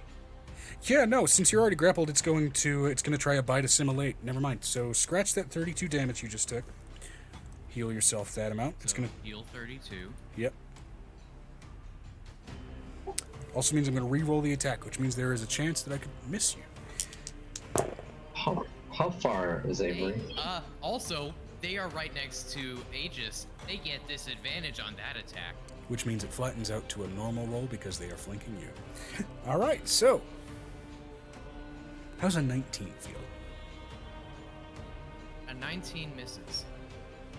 You are squirming like crazy. Just as they are amorphous, your changeling form is oddly difficult to deal with when trying to nail it down. All right. Lucky.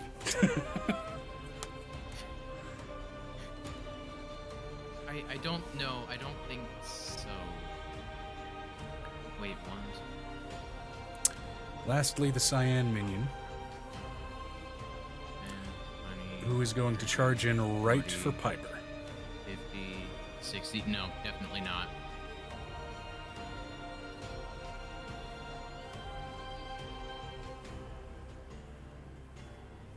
Okay. What you got for me? Scion Minion is going to charge right in on you. Oh, he is prone. He has used half of his fucking movement to get up. Shit, okay. Half of 45 rounded down, 20 feet of movement. He's going to try and get closer to you. I mean, that's close enough. Okay. I'm going to use a reaction to attack. Alrighty. Vinestra said, "What's the diagonal movement rule?" Diagonal is still 5.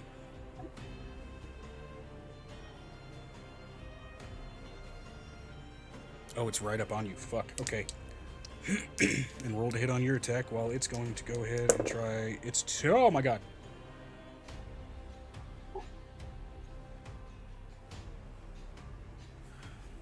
Can I add sharpshooter to this?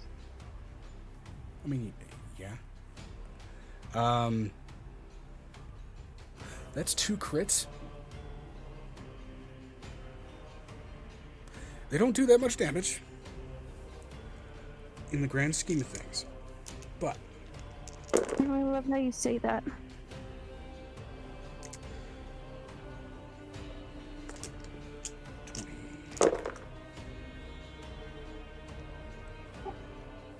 Joe? Yep.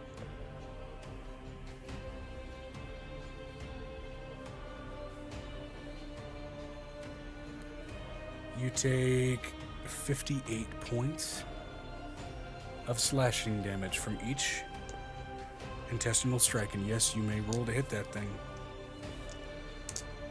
Can I add sharpshooter to it? Yes. Okay. And go ahead and give me an athletics check, Piper. Okay. Add a d4. Be sure to add a d4 to that athletics. Okay. 29 hit. 29 absolutely hits. 15 plus 3 plus 3. Alright, 21. 21 does fail, and you are grappled. Wrapped up in an intestine from this fucked up thing. However, right as you are wrapped up, an arrow is heading its way from Xanon. That is 2 lightning, 2 lightning. 6 force, and 41 piercing. Okay.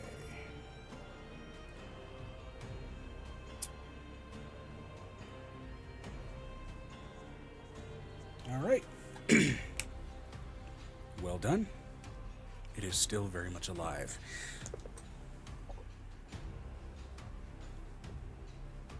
And we are back up to, well, Vinestra, and then Zenon and Revok on deck. Get back in there, Bubba. Vinestra Well, said, "Questions." Yes.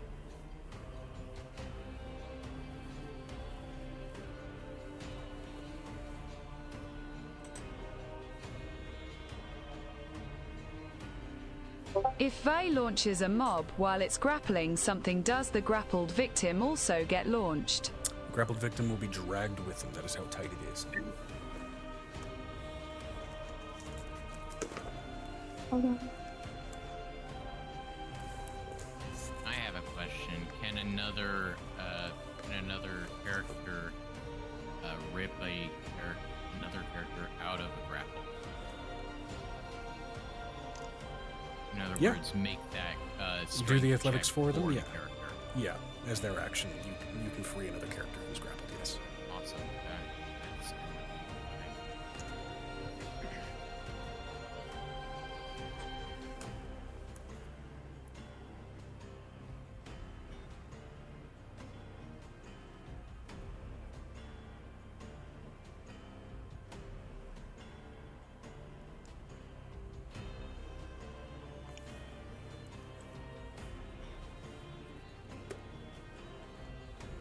Vinestra said, "Okay, 2 secs." Alrighty.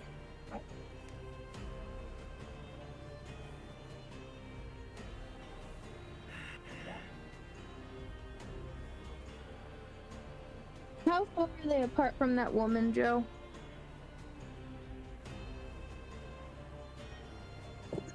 How far is who apart from who? How far are they apart from the evil lady? How far is who apart from the evil lady? Everybody, how apart are these evil people? God bless you. You guys are essentially on opposite sides of the map at this point.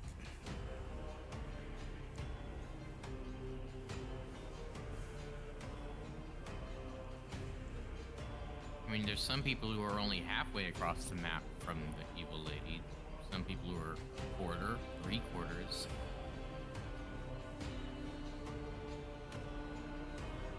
Okay. The map is filled with various characters, all in different positions.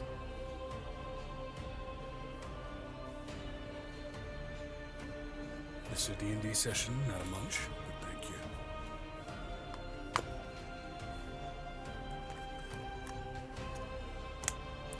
Alright.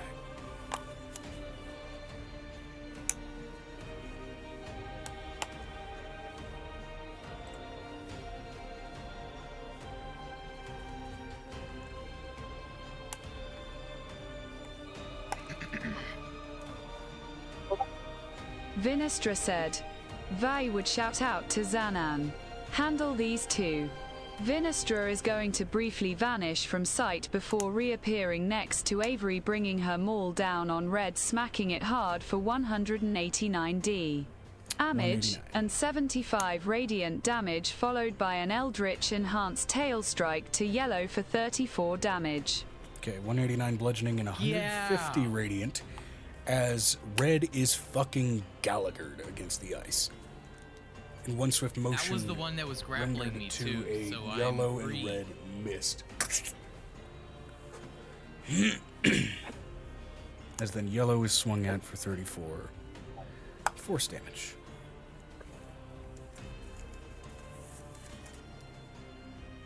Nice. My savior.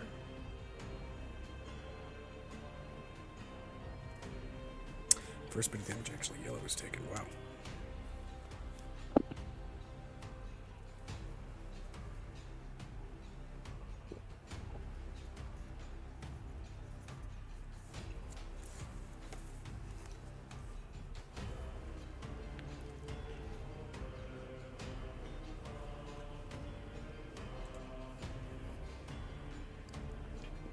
Alright, Zenon and Ravik are up. Avery and Aegis are on deck.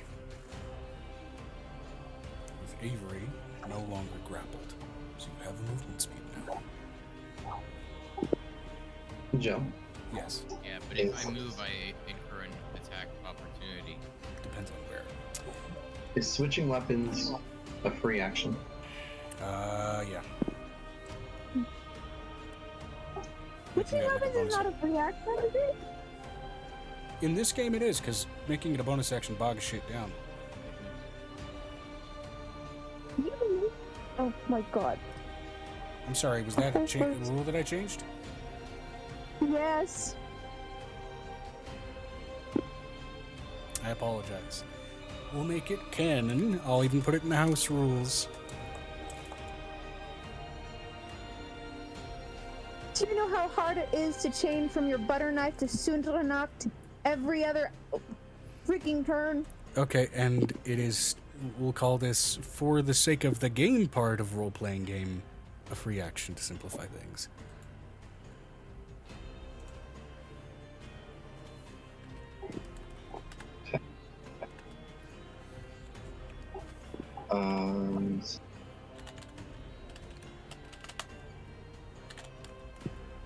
Okay, Ravik is gonna do his fire breath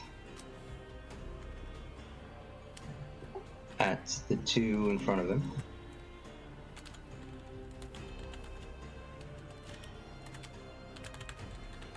making it a canon house rule so that I can't go back on it.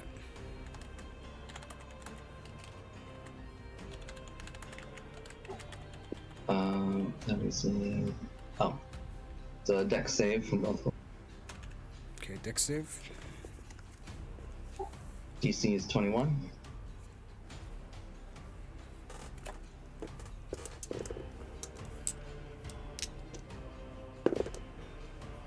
Natural 5. Natural 6. They both take 25 fire damage. Alright. And let's just be clear, which ones are you targeting? Ravik is targeting the two still in front. Magenta and Indigo. Purple Okay. and pink. Does the cone have that big a spread? It's 30-foot cone. Okay. Purple is dead.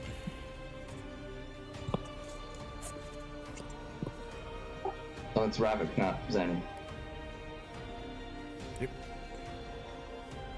He's just doing his fire move. Very cool. Or wait. Yeah. Sorry, not purple. Magenta is dead. And then Indigo's not looking happy.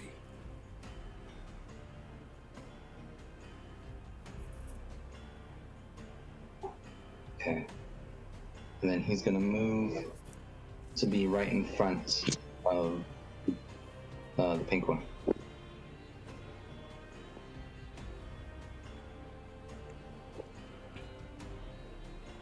Alrighty. Just kind of blocking him. Said that Magenta was dead.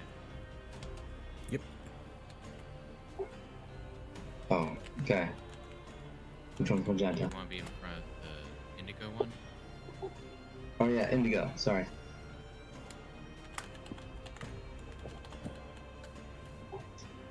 Right, okay. Those And roles then done. Xanon. We are almost done. Oh god.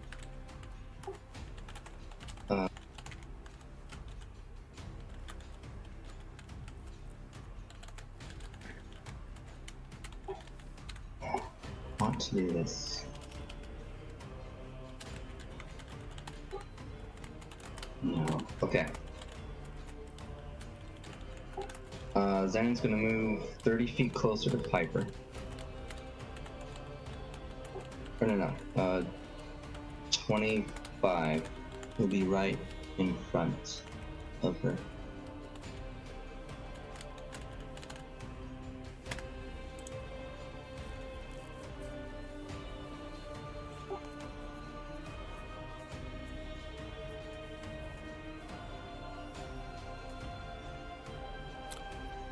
Right. And now.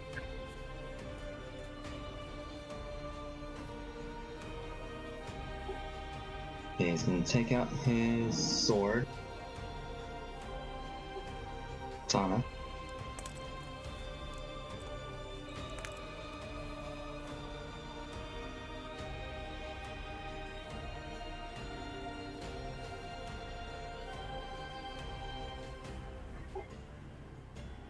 One of the reasons we weren't allowed to move, we weren't allowed to do it. This is specifically the reason. Okay. Bonus action. He's gonna use Storm Strike. Joe, Yep. whose turn is it now? Is it Xanon or Ravik? It's, They share a turn. Xanon's right now. yeah, I think Ravik already, Ravik did his thing. Ravik killed Magenta. So he's gonna use his breath weapon.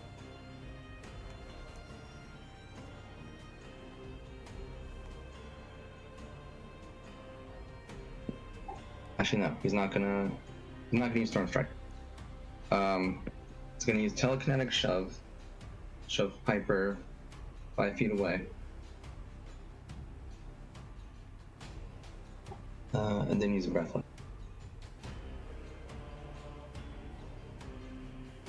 I'm being shoved.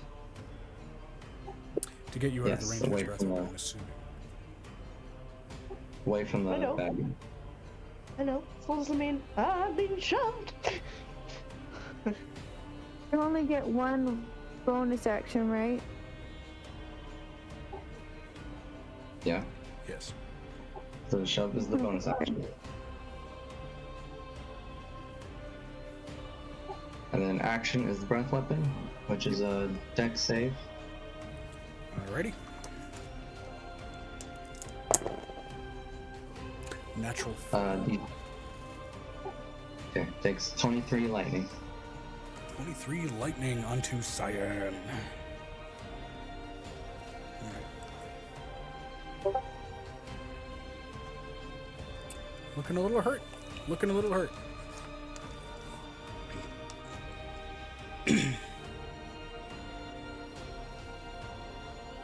That's my turn. Okay, cool. Alright.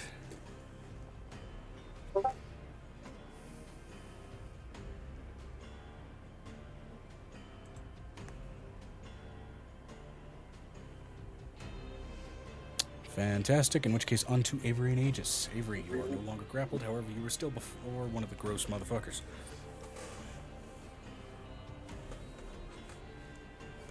Okay. I'm gonna try to use let me see what kind of save it would have to make. Spell casting ability contested by strength check.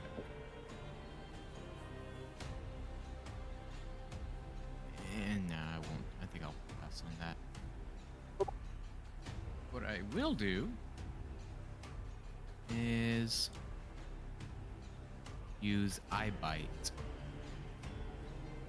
But which eye will you bite? No.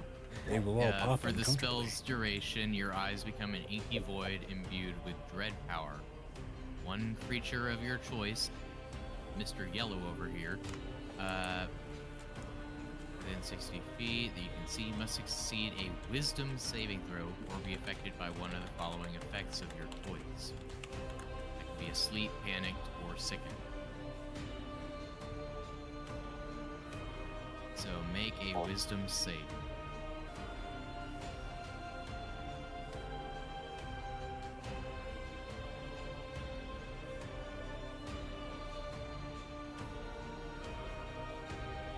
These don't seem to be very wise creatures. For animal impulse, wisdom often makes up for where intelligence lacks, but it's natural 5. Ha! Okay. The target is asleep. I use the opportunity to walk the fuck away from this thing. And so that puts me 30 feet away from it, and I let Aegis take its swings at it. Good job, dude. Okay, so now let's roll for Aegis. So we'll make 3 attacks.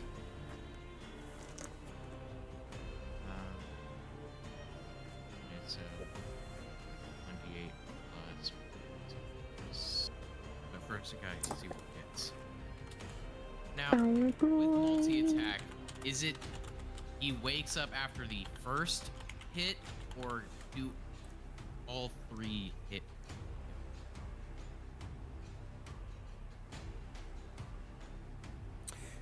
I guess to rephrase the question, how does sleep affect hits? So sleep, it means that that creature is incapacitated momentarily. The moment that someone either tries to shake them from that sleep or they're hit, for example, they will awaken. Okay, so I'm guaranteed at least 1 hit, and the other 2 I have to roll. Right. Well, not strictly Make 2 guaranteed. rolls. Just advantage. Oh, it's just advantage. Okay, Yeah. so make 2 rolls for the first. 17 and... Alright, so 17 plus...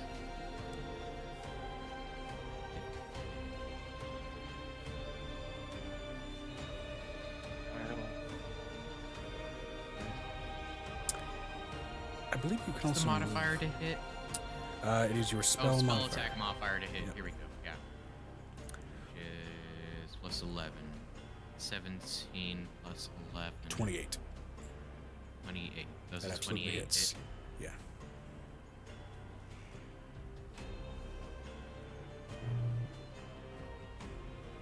Another 17, so that's 2 hits. Well, 17 plus 11 is 28. Yeah. And last one. 10 plus 11 does 21. a 21 hit. 21 just misses. Ah, okay. That's 2 hits still. 2 ain't bad. Right, so that's gonna Solid be D+. 2d8 times 2.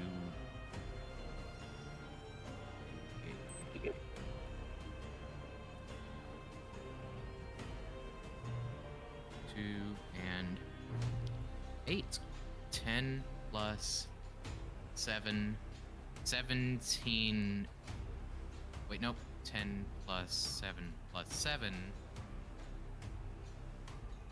24. 24. Force damage. 24 force damage. Alrighty. Not bad.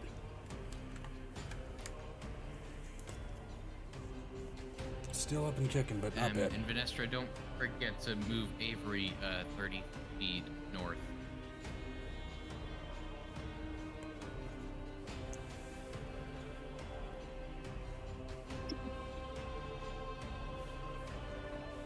You can move Aegis just directly in front of Yellow. Like, he probably moved 5 feet to get right up on him. Even though his attack has a 5-foot reach. Probably more.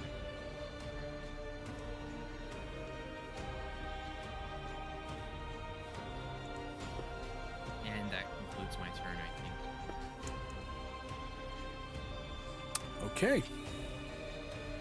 Cool.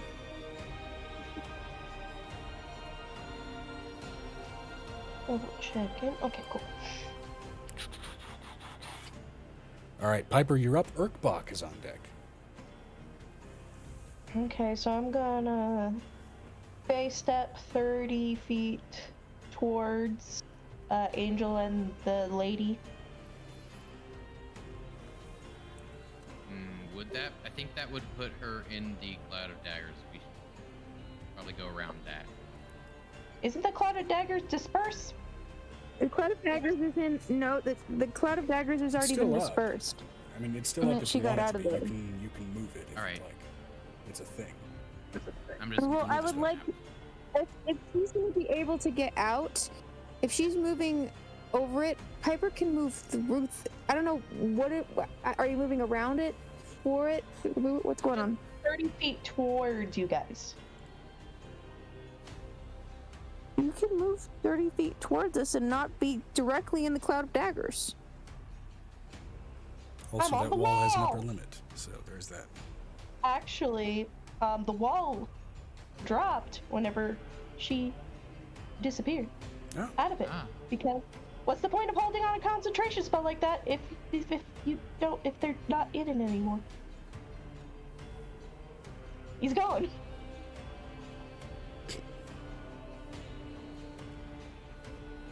So that was my face step 30 feet. Alrighty. How many feet away am I from them? You also have Misty Step, just so you know. That's face step. That's what I just did.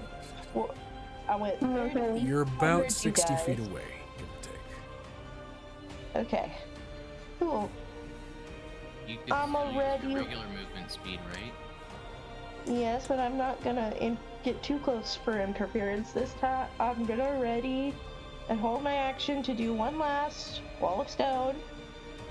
Case somebody else does something cheeky.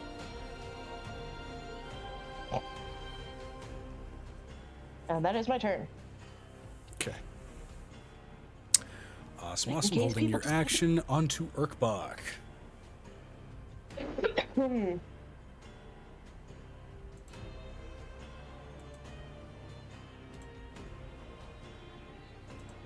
we go.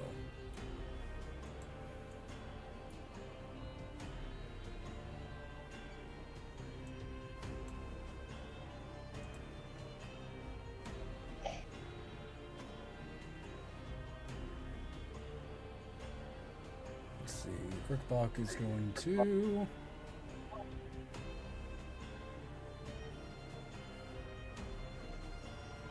Let's see, all of the idiots are fairly well dispersed.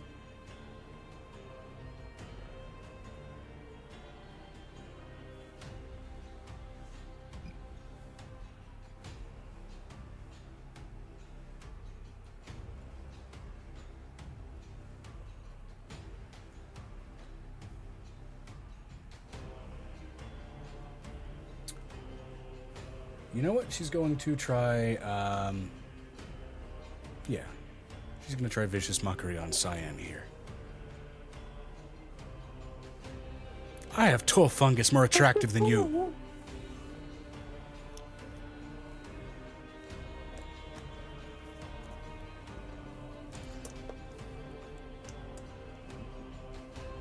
And at least that's worth experimenting with.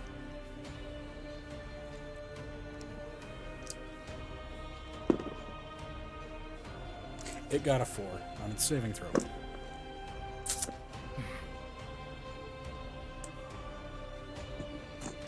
has been appropriately and viciously mocked.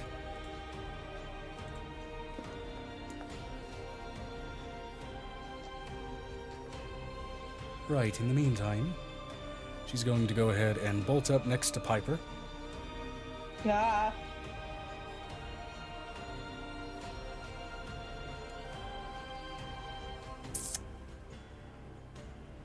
Well,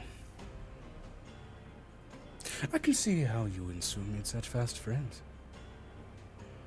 Wonder what it would have looked like in an alternate world if you did my training.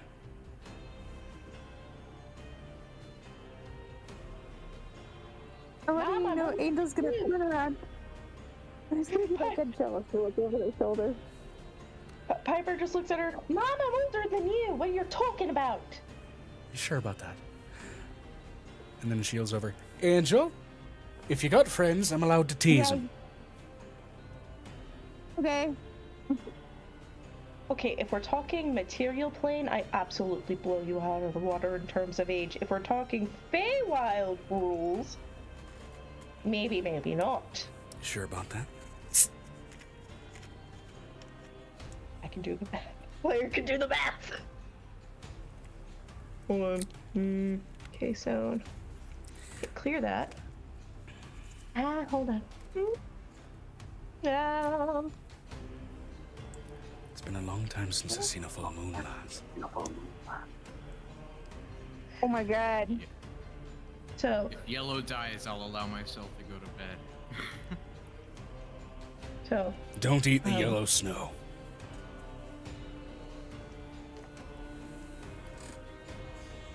Alright, that'll end Urkbach's She's turn. gonna become one with the snow. Vinistra said, so what you're saying is don't kill Yellow, got it? You gotta stay awake forever. Oh, they're gonna shackle it and take it prisoner. You better start drinking caffeine, boy. Gonna chain it to me.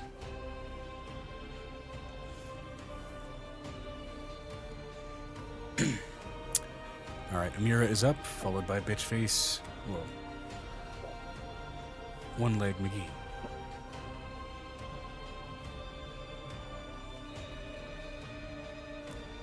Uniped McGee. Here we go. 2 secs, quickly editing something.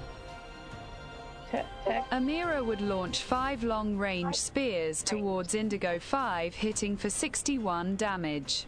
61 damage to Indigo. Indigo is very fucking dead. He had 52 HP left. Fucking pincushion that one. He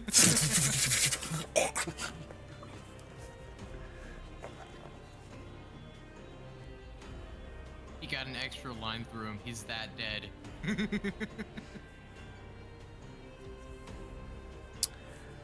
All right. And then we have bitch. Well, we have Uniped McGee. All right. Alright, 2 more minions and the boss. Let's finish this.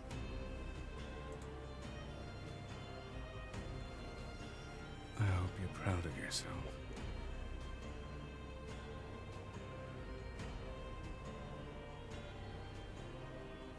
You destroyed Is that what she's telling me? of good business.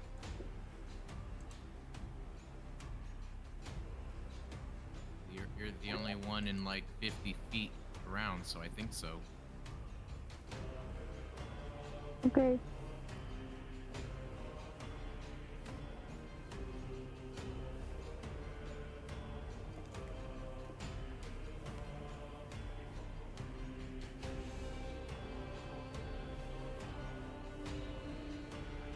And you have shit on her that won't allow her to heal.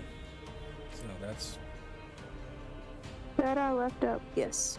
God damn it. Okay. Oh, also, you've had concentration spells up. I have not had you rolling concentration checks when she's managed to damage you. Just real quick, give me 1.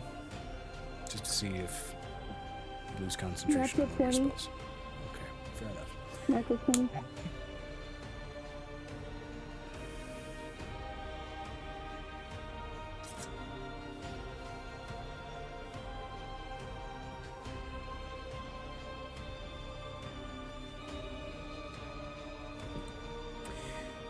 Hey, where's that claw? You know what? I'm gonna roll something real quick. What?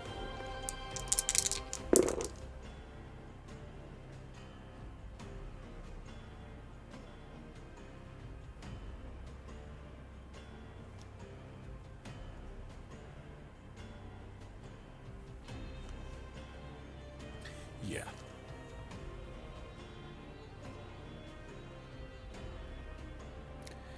She's going to try something a little bit self-destructive. Angel, what's your current HP at right now? 230. Okay. Cloud kill it is. She lifts her hand up in front of you as the cold air turns yellow, rancid, and poisonous.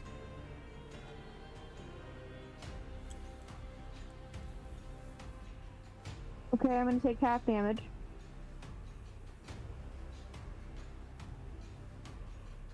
Go ahead and give me a Constitution saving throw.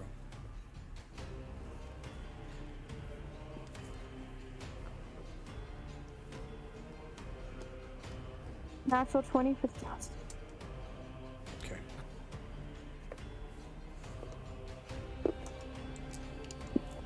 Apparently she pissed me off pretty good.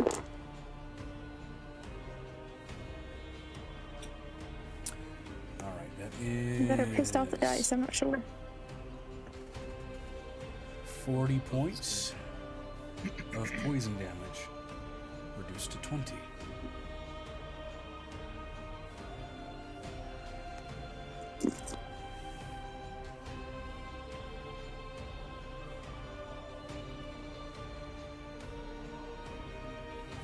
And as she has cast that centered essentially on herself as well, she also has to roll against it. Spell. I disagree. All Constitution saving throws. Natural 6. She fails.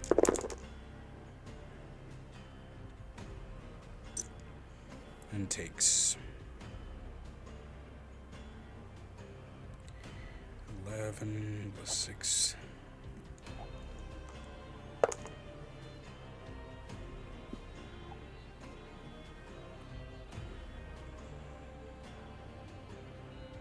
$23 points of poison damage. And has to make a Constitution saving throw to even maintain the spell. Which she succeeds.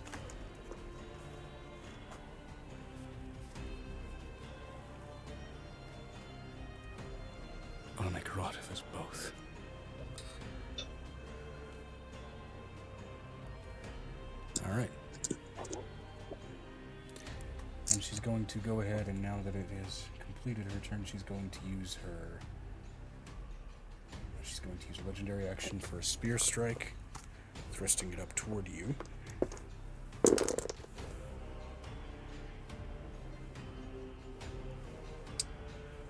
Does a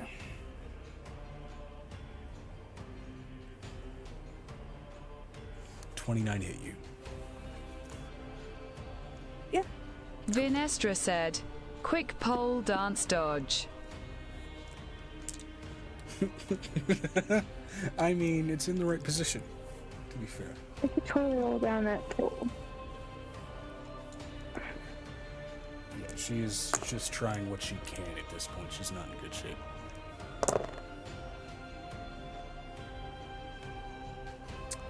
It's a shitty roll. Okay. 27 points of piercing damage. So that jams into your belly while you were both surrounded by a toxic cloud.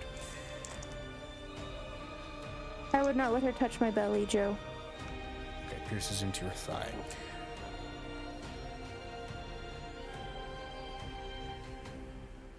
Something that only somebody else is really allowed to pierce, but she's being a cunt. Alright.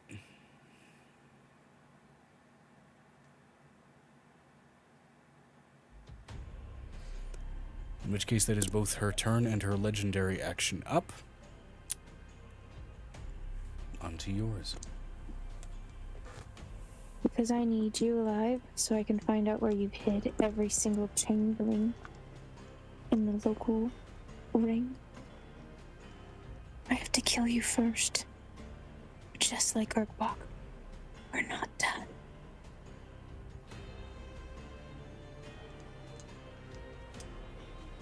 She's going to release.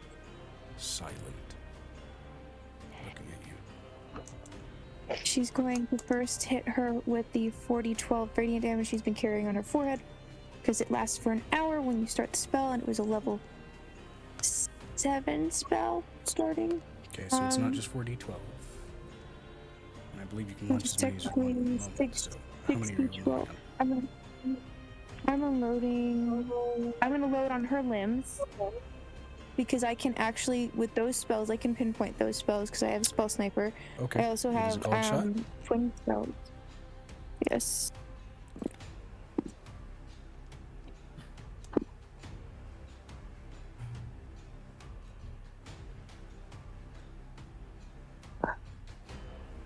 With a... Vinestra said, be right back. Does a 35 hit her, considering Xanon's less?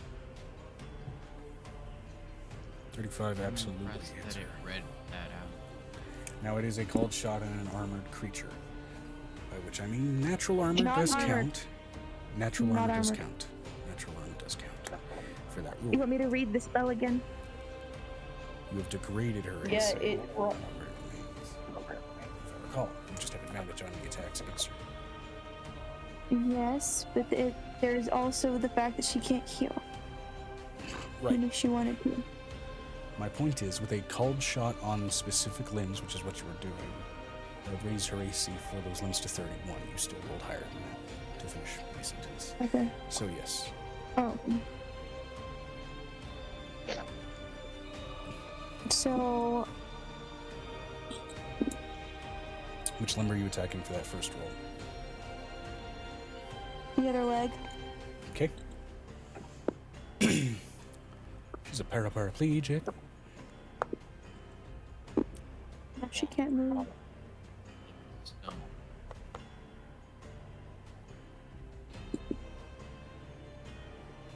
Maybe this And she armless also says to her as she faceless, gets legless closer. thing will only As she twist gets around closer, like she's a like, turd in the wind.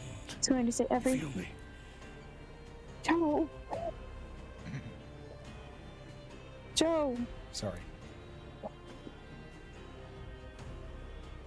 That is 48 points of radiant damage.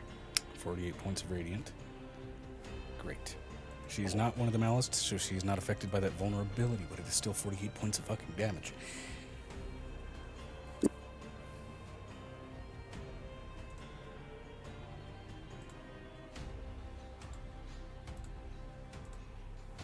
Fantastic. Your next strike. On your next limb, which I limb go are you attacking for- now?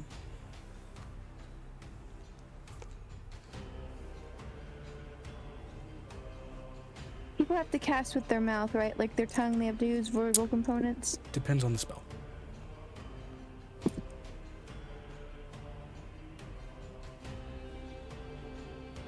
Oh, I know what I'm keeping around her then.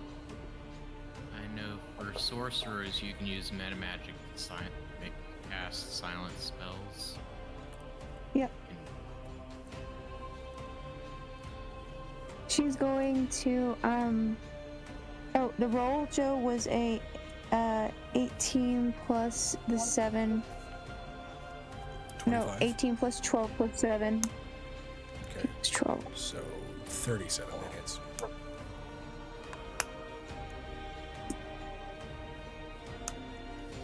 It's not 12, it's like 21, but I digress. I'm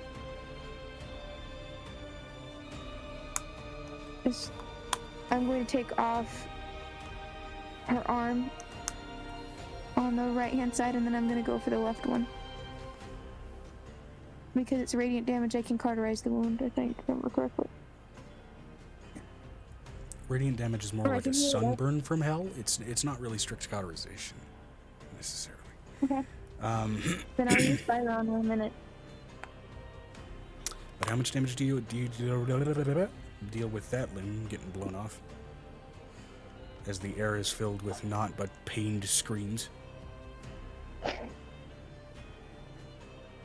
I mean, the sounds of her son's victims were the exact same. I'm not asking you to pity the bitch. Well, you said it made it sound like you wanted me to pity her. I'm not No. pitying her. No, fuck no. She's a It psycho. didn't sound like that to me. It was just yeah, exactly, a side note. I didn't say side note. I said psycho, but close enough. She's about to be a footnote. Wait, no, she doesn't have feet. That is 50 points of damage to that limb. How much? How much did I do? 50 points of radiant damage. 50. Okay, cool.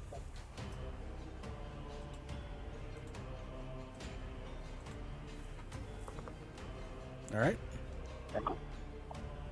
I'm going to take off the last limb. I just realized that I was using the wrong proficiency bonus. I was using Avery's proficiency bonus instead of Aegis' for his. Oh no. It's fine. I mean, it made it do more damage because Avery has more proficiency than Aegis. That is a natural 20 DM. Crit.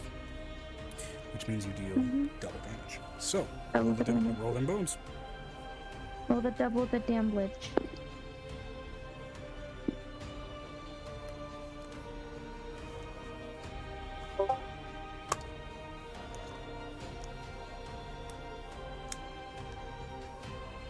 What's 11 times 6?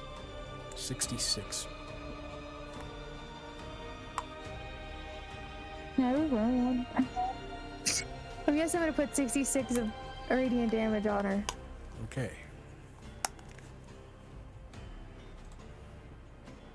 It's 100 and... Oh my god, that's not that's 100 and... It's a lot. 112. Nope. Wrong. 132.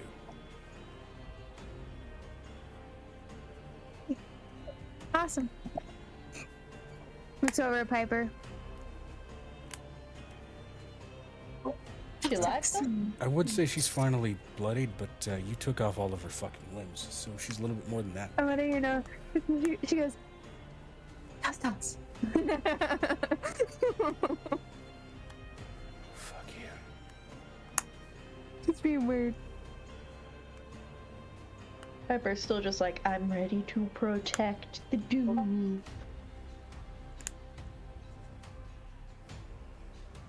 Is she dead? No. She's hard down? as fuck. She's essentially incapacitated. She is without limbs, unable to do anything. And still has she, over like, 200 do the HP remaining. semantic components for her spells anymore. I'm going to use Mage Hand, and I'm going to put Mage Hand in and out of her Vinestra mouth. said, She verbal can't make any more components only. spells. Okay, you're gonna mouth fuck her with a mage hand. That's right. Which is an incorporeal spell, by the way.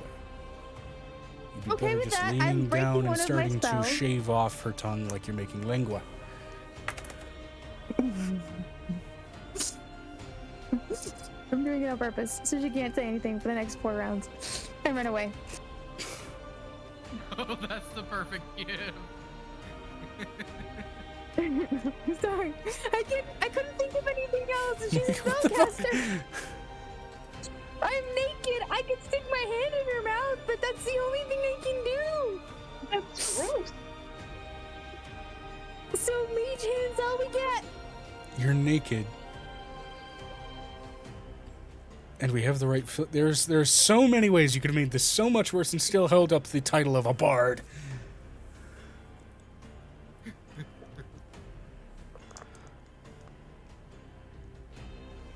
No more You want me to names. cut my own hair? You want me to cut the 4 feet of hair I have off and stuff it in her mouth? Because that's a possibility Not too. what I was hinting at. It was honestly worse what I was hinting at, and we'll leave it at that as a hint. 'cause Vinestra it's still a said, live stream. face sitting. No, not with this crazy lady. I'm letting you know she's going to drag this woman's body to the tent while it's still alive at this point. With the lacking blood trail. Which, by the way, while the lightning blew off the arms, what Radiant essentially did was, you all know what 4th degree burns look like, right? Yeah. Pretty much. Yeah, 4th degree where you She looks peeled off all the flesh and you're just left with bones there. So it's scorched and sun-bleached bones that are left behind just below, like lightly bleeding sticks. Like a well done steak. It's burnt. Beyond well done. I burnt it. I'm sorry, what was that? What's a well-done steak? I haven't heard of such an atrocity. No. By the way, all I could think of is the knight who's like, "'Tis but a flesh wound." It is kind of. She's clearly dragging this thing. I'm letting you know she's going to take the 100 feet towards the tent. Dragging a character does have your movement speed. I have 50 feet to a tent. Well, 60 feet technically, because I can fly 120 feet. Okay. You're gonna fly drag her ass 60 feet. Yeah. While the mage hand is just going at it, You because didn't I'm not kill dealing her, with this so bullshit. unfortunately you don't really get a how do you want to do this, but what you've done step by step so far has already been reasonably brutal. So... God, the fucking red smeared snow. You've been essentially doing a Mortal Kombat fatality without the fatality part. I'm not done yet. I'm not done yet. I just gotta. He's making. I gotta. I Just am doing making a the finish point. him. 3 hours later. I'm Making an example. I am making an example of this woman. Fair enough. I'm going to take her to both tents, and I'm going to ask which of you to support this woman. Well, we'll get to that as combat is still moving. Because there are still 2 other people. On to the remaining minions. Win, Avery, win! Red is dead. I mean, there's not really any chance of it succeeding. I mean, we've got Aegis and Vinestra and Amira over. Magenta is dead. I believe Indigo's dead. Scroll over the map. Hey, can Megan shadowbox me because I am very tired. Go lay down. Go lay down, Mama Bear. Blue 'cause is you've dead. been taking care of sick baby. Yellow is Here, still alive. here. Okay. Look, Here is okay, here's the blue one. my. Vinestra said, only cyan and yellow. All right. There is my. You guys have Tell already me killed how to RGB, and you're go. about to kill the printer colors. I will. Anyway. Good night. We Both killed of those them, strikes miss. So Both of those strikes Night miss. Amber. Yellow is fucked. Both of those strikes miss. I didn't want to be a pervert. I didn't want to be that bad. Cyan going right after Xanon here. Xanon, it failed to grapple you, didn't it? I Or did don't it? think it tried. Oh shit. Well, that fails. Okay. Does a 23 hit you? Miss. Finally, in the last throes of battle, the remaining foes you have before you are but anemic fleas. All right. Fuck. Thank God. Thank God. Okay, God. so clearly, since I definitely won't get an opportunity to show off this mechanic, I'll just tell you guys what these guys were able to do after they're all dead. Fuck. God damn it. Mm. God. Do it. Or, you know, you could do the DM thing and just save I'm it, not gonna repurpose bullshit for it. another monster. No. They could disappear into the ground later. For later, it could be like weird, melty. Venestra, you're up. With snow before you awaiting to be turned yellow. Ew.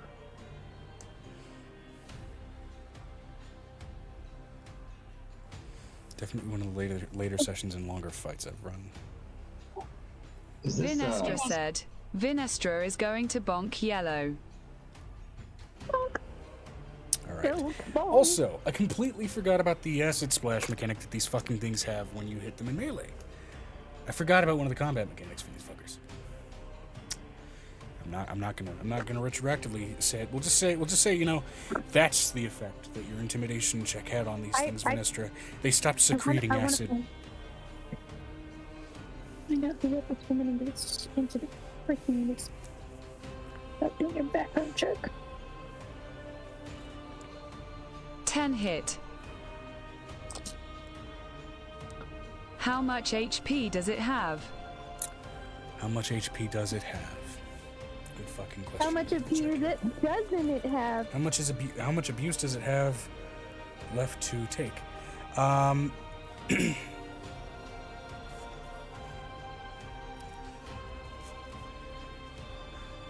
Well, for sake of time.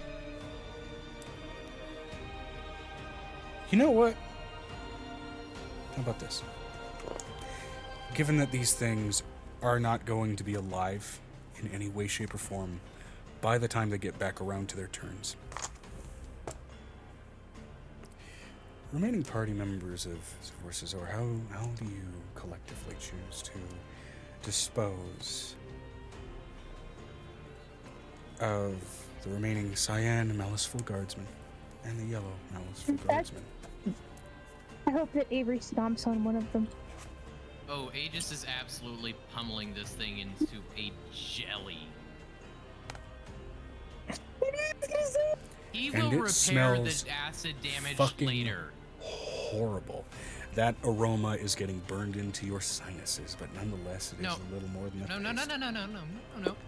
Paul Preston Avery is 30 feet away. You know what? That's Aegis fair. doesn't have a nose. Aegis is thinking, thank the gods they didn't install a scent mod onto me. Oh my god. He's just pounding away. And also thank the gods that Angel didn't give me a meat tongue like she did that one other fellow. It wasn't just I'm fully aware that I'm taking some acid damage from this, but I'll just repair it later. It's fine, yeah. Looks over at Venestra and Zen. What are y'all gonna do to the other one? Who's like, oh. And I will say this just Vinestra because... said, Vi would just smush it. She did 371 damage. Fair enough. The last two mutants reduced to a fine paste. Can I collect the box? Yeah, you absolutely can. What's left of most of them. A lot of them have been very badly broken, but you can absolutely get some buckets. I'm letting you know that Angel is now carrying this torso to these tents. I'll collect the four that weren't smushed. Is the torso the same hay as Angel? At this point, honestly, Definitely taller than me. It's definitely taller than me. She was so much taller than me. yeah. Still Joe, taller she than was her. so She's much got no taller than arms me. and no legs. She was Vi's height TBF. Yeah. I remember. Tall fucking hobgoblin, which makes you wonder, what the hell else was part of her lineage? I mean, there was the red dragon scales that were popping up on her body, so that might be a hint. But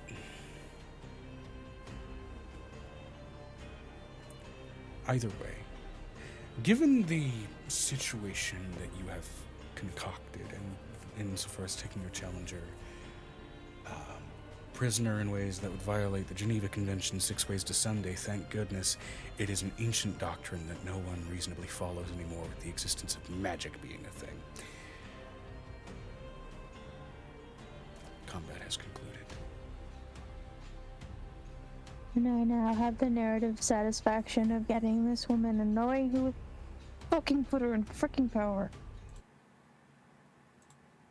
Avery almost died yet again, but miraculous.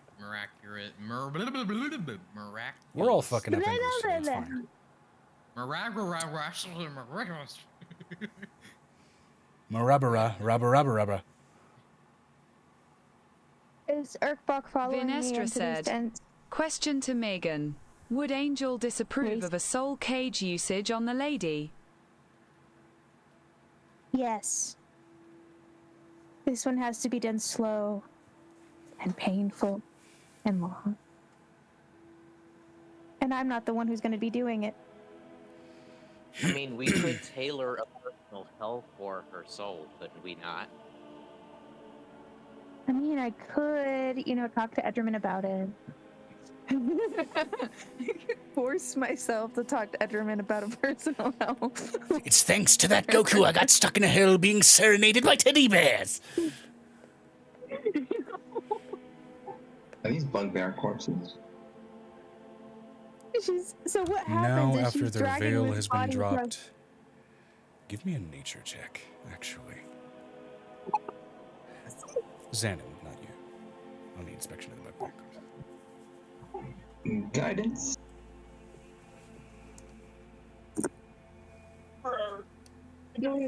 I would say actually nature, she tapped arcana, in. or religion, whichever's Hey. better for you.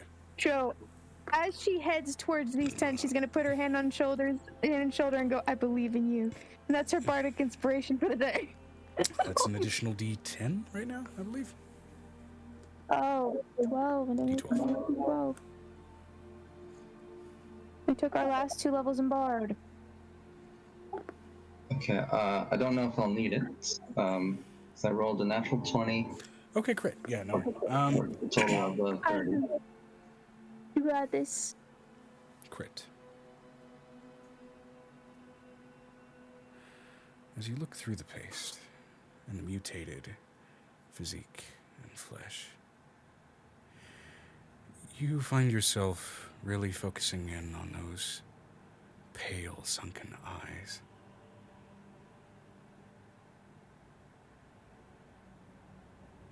These are not hobgoblins. These are not bugbears.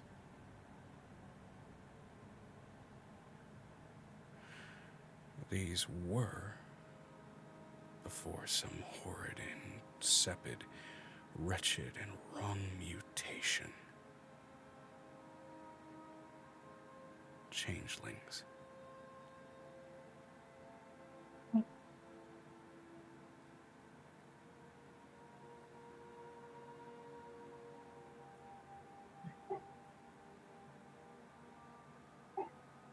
Mutated change. She did. Maledicted changelings, technically. As you enter into that tent, and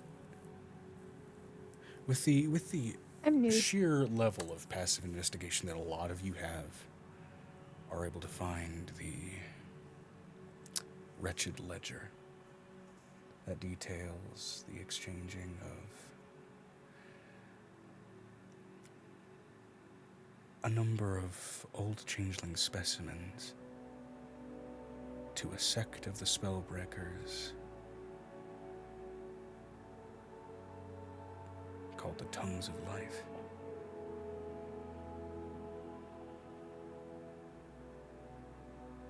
the sheer breadth of their malleability was studied intently and bent in ways unnatural.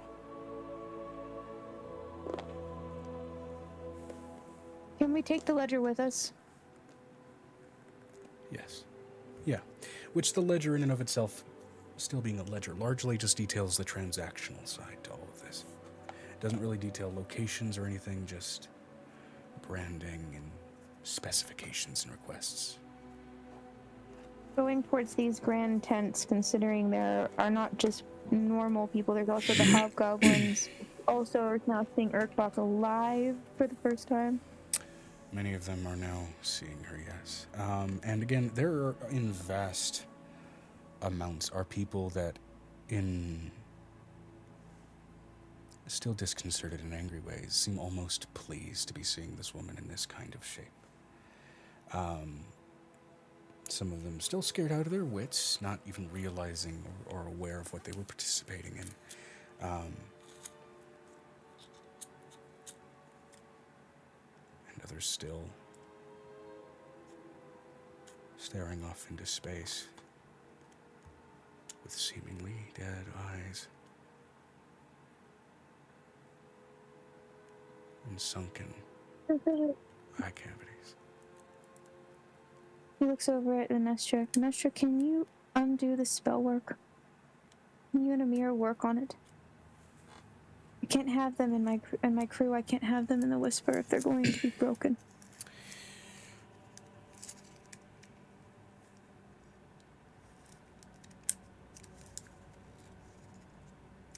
Also broken.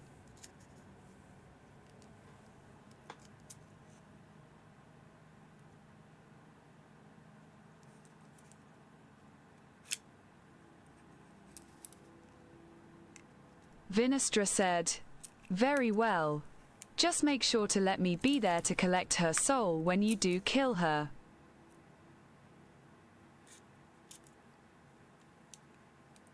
I don't know who she owes it to, so I'm gonna have to ask that first.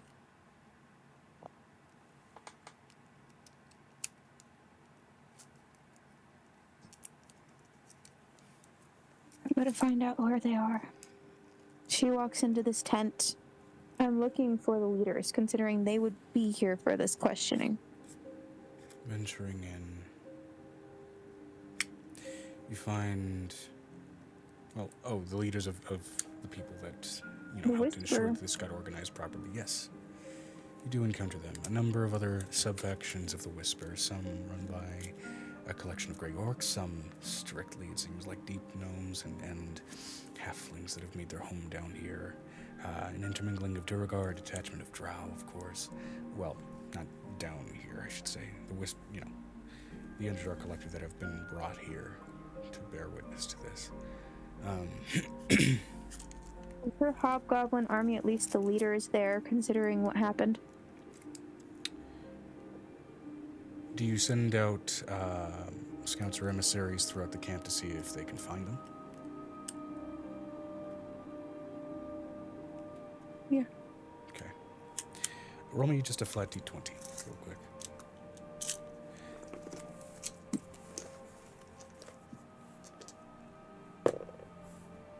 $16.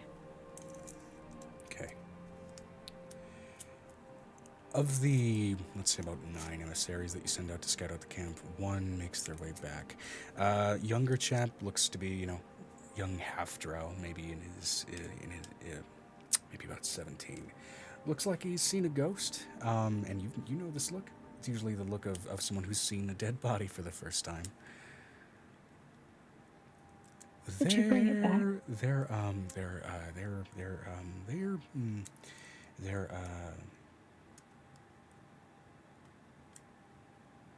I'm not gonna be able to forget that smell. I will send my children after them and resurrect them. She looks over at her children for the first time. Tatsu, please.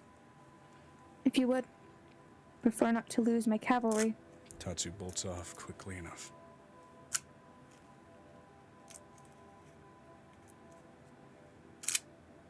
Are there any of them that knew Urkbok? in the A tent. number of the identified leadership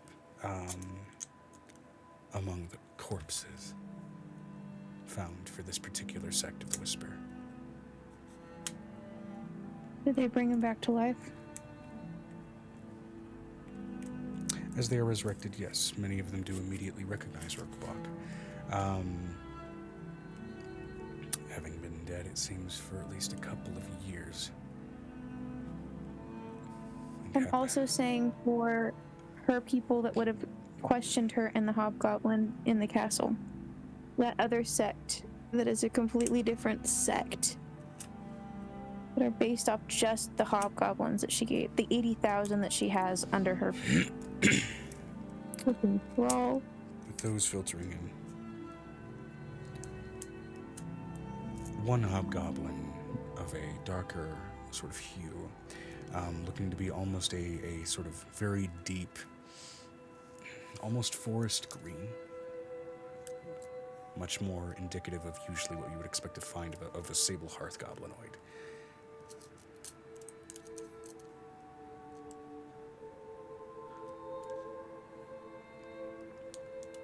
I'm sure that your husband brought the brass gong, correct? Yes.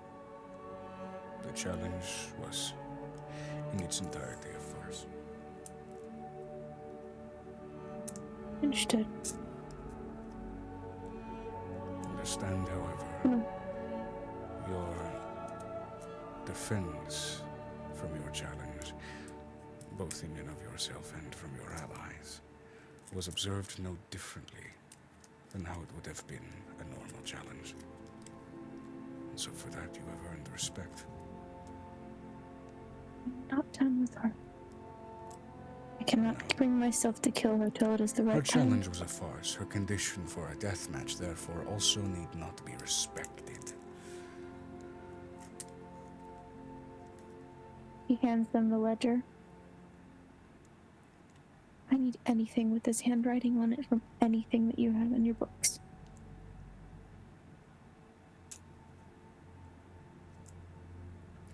Understood. She looks at both of the whisper fountains. In the interest of being thorough, we will be back with you in a fortnight.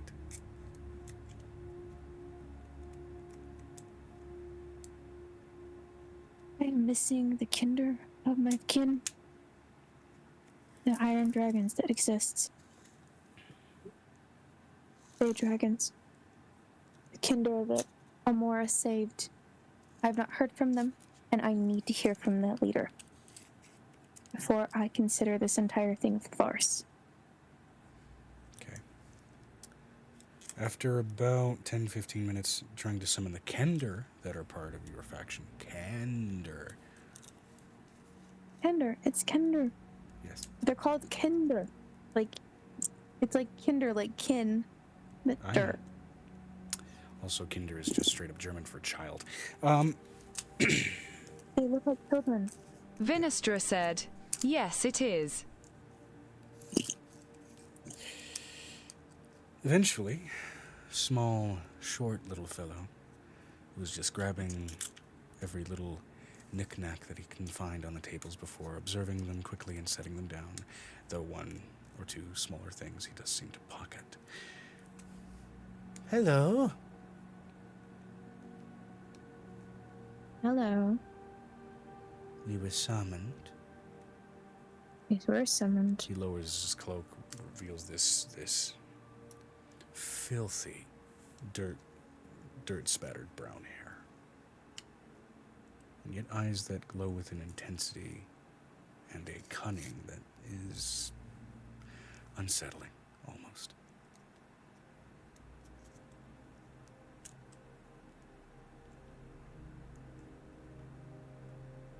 Do you want to tell me? Did you know about her? She's sitting with the body, her hair still basically bloodied and stuck to her hand. My goodness, that is disgusting.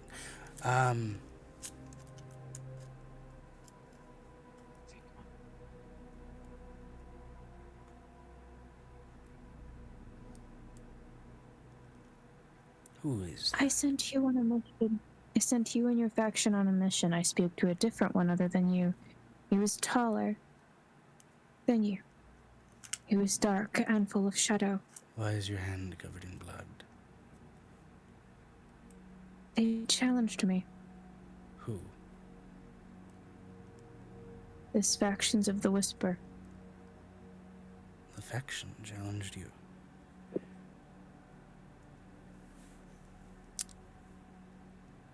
He seems to be staring at your hand, but not what it's attached to.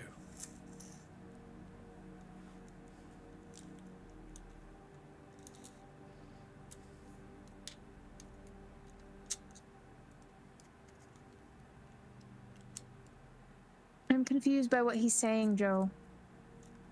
You're Roll really me an giving me insight. cryptic things. I'm really confused. Roll me an insight.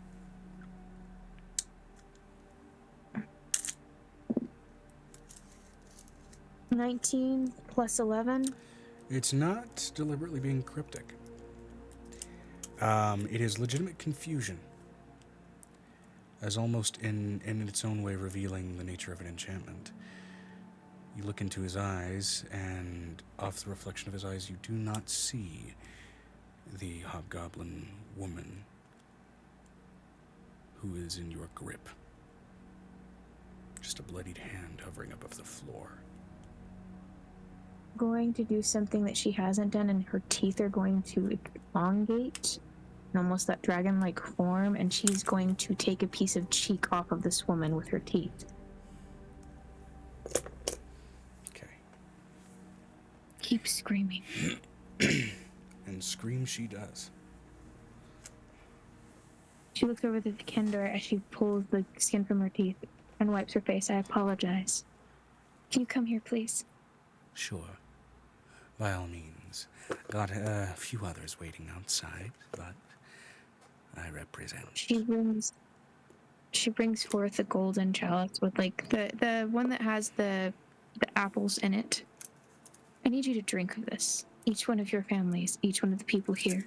I'd be foolish to disobey. Trust me. Please. As he imbibes, you watch his eyes light up as a series of smaller runes on his eyeballs break. Freaking thought. When the fuck did she get here? She's been here. For how goddamn long? Also, you're looking a little stumpy there, Stumpy. She's definitely stumpy. And Stumpy here stumped me. That's not okay. I need you to travel with your entire group to Merkest and eat of the apples there. Until You don't each need one to be of the rooms, archaic with the way you put that. We'll go eat apples. the golden apples, not any one specifically, those. Understood. Drink of the water there, eat of the apples there, and drink holy water specifically from Amoris. If she had an Temple, the enchantment on Temple me, of she Moon. fucked over my entire subfaction. Don't know how the hell she managed to do that. I don't think she's the only one. When the other faction comes back, I will have them drink of the same thing, so bring me back apples, as many as you can carry through the tree. Understood.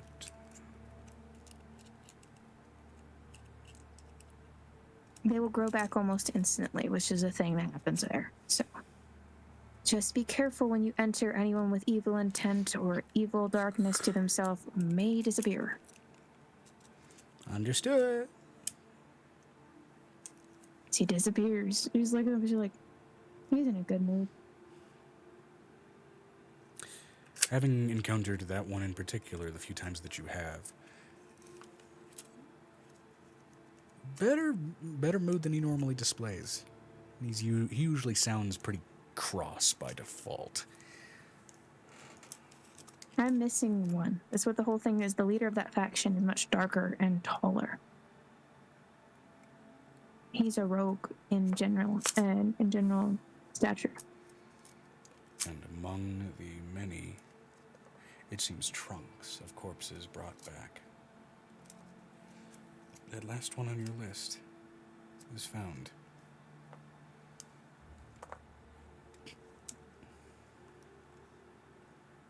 Nicodemus, I think we're going to exhaust ourselves today.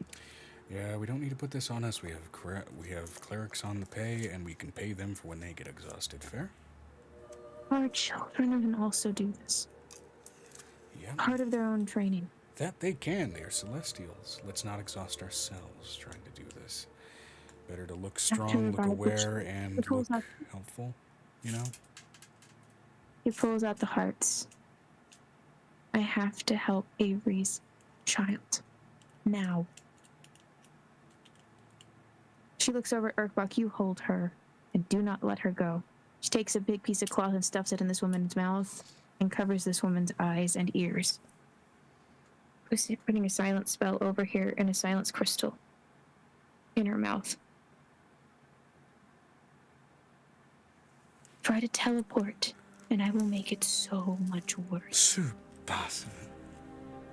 Such a rampant waste of enchanted material. I thought I taught you better. She goes digging through her belt and pulls out a blue file, jams a needle into it, and shoves it into this woman's neck as she then completely locks up, stops squirming, and is left with shallow, labored breathing. Did you forget how to make that fucking paralytic? Yes, I did.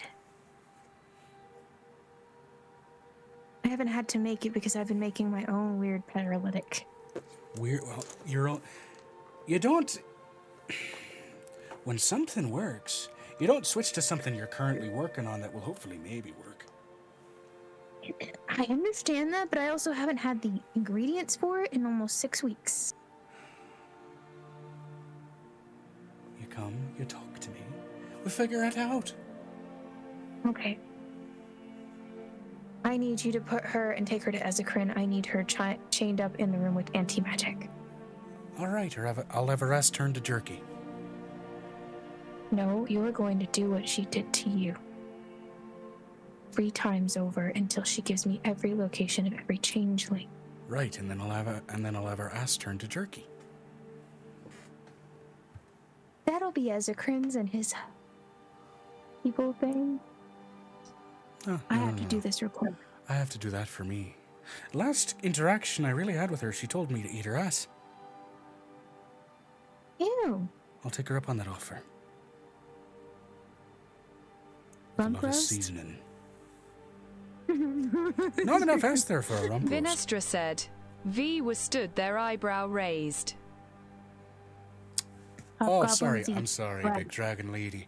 Do you have a problem with cannibalism? Hobgoblins eat flesh.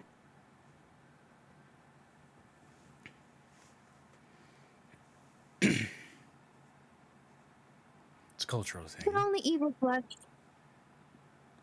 We only eat of each other. Also, most of the time it's Yes, in a fun way. and I still do want her soul. She's done enough harm. Well, me making her ass into jerky does not mean me killing her. It means I will take a nice fillet knife and I will slice off her gluteus maximus. Although, looking at her the way she is, more like a gluteus minimus. You can fix that, you know that. She'll be very much alive. Legless, armless, tongueless, and assless. I am going to go handle Avery's baby now. Thank you. I promised Aiko I would do it today. I understand you got some foreign standards and some foreign customs and honestly some foreign sensibilities. I get it. I can understand the moral standing. You're not standing before a moral person. I got a way of doing things. You are, but a different type of moral set. Sue, from your perspective, because I forced you to live with me for a number of years, you believe me to be a moral person. I must insist on any normal insane sensibility that be provided to a mother. I'm not a good example. I'm letting you know if you do not let Lenora know that you've got a hold of her and you don't let her have a piece of her, He's gonna get pissed off. I'm gonna make enough ass jerky for 2. You're fine. She wanted to carve out her tongue. Fine. We'll make lemas lengua. Go do your thing. I gotta do this. Vinestra said, do want to add Vi and her have met before. Yeah, they know each other. I know we have. I apologize if it's coming off like I'm talking down to you. I'm not, just reminding you how I be. Now, you got 2 options. You can sit there huffing about the immorality of us carving up a rightfully evil bitch, or you can follow along. I can show you a couple of things about how to make her scream a lot and still manage to stay awake. Go through the back door and under the second building, not the first. Nice double entendre, sweetie. And that's the only way to get into the building that doesn't burn her alive because she's evil. Does Angel burn just when like you go in without the right preparation. Especially in the preparation back door. H. Okay, that's what I thought you were I going. ain't huffing about it. I'd just like to know when I can collect her soul. Well, okay. Also, you know Joe, what? how many Fair. Tao wishes does Vi have? How many Tao wishes? I would assume that one of them were involved with your initial connection with them. Let me go ahead and roll that real quick. Okay, you got 1 left at the moment, but things can be negotiated for more. So, but either way, I will let you know when the soul is worth collecting. I'll bring it to a few other people first, you know, because everybody needs a turn with something like this. But I'll let you know. I do have a question. Can I negotiate with the Tao for a wish? I wouldn't recommend negotiating with a Tao and a Freet or anything else of the sort. But, you know, that's my insights. Over 100 changelings to revive today. What to do to revive today from a minute to 2. Vinestra said, he'd likely want to join you and your husband in your bedchamber. Oh, it's She one of looks those. over Is it? Nicodemus.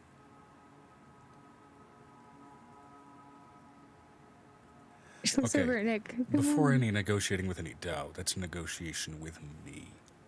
You'll have to get my yes or no before even trying. That's an absolutely not. I did not say that. I mean, we're going to have to discuss it and discuss the implications away from staff members and children.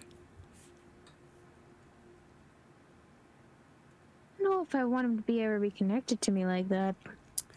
Which, by the way, you motherfuckers, I get it. For 2 fucking goddamn years, my legitimacy and my connection with my lovely angel has been questioned. You assholes trusted me with this stupid-ass gong. Put my name on the fucking parchment. Or I swear to God, I will set something on fire. Now, love. Yeah. I'm sure you will figure out revivals and a route to revivals without exhausting yourself. Personal instinct. Personal instinct. She looks over and she has that little jar in her hand that Aiko handed to her. I at least have to do this one. That's fine. Now, personal instinct. Apparently, we're burgeoning gods. I don't know. Maybe we ought to read some books about what it takes to revive a heaven. It's a thought. A lot of death, love. Yeah, we've been surrounded by a lot of death. I think that part's crossed off the list. Our death. Our death. I completely forgot I was wearing a green tank top and I've been chroma neck the entire goddamn time. Good job, bro.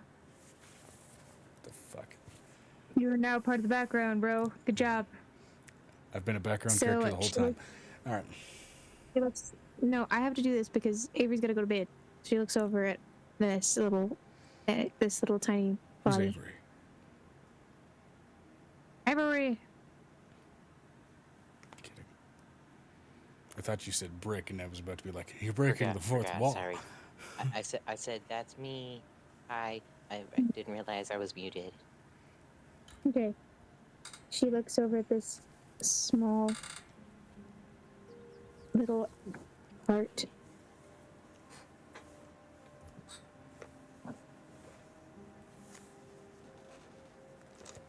She lays out the spell. She goes in for a walk for a while, and she finds a large patch of snow where it's perfectly pristine. Mm-hmm. Where it reminds her of Aiko and Avery when they're together, and she has Avery follow her. She walks for a long time. She's not nude, by the way, at this point. She's cleaned off and looking halfway decent. Yeah, you gotta avoid frostbite on the taint, so clothing's good. Mm-hmm.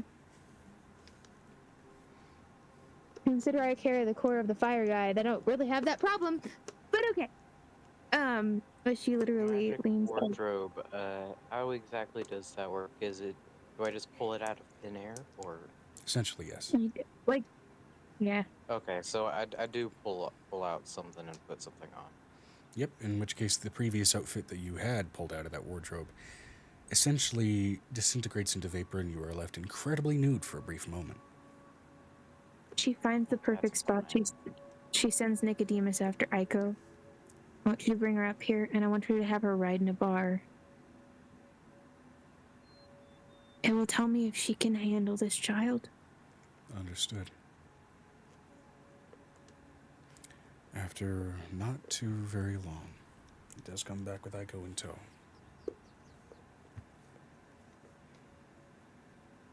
She takes the tiny heart and she puts it in the middle, and she begins the resurrection spell.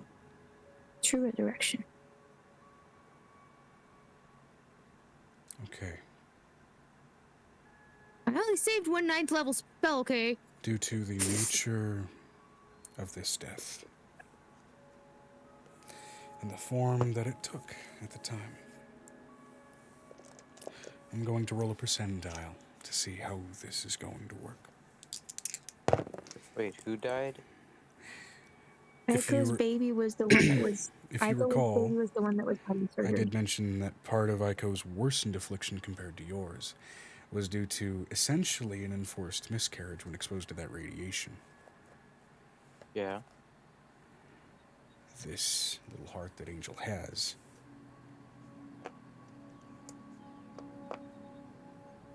Oh, is okay. We're rehashing. We're going like we're dealing with that baby heart that we had gotten out of the Dream Eater vomit. correct. Yeah. Okay. Just one of them to start with before she starts mass resurrecting people.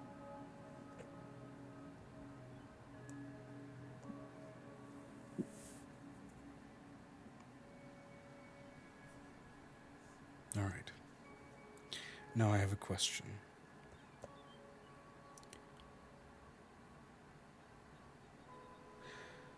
How do you reach out to this soul?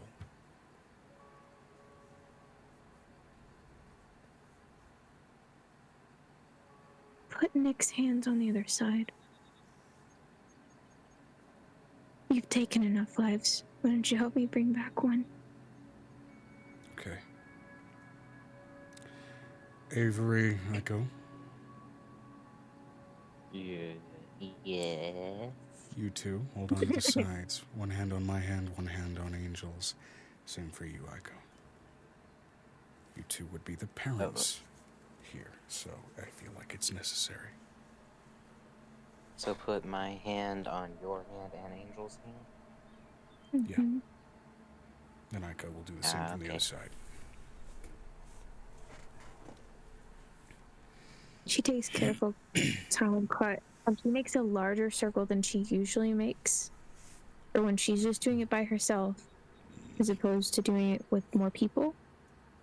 And she uses Amoris's runes mixed with Mochizuki runes, which is something she's never done before. Mixing the two. Yeah, give me an intelligence check really quick. really quick. Quit. I have an emote for this. You made it. I'm gonna go ahead and put it in the chat. A natural 20, Joe? The intelligence check?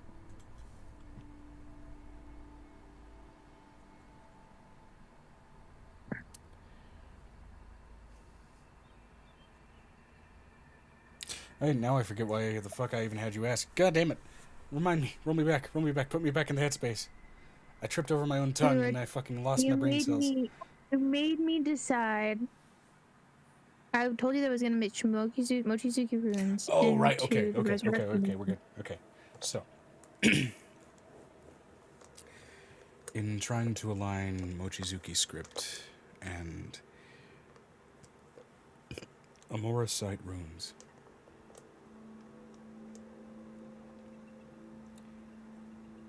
you notice some incredibly uncanny similarities in the character structure. They're subtle.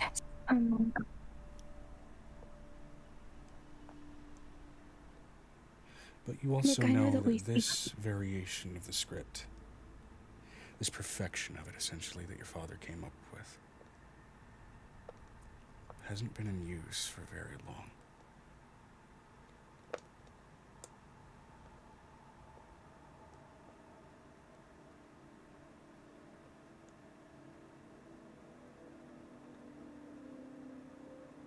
Nick, I want you to read these runes. Mochizuki script can be read, and I want you to follow after me when I say it. Okay. I've never spoken this to you. I've said words to you, but you don't recognize it. And then when we have pillow talk, Roll me a wisdom check, really quick. Whoa. It's a 19. As you mentioned the instinct to speak them, noting the similarities between the Amorite runes and the Mochizuki script,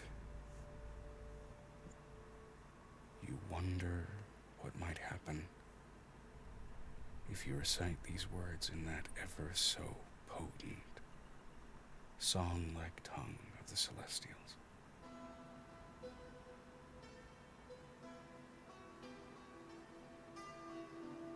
She begins to sing and leads him through what it sounds like when she says the words. Because it's only something that her dad would speak, and there are words that she would use for love for Nicodemus that nobody understood because they were in her father's language. It was one of the last things he taught her. Your father's language, that variation of the spoken Mochizuki script, it's disjointed. It was essentially a code language, not dissimilar to Thieves' Cant in a lot of ways. But now, when intermingled with Celestial, when spoken through that lens, it's like deliberate pauses for breath in a song.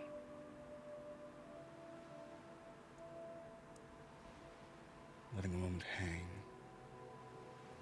letting a moment breathe. Over and over, reciting, over and over, looping, cycling, like a chorus to a greater melody. Hearing this from the outside, Avery, as well as anybody nearby, it's beautiful.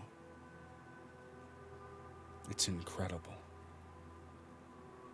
There's magic buried in every thread, tone, and syllable of this phrasing.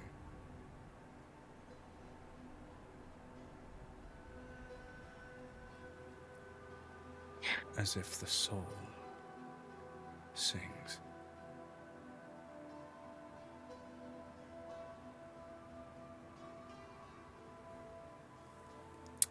Eventually, the air around you begins to transition smoothly, almost like a dream. And you're in a child's bedroom. No, a childhood home. No, a place you used to play as a child. No, an open field. No. No. And it cycles through so many different options, and it feels like you've actively entered into those beautiful, sun-laden, rose-tinted glasses of childhood, but not a deception, an echo, a memory, a reality, a reimagining, a reward, a resting place, to be young again. Did I die and go to heaven? Certainly a heaven. As in where you are all holding the heart, or were. There is a small, ever-shifting moat of life. Oh, look, there's a small but shifting moat there. Moat of life, faded, lost, sad. Avery, you're familiar with this particular aspect of magic. This is often how children look inside of the mothers of changelings. And there's a connection to it, a tether, a golden thread between it and you, between it and Aiko, between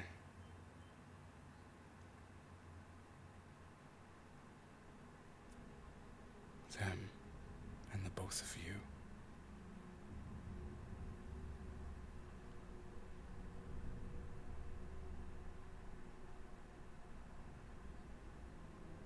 I want you to reach out to the moat, and I want you to ask it come with you. It's gonna be afraid.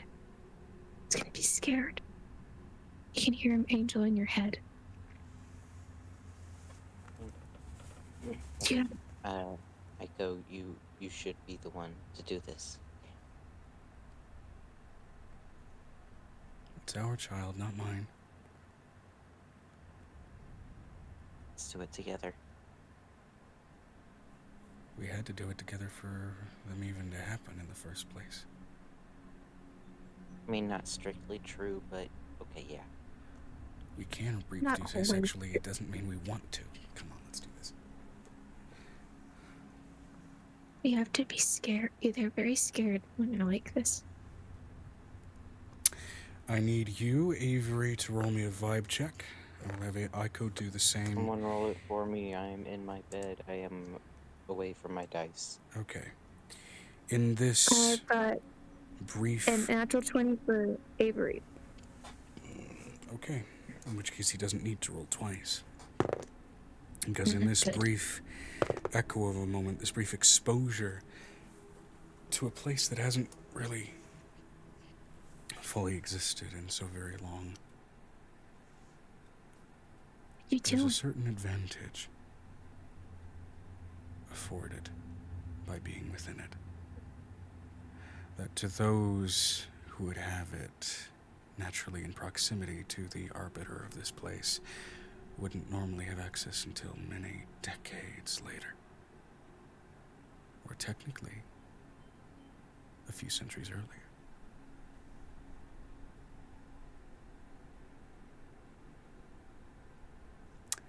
As Aiko as well got a natural 20. And the moat gently swirls between the two of you as you hold each other's hands, like a figure eight, like a sign of infinity, before finally settling within Aiko. And in the exact and precise moment that it settles in, you snap back to reality. The sun out, bright, brilliant, overpowering, here almost comes Brandon. snowblind, looking at the white ice and snow beneath you. Hauntingly. The snow patterned with that same dried, salt-flat-like texture that pockmarks both of your skin.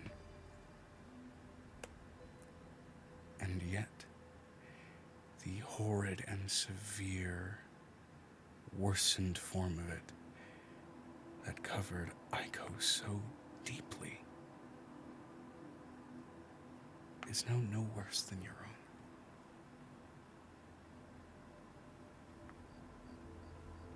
Hey, we're making progress. Aiko instinctively grabs your hand and presses it to her belly. More than progress, as you feel movement and life. I don't know, I call that progress.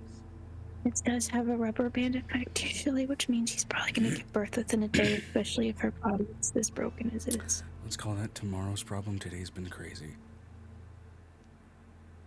That's if it waits. Bedtime. Or, no, She looks over. dinner. She looks over at Aiko. If it waits. If it gets bad in the night, you come get me. Understood.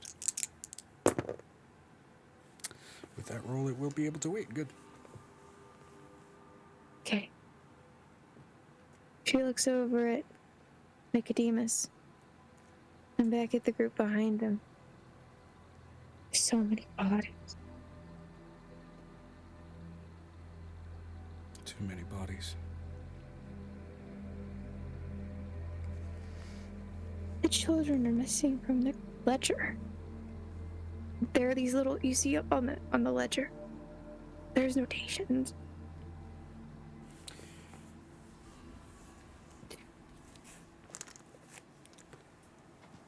Something to ask of her when we get the chance.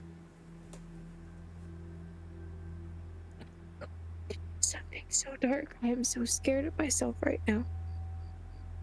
Nick walks over to you, rests his hands on your shoulders as he kneels down in front of you, and he rests his forehead on yours. You were so afraid as a child. Look at me.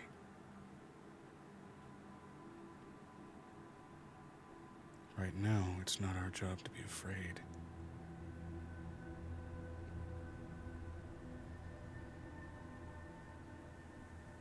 Right now, it's our job to comfort. What did you do to them?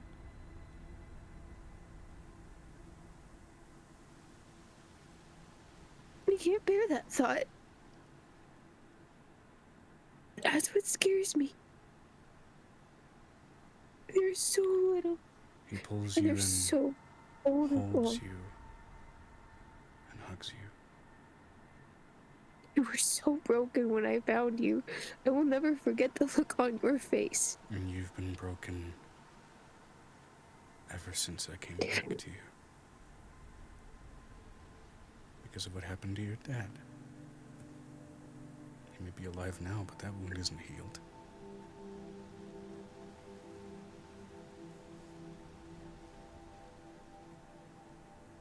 I know what it's like. Let's take a beat. I know what it's like. Before we get the rest of them. Before we heal them. I want you to sit with me, I tried to collect as many as I could. I tried. And we have limits. It's okay. We can collect more. We didn't have limits. We didn't have limits, Nick. They were in our way. She was in our way.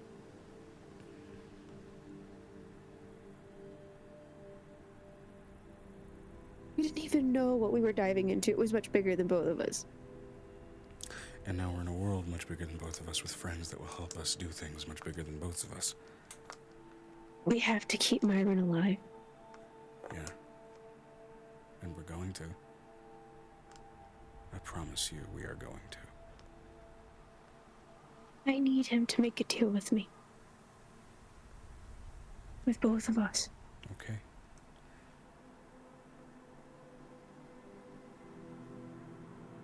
Let's take a little bit. We will give him wings. We can give him wings. Okay, we'll figure that out.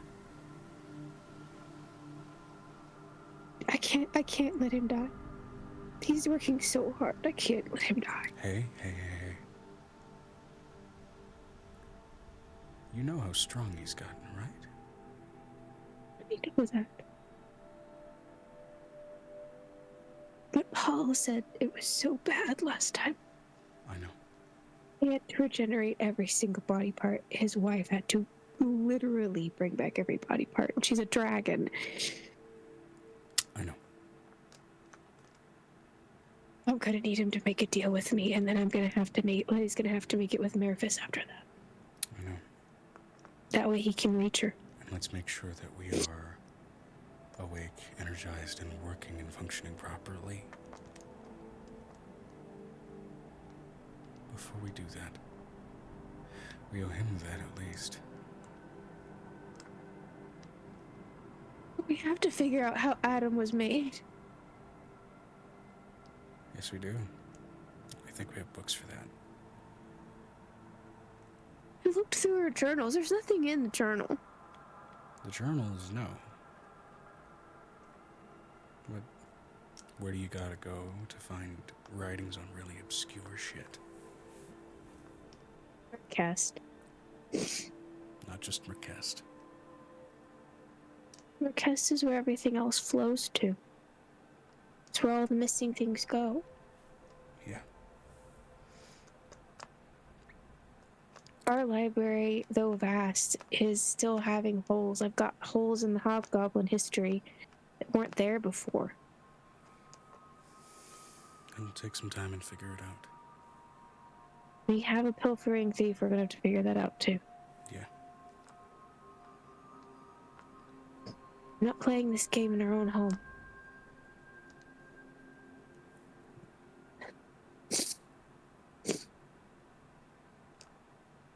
I'm going to talk. She literally, the one that she goes and she sleeps with, believe it or not, she falls asleep next to is alcove. She falls asleep on his knees. Okay. She waits for Nicodemus before she goes to bed, and gets food, but the thing that Angel will do before she goes to bed is just talk to Alcoop about everything that happened and He joins you. how terrified he is. Cleanly. Carefully and lovingly. As you both take a reasonable time to rest for the midday. And I think, given the lateness of the hour, given the heaviness of the content of the session,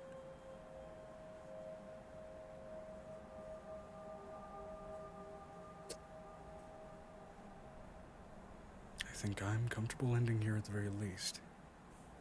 How does everyone else feel? Sleepy. Well, yeah. The one thing that she Vinestra told- said, there was some things I wanted to note for V. Okay. I'm fine. Oh, I also want to say, the one thing that she does say to Nicodemus is that she wants him to stay with her. I'm not going anywhere. Sent them to you in DMs, Joe. I'm assuming this is crafting stuff. Let's see.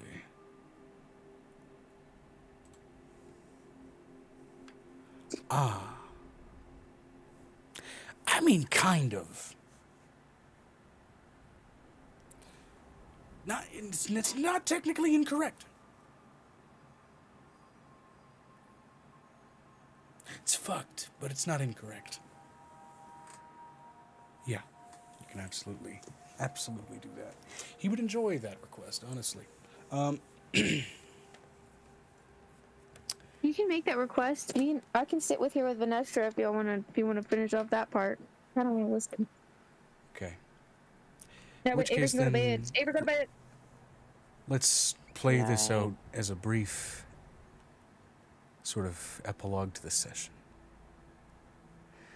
Vinestra, you rub on your ring, entering the domain of the Tao. It was quite a show out there. Fascinating to watch.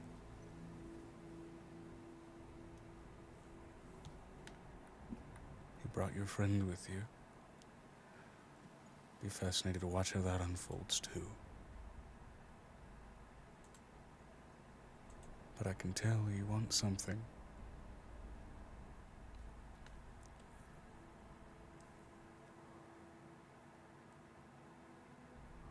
So what'll it be?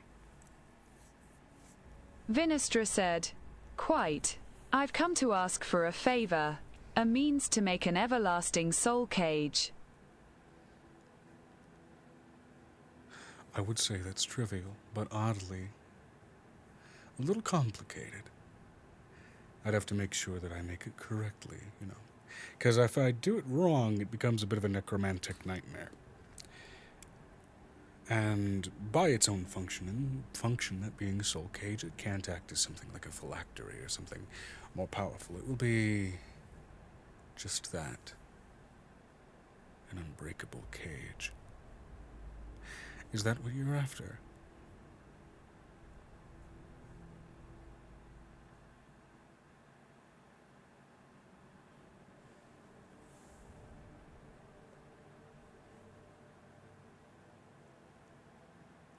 Somewhat. I want one where the soul cannot leave until I let it. That's generally how it works as well, although typically the soul expires like a resource. The design I would be thinking of would be... well, I think I'd have to borrow a little something from a king of the hells to make it work. I'm sure he'll be just overjoyed that I've stolen one of his black flames. Wish granted. Snaps his fingers, and as that normal sort of silver soul cage, one of them sort of comes up and crafts itself into existence, that black flame enters within, almost like filling it like a silvered lantern, before the silver on the actual cage turns black, twisted, rot, and wicked like wrought iron, covered both in primordial runes of a genie, installing limitations and extensions and stretchings of the finite nature of arcana, and in their own way sort of surrounding and containing infernal runes, and yet surrounding and interlaying with the arcane. It is this incredibly twisted lattice of magic. Not a thing will be able to escape this beautiful little cage. Sort of a hell in your pocket, if you would.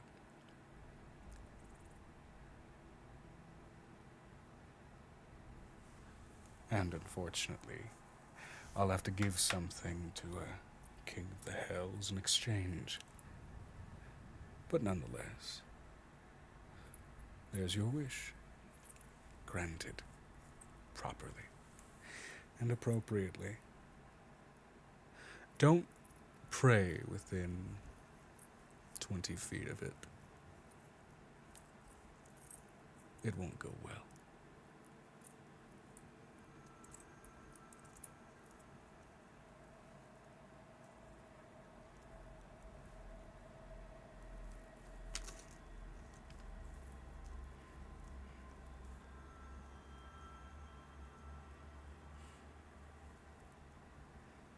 Vinestra said, "Thank you," and noted.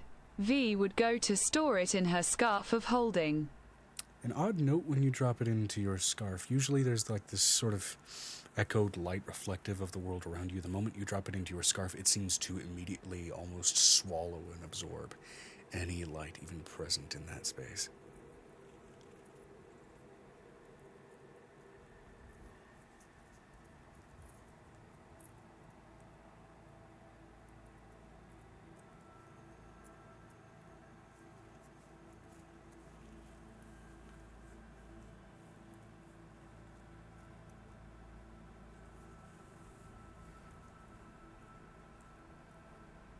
Just to make sure, if I pray with it in there, does that count as being within said distance?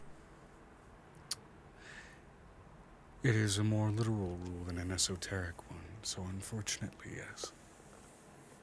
Devils and all that, they love technicalities.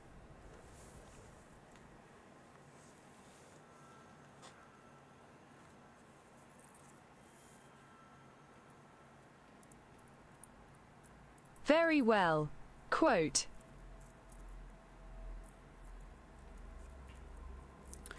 Okay.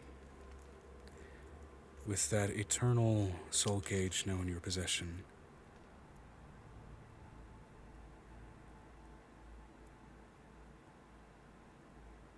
which, mechanically speaking, you can refer to as a black fire cage. That is where we end the session. Now I have a question for those that remain here and are still somewhat conscious. What do we name the session? Because this was a long one. We did start late because